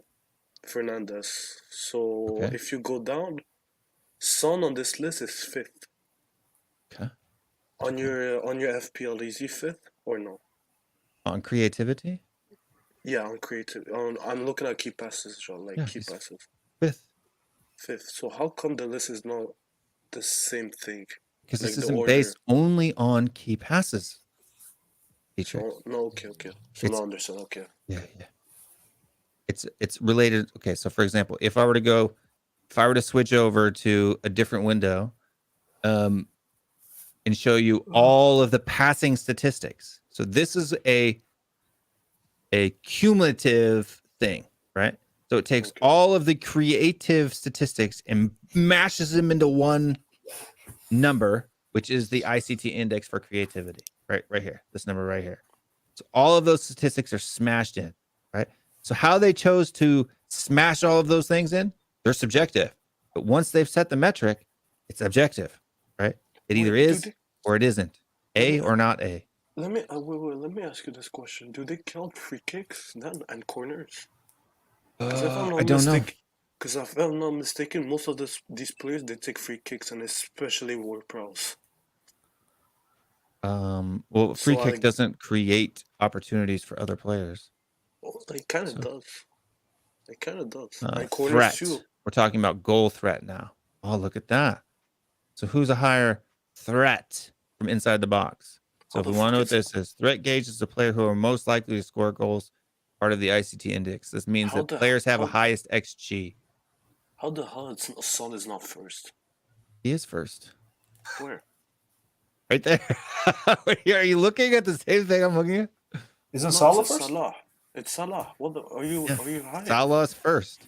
Yeah, Kane is second. You just said. Yeah, you just said Kane where's is first. Son? I told you where's Son. He's supposed to be first. Oh, Son's down here. Son doesn't have a high XG. Oh my, This is based off of XG. This is the threat of goal, right? Expected goals. Which players should be scoring the most goals, right? Salah should be scoring the most goals. He has the most opportunities from a threatening position, right? Threat gauges players who are most likely to score goals. Harry Kane has a higher expected goal count than Son does this season. And yet Son has 6 more goals than Harry Kane.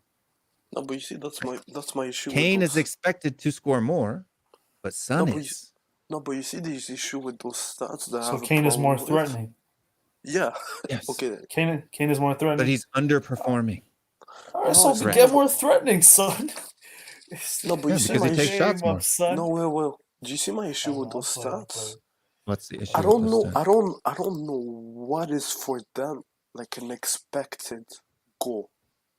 Like exactly. We already went through this. You have to go back and watch it. No. But the issue with me, like, if you look at Kane over this season, what is for them like a shot that he took that he's supposed to score? Like which one? Supporting in general, 10. No, he's being sarcastic. Will he's being sarcastic? 10 years, 11 years. I don't know. Like it was like 2012. He's being sarcastic. Will I think the He asks stats. me every show, so I have to remind I him. think the stats just Write it down, John Fitzpatrick. Screenshot it. Somebody clip it. And I think everybody should agree. I've been a top yid for about since Son joined the club. No, since 17-18, I've been a top yid where I'm like nuts so crazy about it. Yeah, the one Son started playing well, 17. No, it was when my son started playing football. When my son started playing football. And do you know what? I have this page, and even Loftus Cheeks said Harry Kane shouldn't is ridiculous. He's not the first one that's complimented Harry Kane. On Take's corner, would that count, Will? No, it doesn't count in open in key passes. Do not count. Corners do not count for key passes. I think what people should understand. I think neither do crosses, by the way. I think all people should agree that this, for Kane, for his standards, he should be doing more. I mean, I'll say he should be doing more than what he is doing. I mean, this is his expected threat. It isn't his actual threat. Right? What is your definition of doing more? Like, please just tell me. Like, I can understand what you mean. All right, if you want me to start from the beginning of the season, or you want the second half? The beginning. No, tell me everything. Tell me everything. Yeah, the beginning of the season, I agree. I think the beginning of the season is, I think, like all players who are rejected that he put on a team that does not have a vision. For him, mind you, he just came from the Euros, right? Depressed. Yeah. Then we have a full time to rest. Combine that being dejected that he didn't get his move, that he was there, but he wasn't really there. And so he lost the final to no, Scott, that's not how facts work. Okay, facts are objective numbers. They're existing in reality, right? They are facts. It is a fact that Son has more goals and assists minus PKs over his entire career at Tottenham than Harry Kane. That is a fact. So you shouldn't. So don't count corners and free kicks then. What? So before whatever the criteria is, it is factually according to that definition, right? So before Conte, I mean, we didn't have Harry Kane. Harry Kane was there, but we didn't have it. Will said he down tools, and in the way he did. I mean, he down tools, and a lot of players shit in the first half. Here's a good one. Down tools because they didn't like Nuno. They didn't play for Nuno. So nobody played for Nuno. Nobody did. No one did. And so in the second half, when we got Conte, this is where he found Stella got his groove back. Kane got his groove back, but they were still, because this team is bad. There's still times where he went missing, but then he'll put in a Manchester City performance, and so he will be honest with you and say that this year has not been his best year, you know, but next year I expect Kane and Son to be top Never 5. said Kane was a bad finisher, so he's not as good as Son. Right? There's a difference. I expect both of them to be and still won Golden Bull last year. PS. Because he takes pens. And won their top assist too. Does he take pens on assists? Because he has Son playing with him. That's why. Okay, yeah, and he won Golden Boots in the World Cup. Was Son there? No. Yeah, if Kane was playing with Mane, Kane would only have had half as many assists as he did. That's subjective. It's not subjective. It is. It's not. Mane's finishing ability is 0.3, Son's is 0.6. That's half as good. Yeah, but that's subjective. But Kane puts them in better opportunity. Exactly. Law of averages doesn't matter. Law of averages tells you that over time, that's how statistics work. You're looking over their entire career. If you look at Son's statistics over his entire career per year, his goals, right? G plus A minus PK over time is consistent. Yeah, it doesn't go up and down. So you're able then to make predictions that are most likely to occur. It is not a subjective claim to say that if Mane was playing in Son's position, Kane would get less assists than he does with Son. That is a fact. Yeah, you can say that, yeah, based upon Son is a better finisher, but like you can't make the assumption that Sadio Mane is half the finisher that Son is because his conversion rate is half. It doesn't work. So if Sadio Mane has a higher XG, right, meaning that his situations are easier than Son's and scores less goals than Son, what makes you think that if he's in a harder or a lower XG, that he is going to perform as good as Son? That doesn't make sense. I didn't say that. That's what you're. No. That's not what I'm saying. I'm saying you can. It's my show. Of course, I talk a lot. The prediction that you're making is correct because what do you want me to do? Sit here quietly? It's not gonna happen. Son is a better finisher. So you can say that, yeah. But I'm just saying you can't say that Son is twice the finisher that Mane is. I can say that. I love John Fitzpatrick. I can say that. It's because it's a fact. It is a fact. In the past, the Son is 2 times the finisher than Sadio Mane is. It does work like that. No, it does work like that. It doesn't work. I'm telling you, it does not work like that. It absolutely works like that. No. Well, you've been subjective. No, I'm being objective. You guys you always say, even I have my objective opinion. I'm not begging the question. I have statistical evidence, data points. That's not begging the question. Begging the question means you're assuming that you're correct without providing evidence. No, but it's not correct evidence. Provide evidence then that Sadio Mane is not. I never said he's a better shooter. I just said twice. Like, if you put Mane in Tottenham, who tells you he won't score the same numbers as Son? You can't. Huh? Because in a better team, I can say with probability. I can't say with certainty. I said you're not listening to the words. Okay, I'm gonna pull Sav, right? 2 of these, 1 of these. Okay.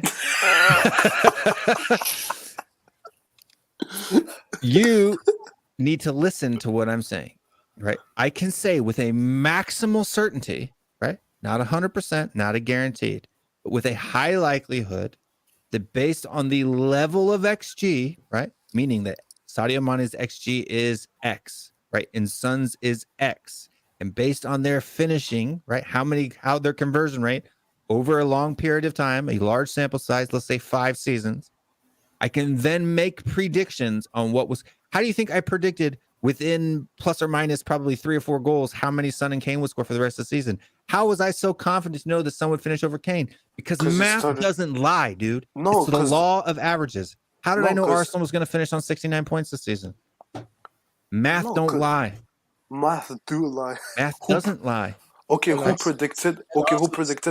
predicted Everton would come back from a 2-0 lead? Who predicted that we would come back from a 2-1 loss to Leicester and we went? What did you predict? I didn't see you prediction against Everton. No, I'm just saying, like, you cannot predict those stuff. You can't. I cannot. Okay, what is what does predict mean? No, I know what does predict mean. Obviously, you don't, because you say you can't predict. No, I'm just what saying, does predict mean? I know what they Bro, mean. we I know don't what like it means, man. I Come don't on, like man. being pedantic, but you guys force me to because you say dumb shit like you can't predict. You can predict. You No, but cannot it is. guarantee. Predict. I There's a know. difference. No, but Well, you yeah, s- no, definitely. but you s- We're all agreeing with you that Why does he Heung-min say Son I is the better can't finisher. predict? That's a dumb thing to say. no. People I'm predict just all the time. no. I just said like Predict. those are the stuff that you cannot just think about your mind. You just What's the can't. difference between a prediction and a prophecy? No, but it's still a prediction, bro. What is the Like difference between a No. prediction and a prophecy? Predictions will climb. Either you're right or you're wrong. But it's a prediction. Everybody makes a prediction. You can either Exactly. be right or you could be wrong. If it's sports, if it's politics. So in football, you can make a prediction. You can either be right or you can either be wrong. When it comes to, but there's high probable predictions like, okay, Manchester City should beat Aston Villa, but is Exactly. it a guarantee? It's Let not a me- guarantee. Is it 100% guarantee? No, because you have to play the game. exactly. You have It's not 100% guarantee. Yeah, Exactly. you have to actually play the game. So Predict upset. is to say or estimate that a specified thing will I happen love in the future the or will be a consequence of something, right? bro, It's an estimate. That's it. that So to comment say from that I can't estimate something. no, but you said no, but So you stop said saying, just stop saying that word though. Stop saying you can't predict. no, I but can you said predict that you're going to die in 2 seconds. Doesn't mean I'm going to be right. no, but you said with math you predicted that Arsenal will get 69 points. You What? said that. I You s- predicted that, yeah, that they would get 69 points. And what points, how many points do you think they'll finish on? Well, I think they will You were on the finish. show, dude, when we predicted it. I don't know. I think Go they'll back to May finish. 16th and we had the whole list. There's actually, we predicted that 68 for Arsenal and 69 for Tottenham would be the most realistic finishing opposition. Not you, but the number of people that thought we were going to do. Right. Go back and watch it. May 16th. We're on the show. But the comment from Yeah, okay, yeah, you made a prediction based upon like the remaining And games it was an left. accurate prediction. And which pundit, which YouTuber makes the most accurate predictions the most frequently? No, but you see, that's my issue. I Me. don't know. No, I don't know about that. No. No, you don't. Brian you don't. Hill, No, who no, made no, that no. prediction before anybody? No, but you Me. can't. But Emerson, that's, me. Right? Kane down tooling, me. Son He finishing above didn't. Kane goals, me. Us finishing top 4 with above Arsenal by 1 point, No, me. but you see, that's not no, but What no, are you but you talking see, about? that's the issue. Like that's my issue. It's Predictions. not You David get it. Harris saying, I guarantee you that old Harry Kane's going to be our top scorer in the league. You can take it to the bank, folks. And then now he's like 6 goals behind Son, and he's like, I've gotten every prediction right this season. I ain't apologizing to fucking nobody. You see, Like, that's the am I issue. that guy? Is that me, Dietrich? Yeah. No. My predictions come true. My predictions come true. You take them to the bank. Can you put TV's comments? Who is that? TB would debate a mirror? No, because I'd lose to myself. I couldn't debate a mirror. Nobody can debate me. I'm not dumb enough to debate myself. Kane missed a chunk of the games at the start of the season as well, but Son had a very consistent year. He didn't show up. He didn't turn up. No. He was there. He actually has played more games this season than Son. But thank you for the 5 New Zealand dollars there. I appreciate that. Yeah, all the this one we brought this up in the live chat too, and I'm gonna bring it up now because Dietrich is here and somebody mentioned eye test and the thing.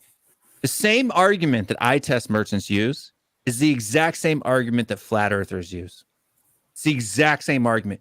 So right now, I'm gonna tell you right now, if you're an eye test guy, you're a football flat earther. That's the new name for you. Let's stop the That's screen. crazy. Relax. Bring it up to yo. large size. Yeah. You are a football flat earther if you're an eye test merchant. Okay. You're a football flat earther. Now I'm not against observing things, right? With your eyes. We should watch matches. Right? First of all, it's fun. Second of all, you get context.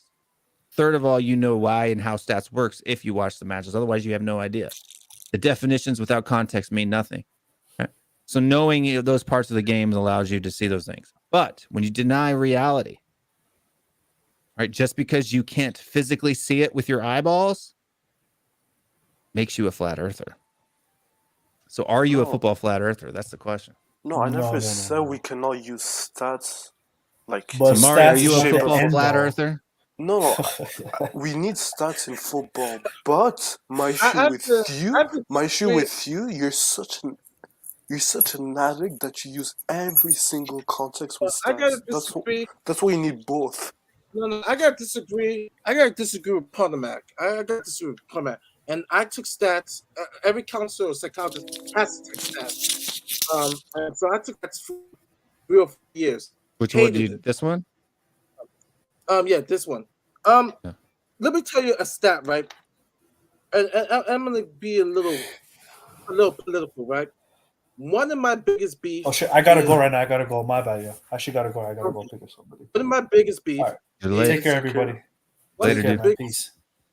Is some people, when I get into a debate, they get mad at me when I bring up what's going on, say, in the African American community in regards to black on black crime.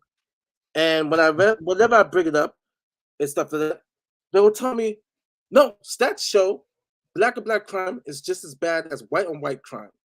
And I, and I'll bring up, Chicago, New York, some of the major cities.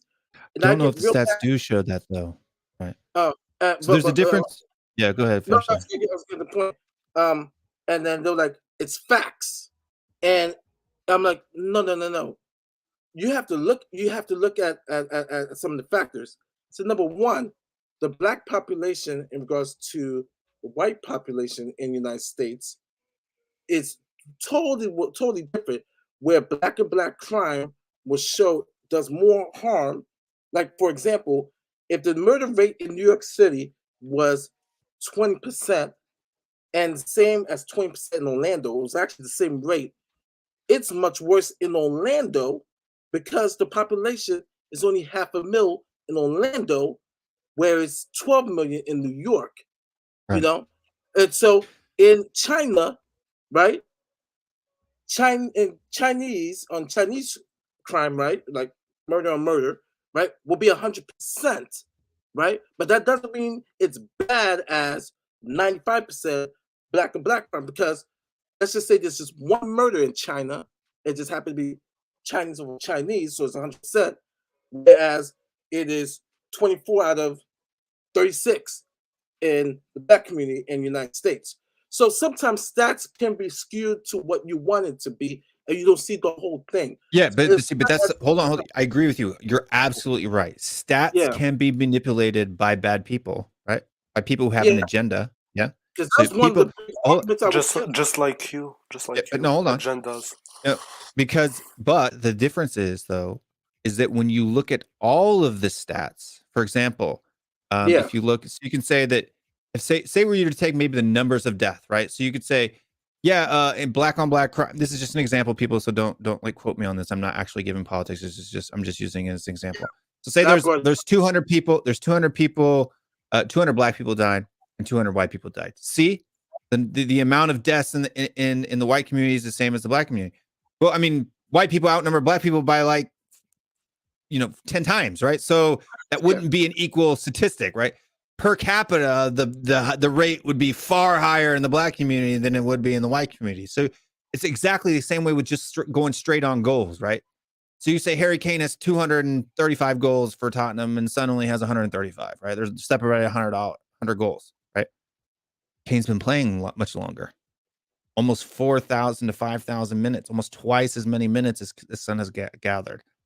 So is he 2 times higher in goals? No, he's not. So when you take it down to a per 90 level, you see the actual picture, meaning that Son is slightly better, has slightly more goal and assist contributions per 90 minutes than Kane does. That's why you have to remove elements and make it as objective as possible, right?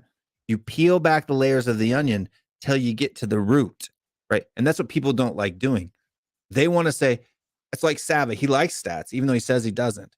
He just doesn't like to use stats accurately, right? Meaning, and what I mean by accurate is not that he's like misconstruing or lying anything. He's not.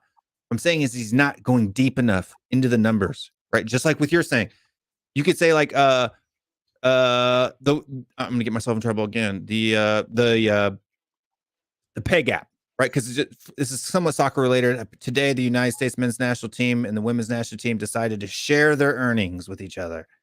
So no matter what the U.S. men's national team earns and what the women's national team earns, everybody's going to get an equal cut, right?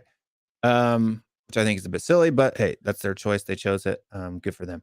But let's say that the pay gap, right? The wage. It is true that there is a 15% difference between the mean income of men and the mean income of women.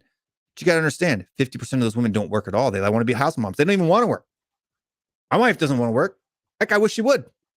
She won't. She doesn't want to, right? So there's a big. So you take her income, my income. Her income 0, and mine is what it is, right? Big disparity, right? But that's included because she's a taxpayer. She has a tax ID number, right? That's taken into account. It also takes into account how there's a bunch of different circumstances. When you dive down in it and you start peeling away the outside overall general statistics, you start to realize that most of the time in the same career field with the same qualifications, women actually tend to make a little bit more than men. Not in all cases, but in some cases, right? So you can't just latch on to the ones you like. That's the whole thing. Sexist. Like, I'm not being sexist. I'm being honest. Right? So what I'm saying is, it's just like flat earth. So when you're an eye test only merchant, right? When you say screw the data, stats are dumb, or like I hear like, oh, the surface score rating is inaccurate. No, it's not inaccurate just because it doesn't agree with you. The metric by which it does, it's not inaccurate. Okay, for what it judges is not inaccurate. Who was the best defender against Burnley? I don't know. No, according to SofaScore, I'd have to look it up. It was Sanchez, according to SofaScore, right? Okay, then it was Sanchez. Statistically, it was him. And who created the biggest mistake in the entire game? Sanchez. Do you remember? That's your opinion. No, it's not my opinion. It is your opinion. What goal? What mistake did he cause that led to a goal? No, it didn't lead to a goal because it led to a great save from Hugo Lloris. Do you remember? Okay. Maxence Cornet. So how come he's the best rated defender? Because other than that one instance, because you're basing. Hold on, stop. I'm going to tell you why. Listen to what I'm saying before you interrupt me with your hoobadaboo, right? You are rating his entire 90-minute performance off of one event. SofaScore is basing his entire 90-minute performance on the entire 90-minute performance. Does he get knocked down? Stop. Does he get knocked down for that one event? Yes. But if there are other things that take his total score higher than the negative of that one event, he gets a good score. It's objective. Your opinion of weighing that more than the others is subjective. No, it is. Because imagine if Cornet... No, it is. No, but if Cornet did score, would his score if he did, what if? There is no what if in reality. Dietrich Kane. No, it is because it was a great save. I think so. This is what I'm basing off. It's not the. I'm gonna use the same analogy because I said that's what I say. It's always a good, healthy balance. Because if I could go back to the other argument, once again, I'll go back to what is going on in the country. Okay, the percentage of me being not possible. You can't have perfect stats and shit work ethic on the field. That's impossible. The percentage of me going outside and being Bruno Fernandes, me being killed by a cop is so less stats wise, but yet when people go by emotion eye test of police brutality, it makes it seem like when you step out, there's a great chance it's going to happen, but in reality, it's 1 in a million that it's going to happen. So that's when someone who's too much on the eye test. Or I don't even call it eye test, feelings, because sometimes feelings may lie to you. Feelings may cover the truth. You know, that's what sometimes when people, as a counselor, I hear people, this is how I feel. And I take it out to how they feel, but I get to the point of now reality. But I feel mad because this kid called me ugly. Well, let's go to the facts. Do you believe you're ugly? No. So why did you get mad and upset? Because he called me ugly, that felt that way. I said, okay, because we're not robots, we have feelings, But when we are able to process those feelings, then we are able to get to the point of the truth of the matter. Exactly. So that's why, in sports, especially, Same thing. it's the same thing. You have that balance where it's just like, wow, I feel that this player is gonna be a good player. All right, now your stats is gonna have to pan out.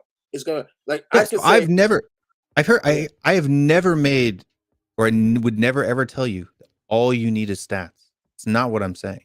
yeah. I'm saying when I have an opinion and Mari has an opinion. So, for example, say we're two students and we just got in a fight, right?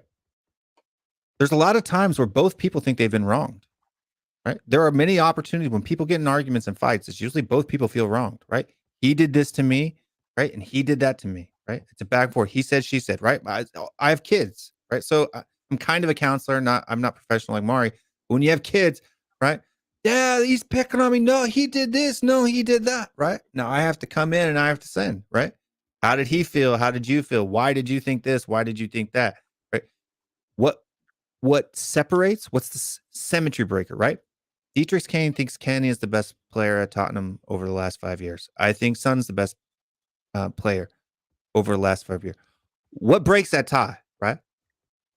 What breaks it? What's the symmetry breaker? The facts, right? The facts down the middle, right? So with my eyes, I see Son. With his eyes, he sees Kane. What is the thing that makes one argument more correct than the other? The facts. Where do you go to get the facts? In the data. Individual achievements. No, not an individual achievement. I'm not saying I'm not saying Son has won the most awards for Tottenham. I said he's the best player for Tottenham. There's a difference. Yeah, but if you're shit, you don't win those achievements. Team sport, bro. Okay. Okay, so Michael Jordan's better than LeBron James because he's won more titles. That's your argument, right? But it's true. It is true. That's not true. It has nothing to do with their ability as basketball players who won more titles.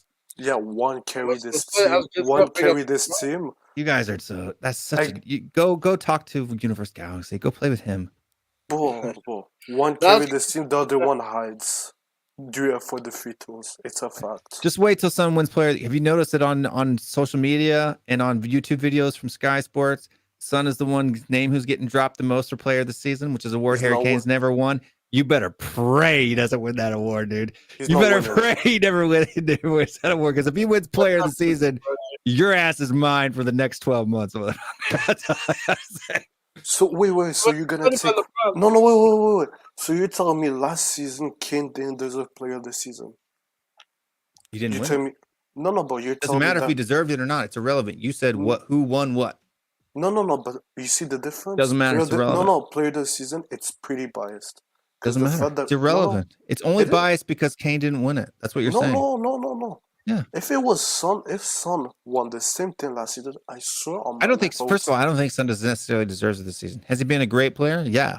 Do I hope that he wins it? Yeah. I think that I think Son's got two things going for him. One, there's a vote that's held to it, and he has 50 million people voting for him, right? Two, there is a element of the press who gets a vote, right? So the vote's divided, I think it's into 3 parts, right? It's press, votes, and players, right? Or something like that. I don't know. But so it's like the top 10, which to be honest with you, comes from that ICT metrics that they get from the stats from the bonus section. How did Ruben Diaz won player this season? What helps Son's case this year more, I guess, than Kane is just that. No, I don't say the opposite. No. Listen, no. Is that we finished 8th, whereas now we're actually 4th, top 4. Yeah, with top 4. So now people are it's kind of like a trophy. 20 goals, no pens. Like, so that's got in people's head. Also, too, everybody's got this thing where it's like Son is so underappreciated, right? So there's that whole narrative in the people's minds, so they get him a bonus. I'm telling you right now, if Son doesn't win player of the season this year, I'm telling you right now, just stop watching the Prem. Honestly, I'll be honest. He deserves it. If it's Salah, I'm done. I'm done with those. Salah's already run the Writers Player of the Year award or whatever, because that happened months ago. But he has a good chance of winning because I think he's got a good chance of getting PFA too. Because if you notice there's a lot of pros coming out now. If you're looking on Twitter and you're seeing the things, this player said this about Son, one of the hardest players, blah, blah, blah. I'm telling you right now, I have a gut feeling the Son's going to end up winning player this season. I really do. But it's not a good achievement. That's my issue. It's not something like that's incredible. Is Golden Boot, is that an equal opportunity award? No, but at least Golden. No, but you see the difference with Golden Boot. Like it's not a good trophy either. No, it's not. It's not. I'm not saying the opposite. I'm saying it's an achievement, but is it a wow factor? No. At the end of the day, you win titles. That's the most important. I will say this though, because you met actually a buddy of mine who's in the AAU circuit. AAU is like travel basketball, like college basketball, high school, and junior high school, middle school. I remember him saying, and mind you, I was just like, because I like to see more proof of the pudding. He said, "Oh, this kid named LeBron James, this dude is going to be one of the legends. He may be one of the best players." And I was late to the game on the hype because I don't like buying hype. If you're selling it, I just. But I told her, I said, nah, we'll see. But I'm not so. The guy said, "Yo, LeBron James will be." Now he went on a hunch. He went with an eye test. Eventually, LeBron had to prove his argument to me. It took a couple seasons. He's right. He's the most overrated basketball player in the history. But he overrated. He statistically achieved what he needs to be achieved. Just because you don't like him doesn't mean it's not. I don't like. I never Look, said I don't sport's like about results. Yeah. No. But imagine leaving your club to go and form a big three to win titles. Does that make sense? I didn't like that either. But you can't hate. You can't hit they hang it because the whole basketball community hangs the fact that he didn't have as many titles as Jordan. That's why Jordan was better than him, which is a nonsense argument. Jordan is not the greatest basketball player of all time in any metric statistically at all. He's at best fifth, right? Okay. LeBron James isn't either, by the way. LeBron James is like second. You can say he's not the best at metrics, but if you ask any player in the world, they all tell you, I was scared to defend Jordan one-on-one. Because I know he's going to beat me. Every single one. I don't even know if that's necessarily true now. It is. No, go check. If you don't believe me, go check. You have to look at like men beat. There's actual statistics to do that. I did a whole workup on it, by the way. Even Gary Payton, one of the best defenders ever played the game, even said Jordan killed him. I do have a spreadsheet on this, by the way. That's probably the most, because of this. Not this is a basketball stream, but I did it just to argue with even Kobe, one of the greats, even based his game on Jordan. Goat stat per game. Yeah, and I'm a Jordan guy because of that mentality. So Jerry West is the greatest basketball player of all time, followed by Wilt Chamberlain. For me, it's Kareem. In my opinion, it's Kareem. I think Jordan's first or second, like it's a debate. But for me, it's Kareem. Not even a but one of the most unstoppable shot. Kareem Abdul-Jabbar is 24th. Yeah, but he had the most unstoppable shot. So you cannot say the opposite. No. Jerry West is the greatest basketball player of all time. Where I test can work, but it has to be proven. It's gonna have to be proven, and it was proven. So, like I said, people think I'm joking. I'm not joking. I literally have a spreadsheet on this. But it's nonsense that Jerry West is the best. It's nonsense, bro. It's true. How many titles did he win with one of the best teams? He couldn't. It's not about titles. We're talking about the best player, what they did on the pitch. He couldn't beat Boston. You guys think I lie? Like I'm not. I actually have a spreadsheet on this. This is every statistical metric that's measured by the NBA, weighted and scored. Yeah, I see there. He got AI. Jerry West is statistically the greatest basketball player of all time. Wilt Chamberlain, Michael Jordan, tie at second. Allen Iverson, Alan Baylor. Larry Bird is better than Damian Lillard. Come on. He's not. What is that? We're talking about the categories that they won. But anyway, this is the Tottenham. No, but this is nonsense. No. It's not nonsense. This is statistical. It's a fact. But you cannot tell me that that Damian Lillard is better, even with stats. Just using stats as your own argument is better than Larry Bird. We've been going 5 hours, my friend. I'm about done with this. It's time for me to go drink some beer. Stop I got drinking early beer. meeting You tomorrow. have a belly. Oh, dude, I haven't left the stream. I had 2 with me at the beginning of the stream, and those were gone 3 hours ago. So let me ask you a quick question before we leave. Sure. Do you guys think we will lose against Norwich this Yes, Sunday? I think Harry Kane is a purple patch player.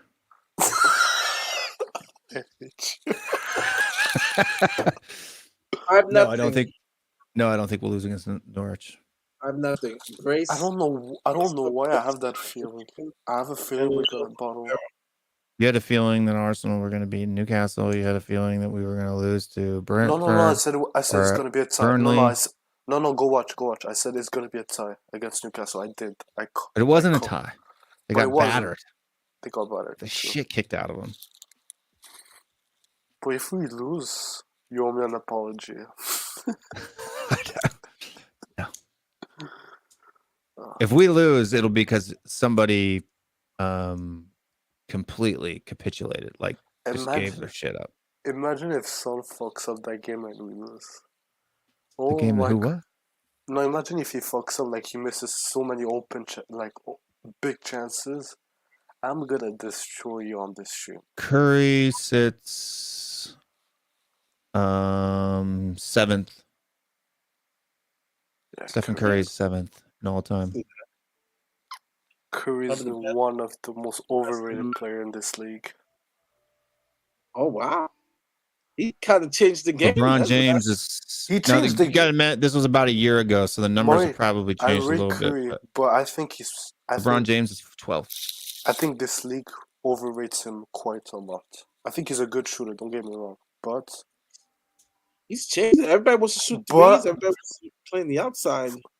He's been what's it called? He missed so many big chances to win. He did that a lot of times. The only category, and correct me if I'm wrong, but I think LeBron James might have surpassed Jordan on this now. I don't know. But the only category that was points. He did. Because Jordan, he's only trying to Kareem. Yeah, because Jordan, he retired 2 times. 2 years. Yeah, but I think it's like seasonal points. I'm trying to see what this. It's just total. I think it's total points. I think Jordan is.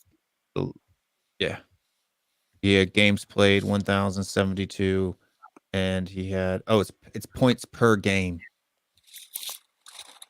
So he has 30.1 points per game average.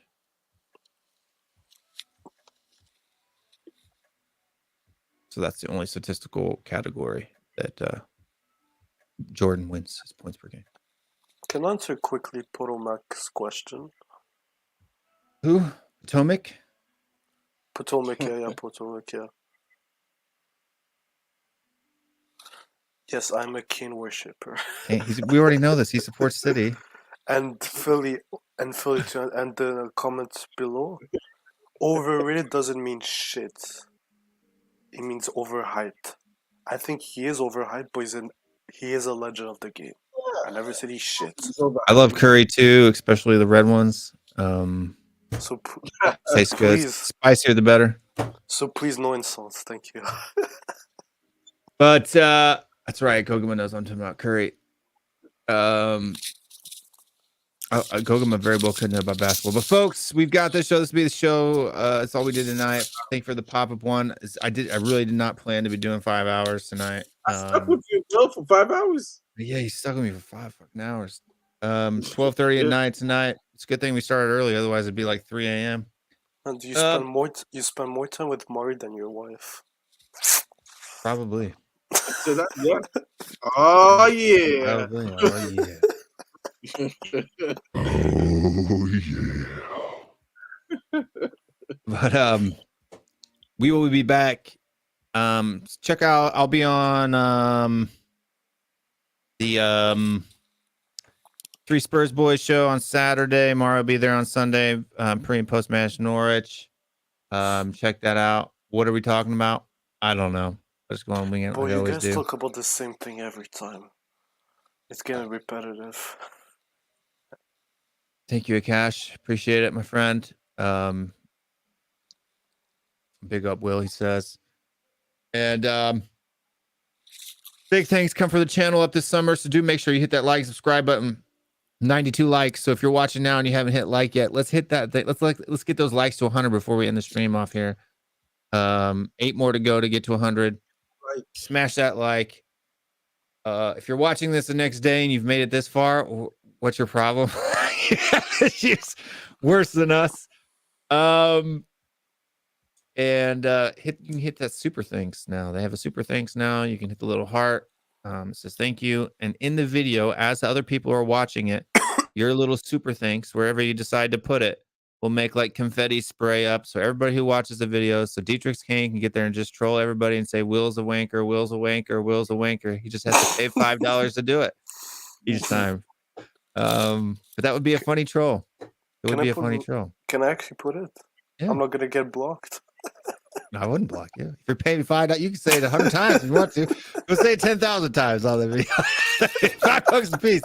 Knock yourself out, bucko. I'll take it. But yeah.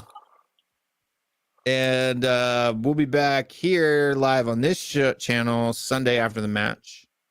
I want to do a watch along, but my son has a tournament this weekend, so I'm not going to be able to do it. I may have to watch the match from the road. Or in my car. And then what else? This summer, like I said, a bunch of new series coming on. We call it the True Transfer Show, meaning that we don't hype up players beyond what they're supposed to. We dive deep. We peel back the layers of the onion. And we find out the truth. Can I join the show? I don't know. And pull another Emerson. Blowing up Emerson, just like you said, like all these people who bigged up Brian Hill, who bigged up Emerson. Right, we're gonna go out. We're gonna find the truth on these links. Right, like everybody's upset about Ambersat. Is he as bad as people say? Who? Emberat. No, whatever his name is. No, he is shit. He is shit. I don't know if he is. No, I watch him with the national team. He is shit. We're gonna do some clips. We're gonna do some clips with that too. Since we're a US channel, we can do fair play. We can make stuff smaller, do stuff. Good morning, just waking up. Thank you, Aaron Dub. Smash that like button. We need 6 more, Aaron, to hit 100. Help us out. Help us get to that 100 likes. We're about ready to end the show. 5 hours. That is correct. And Rubat. That's correct. Thank you. We got 94 likes. We need 6 more. Smash that like button. Isn't real high score 5 hours? No, I've done like 6-7 hour shows before. Okay. 5 is up there. Last show was 5 hours too. You guys like to keep me on, dude. Because what it is, I start this show early, and then you late people start jumping on right about when I want to end it, and then we get rolling into the night crew. And I'm the only one that ends up being. Mari stuck with me the entire time today, so God bless him. But I'm not even joking. I was sick, and I'm still sick. And the key fact is you hate mumble rap. That was I hate mumble rap. Highlight. That was the highlight of my day.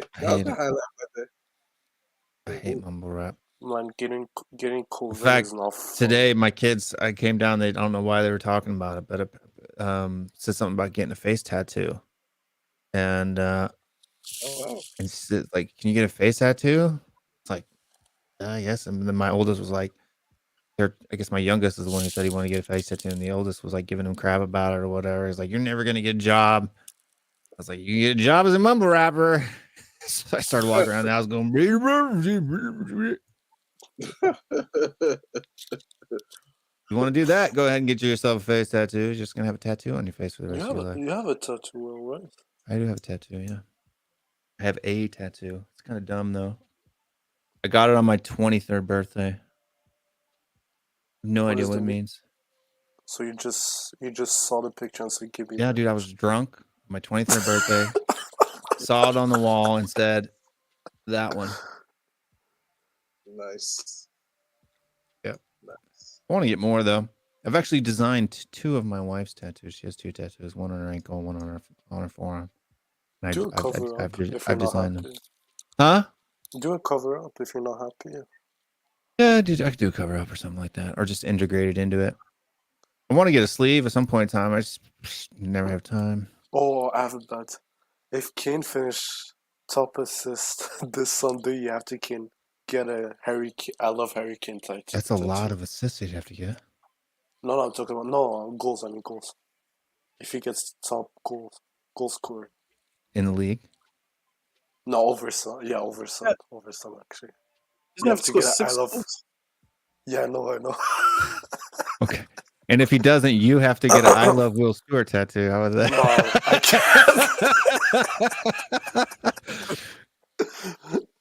can't.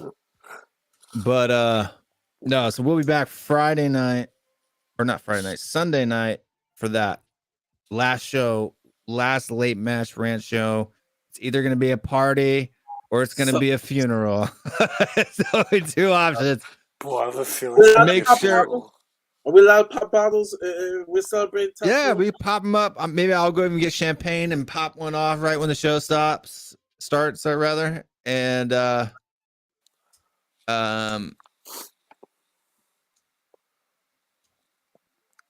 Potomac got nuts there for a second. Yeah, I'll go get Muslim. We have and then we have but this coming up this summer, a lot of things going on. Big things going on the channel. There's gonna be some changes, some things you may or may not like, but I think everybody's gonna like it. Boy, you always sit down, then you get lazy. No, this is happening regardless. And then we've got some other stuff too. Remember that if we hit 2K by the end of the season, I'm doing a giveaway. I'm giving away 2 shirts for free. We're only, I think it's like 190 subscribers off. Share it with your friends, and then we'll do a live thing where we pull people out of the chat and give away some sweatshirts. Also, too, I don't even need this, but I bought it just for you guys. To do a video on how to do a quality football stream, and I mean technically, right? Like I'm known as the setup guy. It's going over the gear. What can you do? Because a lot of people are going out there and buying little stuff, cheap stuff, and they're wasting a lot of their money. So I want to say, this is how you do it. Here's the order that you buy these things in, and what you should buy. We're going to be doing a review of each one of these products, and then heck, I may even give this away at the end of it because, like I said, I don't need it. So, how much would you sell me the Harry Kane thing at the back? That? Yeah. Or that one there? That's Kane and Son. That's just Kane. No, just Kane. I don't want Son. Buy one, man. They're like $100 or something. Where did you get them? I can't find them. I got them on Amazon a while ago, or not on Amazon. I mean the Spurs shop. Please send me the link. Yeah, I'll see if I can find it. Then we so we'll be doing that. All the different products, what my suggestions are, and we'll have links in the description of those. You can actually find a lot of links to all of this stuff already in the description right now. I've got this one here. I may even be giving this away too for actual streamers. So for people that don't know what this is a Stream Deck. Mari's got one. Have you started playing with it yet? No, I was waiting because I'm actually going to be moving in a couple of weeks after I come back from Mexico. And I'm going to launch the new, the channel name is the same, but the name of the show is actually going to be Spurs Lounge. Taking out love. It's I don't know, for some reason, not a lot of people, because a lot of people are smart enough to know it's a Spurs show, but there's some people, I guess, they see the love and they think Pornhub or something like that. And so I don't know, just change the name. Yeah, Spurs Lounge. Yeah, that'll work too. But I'm just gonna change it to Spurs Lounge, and so that's one of the big changes I'm going to do. So we get a little new theme song and stuff like that, and you got to keep the Love Lounge show though. Just you can have the channel called Love Lounge, and the show can be called Spurs Lounge. We keep the same thing. The content of the show is great. One of my favorites. I don't watch a lot of YouTube, to be honest with you. I don't watch a lot of creators. I'm very selective with who I watch, and I always watch your show. So thank you, brother. Thank you for the support. And yours is probably one of the only shows that I watch back if I've missed it. like last night I couldn't watch it live, and I actually watched it back. Yeah. Back. Nah, thank you for the support, man. I try to work hard with the content, the topics, and put a smile on the face. It's different. It's definitely different, and so Yeah. So we'll either be giving away like a stream deck, or maybe we'll be giving away a camera, or maybe the microphone, or maybe we'll pick one winner, and they can choose what they want out of the Thank you, tray. Spurs. 35 Spurs boys. Thank you. Yeah, I think you call it the hate loud Spurs hate loud. But no, thank you guys for the support and stuff. Because really 2 more likes to 100. Let's go. Should I pull a David and just be, I ain't in the show till we get 1 more like 2 more likes. Let's go. Come on, you Wills army. Will, chill. But it's okay. We'll get the 2 likes tomorrow. I would love to see John on the show. Fitzpatrick. John Fitzpatrick, links at the top, buddy. John's always welcome to come. He's scared. I love John Fitzpatrick. He's too funny. The way he rattles Will, it's too funny. It doesn't rattle me though. Like people think you guys rattle me and you don't. No, not me. Him, yeah. No, but nobody rattles me though. Just because I correct you doesn't mean you've rattled me. I correct everyone. You get Man, how is your wife not tired of you? We just don't talk much. That's how we get around it. Have you seen Vieira kicking an Everton fan? Who? I saw it on Twitter. Vieira. Yeah. Patrick Vieira kicking a fan. I haven't. That was funny though. But guys, we're getting the hell out of here, dude. It's almost dang near 1 a.m. and I got a 9 o'clock meeting tomorrow, so I go to bed. That's what we're doing for that. So we got the True Show. We'll be doing the streaming series. So if you want to learn how to be a streamer, or if you are a streamer and you want to learn what gear you should get and what order you should buy it, save yourself the most money and get the best quality product. Because all this stuff, right? All this stuff that looks like big fancy, oh my gosh, that's going to cost me a fortune. All of this stuff all together, maybe $500, man. Maybe $500. So how does this stuff compared with like, the high end? And this is not even really high end. This is more like medium end stuff. High end stuff gets crazy expensive. You're talking like $4,000 for like a Sony FX3. But I'm not that rich.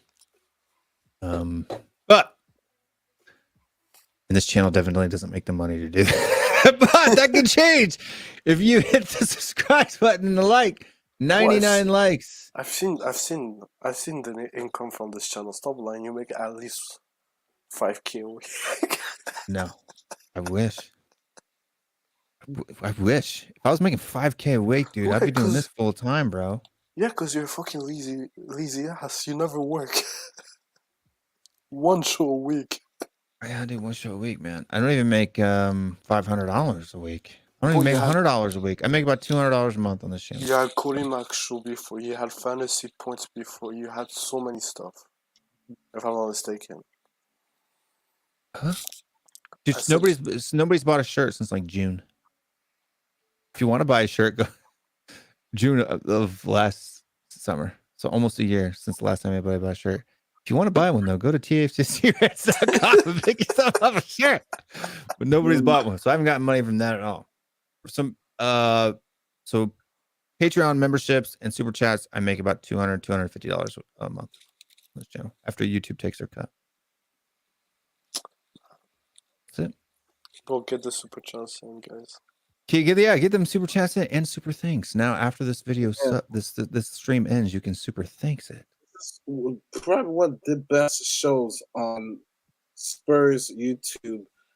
This is a show that gets rival fans on, and Galaxy Universe. This show it's original, man. It has everything. It has the debates. It has that's why I love the show, man. I jump on the show because it's good time talking with my brothers about sports, about Spurs. and it's a show that it's nothing like it. I mean, it's the rant show. Like, what can I say? It's that's why I try and appear on every week, even from outside the country. Because it's a fun good show. Mario, I It's- joined this show because I like you, but I hate Will. You see? That works. Does the- See, and so Rico said Z99 makes a good point. He says, mate, will us third country don't pull up $500 that easily? Good point. Because that's the whole point of the series is I'm gonna tell you the order in which you suspend it. I'm not saying you got to go buy all of these things all at once. I'm also going to teach you in which order you should buy each one of these things, right? What do you buy first? Do you buy the light first? Rice. Do you buy the camera first? Do you already have a camera? Do you have a phone? Right? Because if you own a phone, you pretty much own a camera right now. So which one of these should you buy first? Whoa, Bruh. That's that's the key. a new idea. He has a new idea. Stats don't lie. Stats don't lie. Bryce Shirt. calls. I always say that I'm going to design new shirts, but I never do. Yeah, because That's you're a good lazy. idea. That's a The good show was idea. popular when Cody was on it. It was rational, but now it's just irrational with Will hosting alone. Brian Gill host. It's true. It's true.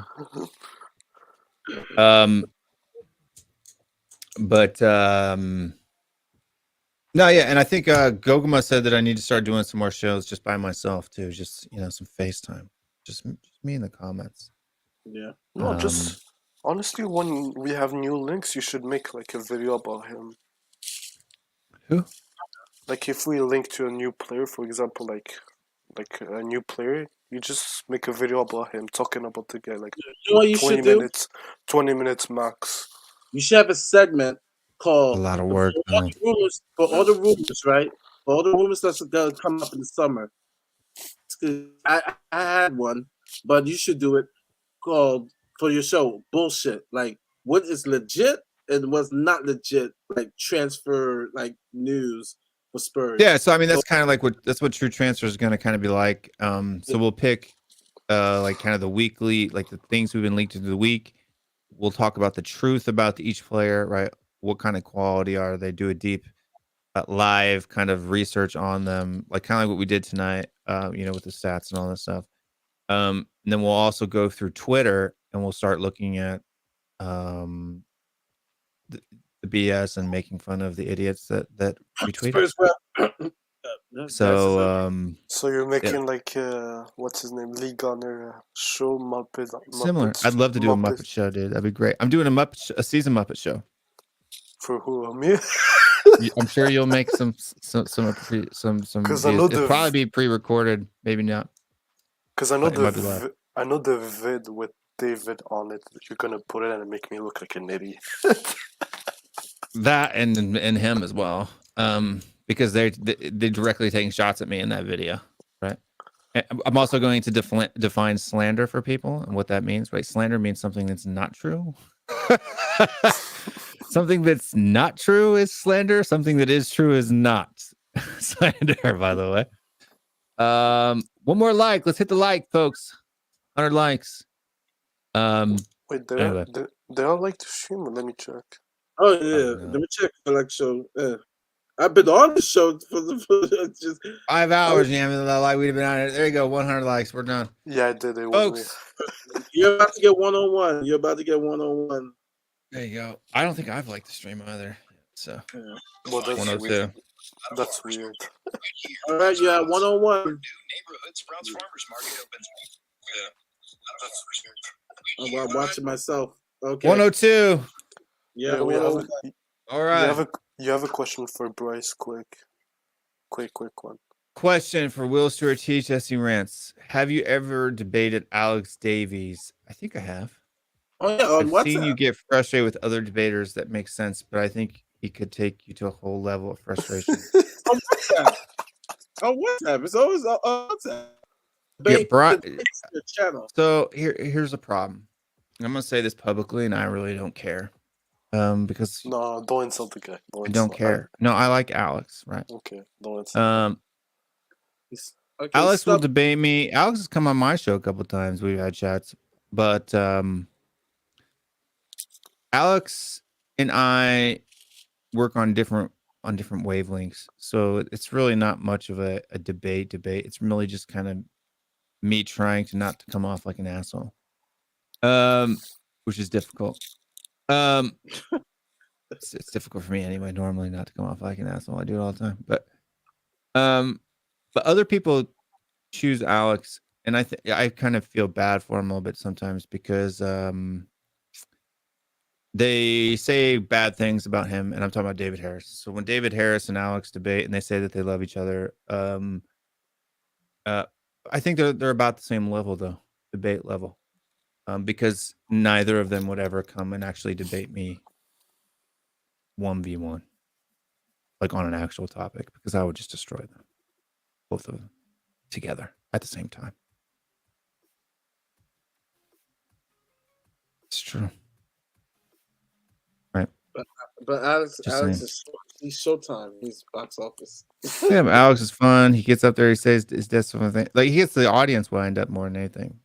Yeah. Anybody, I will debate anyone at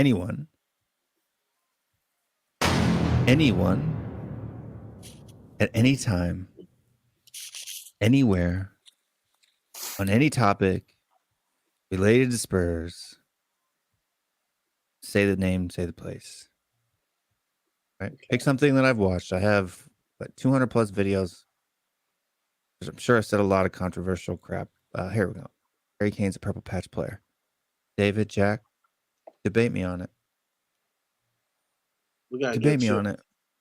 Right. We gotta get Don't you call on me the a cheese. slanderer and silent. Debate me We on got we gotta get you on the cheese room. it. Get me on the cheese room. Caller. No. Debate don't me talk, on it. Please don't talk about Last cheese word on room. Spurs. Debate me on it. I've never seen Chris more Cowan. Debate me on it. No, I've never seen Chan, debate me on it. more idiots than cheese rooms. They're actually idiots. I'm gonna do my e-golver. Where are you? Come outside! Come outside, Shan! Tell me Emerson is a good player. Come on outside! That was my ego impression. Oh man, that's funny. Well, but it's Dietrich is Expressions. friends with Egal, aren't you, Dietrich? Who? Expressions does a Egal. debate. Who? Egal. What the fuck is he going? Come outside, Tottenham fans. Where are you? He's also the guy. That idiot. No. I don't even know this guy. Expressions would not do a debate. He doesn't. Yeah, He doesn't debate. Expression doesn't debate. Anybody Like- else who thinks they know what they're talking about, Yeah, Expressions doesn't debate. He said. Hit me He up. said. He's anywhere, anytime, any place, for free. Yeah, we see issue. We need someone that's a stat addict like you to debate you. We need a stat addict. I don't Good know. luck. Oh, Jack. I know Jack, one. I know Jack one. trash, Jack. No, It no, wouldn't he's be. good. No, I would stop. love it. It would be the night of my life because I No, would he's- literally obliterate. No, he's good with stats. He's not. He's good. He's good. He's not. He's great with that. He's not. Stats with Jack is like football flat earth, right? I'm telling you. That is subjective. Jack has one skill, and I'll tell you this right now. He knows a lot of names of players in like Eastern Europe. Yeah. Yeah, but the issue with that, like, you can't tell me he watches the games. Like, you can't tell me that. No, he just looks him up. I mean, he Yeah. maybe plays a lot of people. I don't know. He has an interest apparently. He knows a lot of names of players. Oh, true, he's German. That's about it. Oh, yeah, he's German, so yeah, he watches a lot of East, like, European football in general. Yeah, true. His ability to do a statistical analysis is not good. It's not. Oh, that is subjective.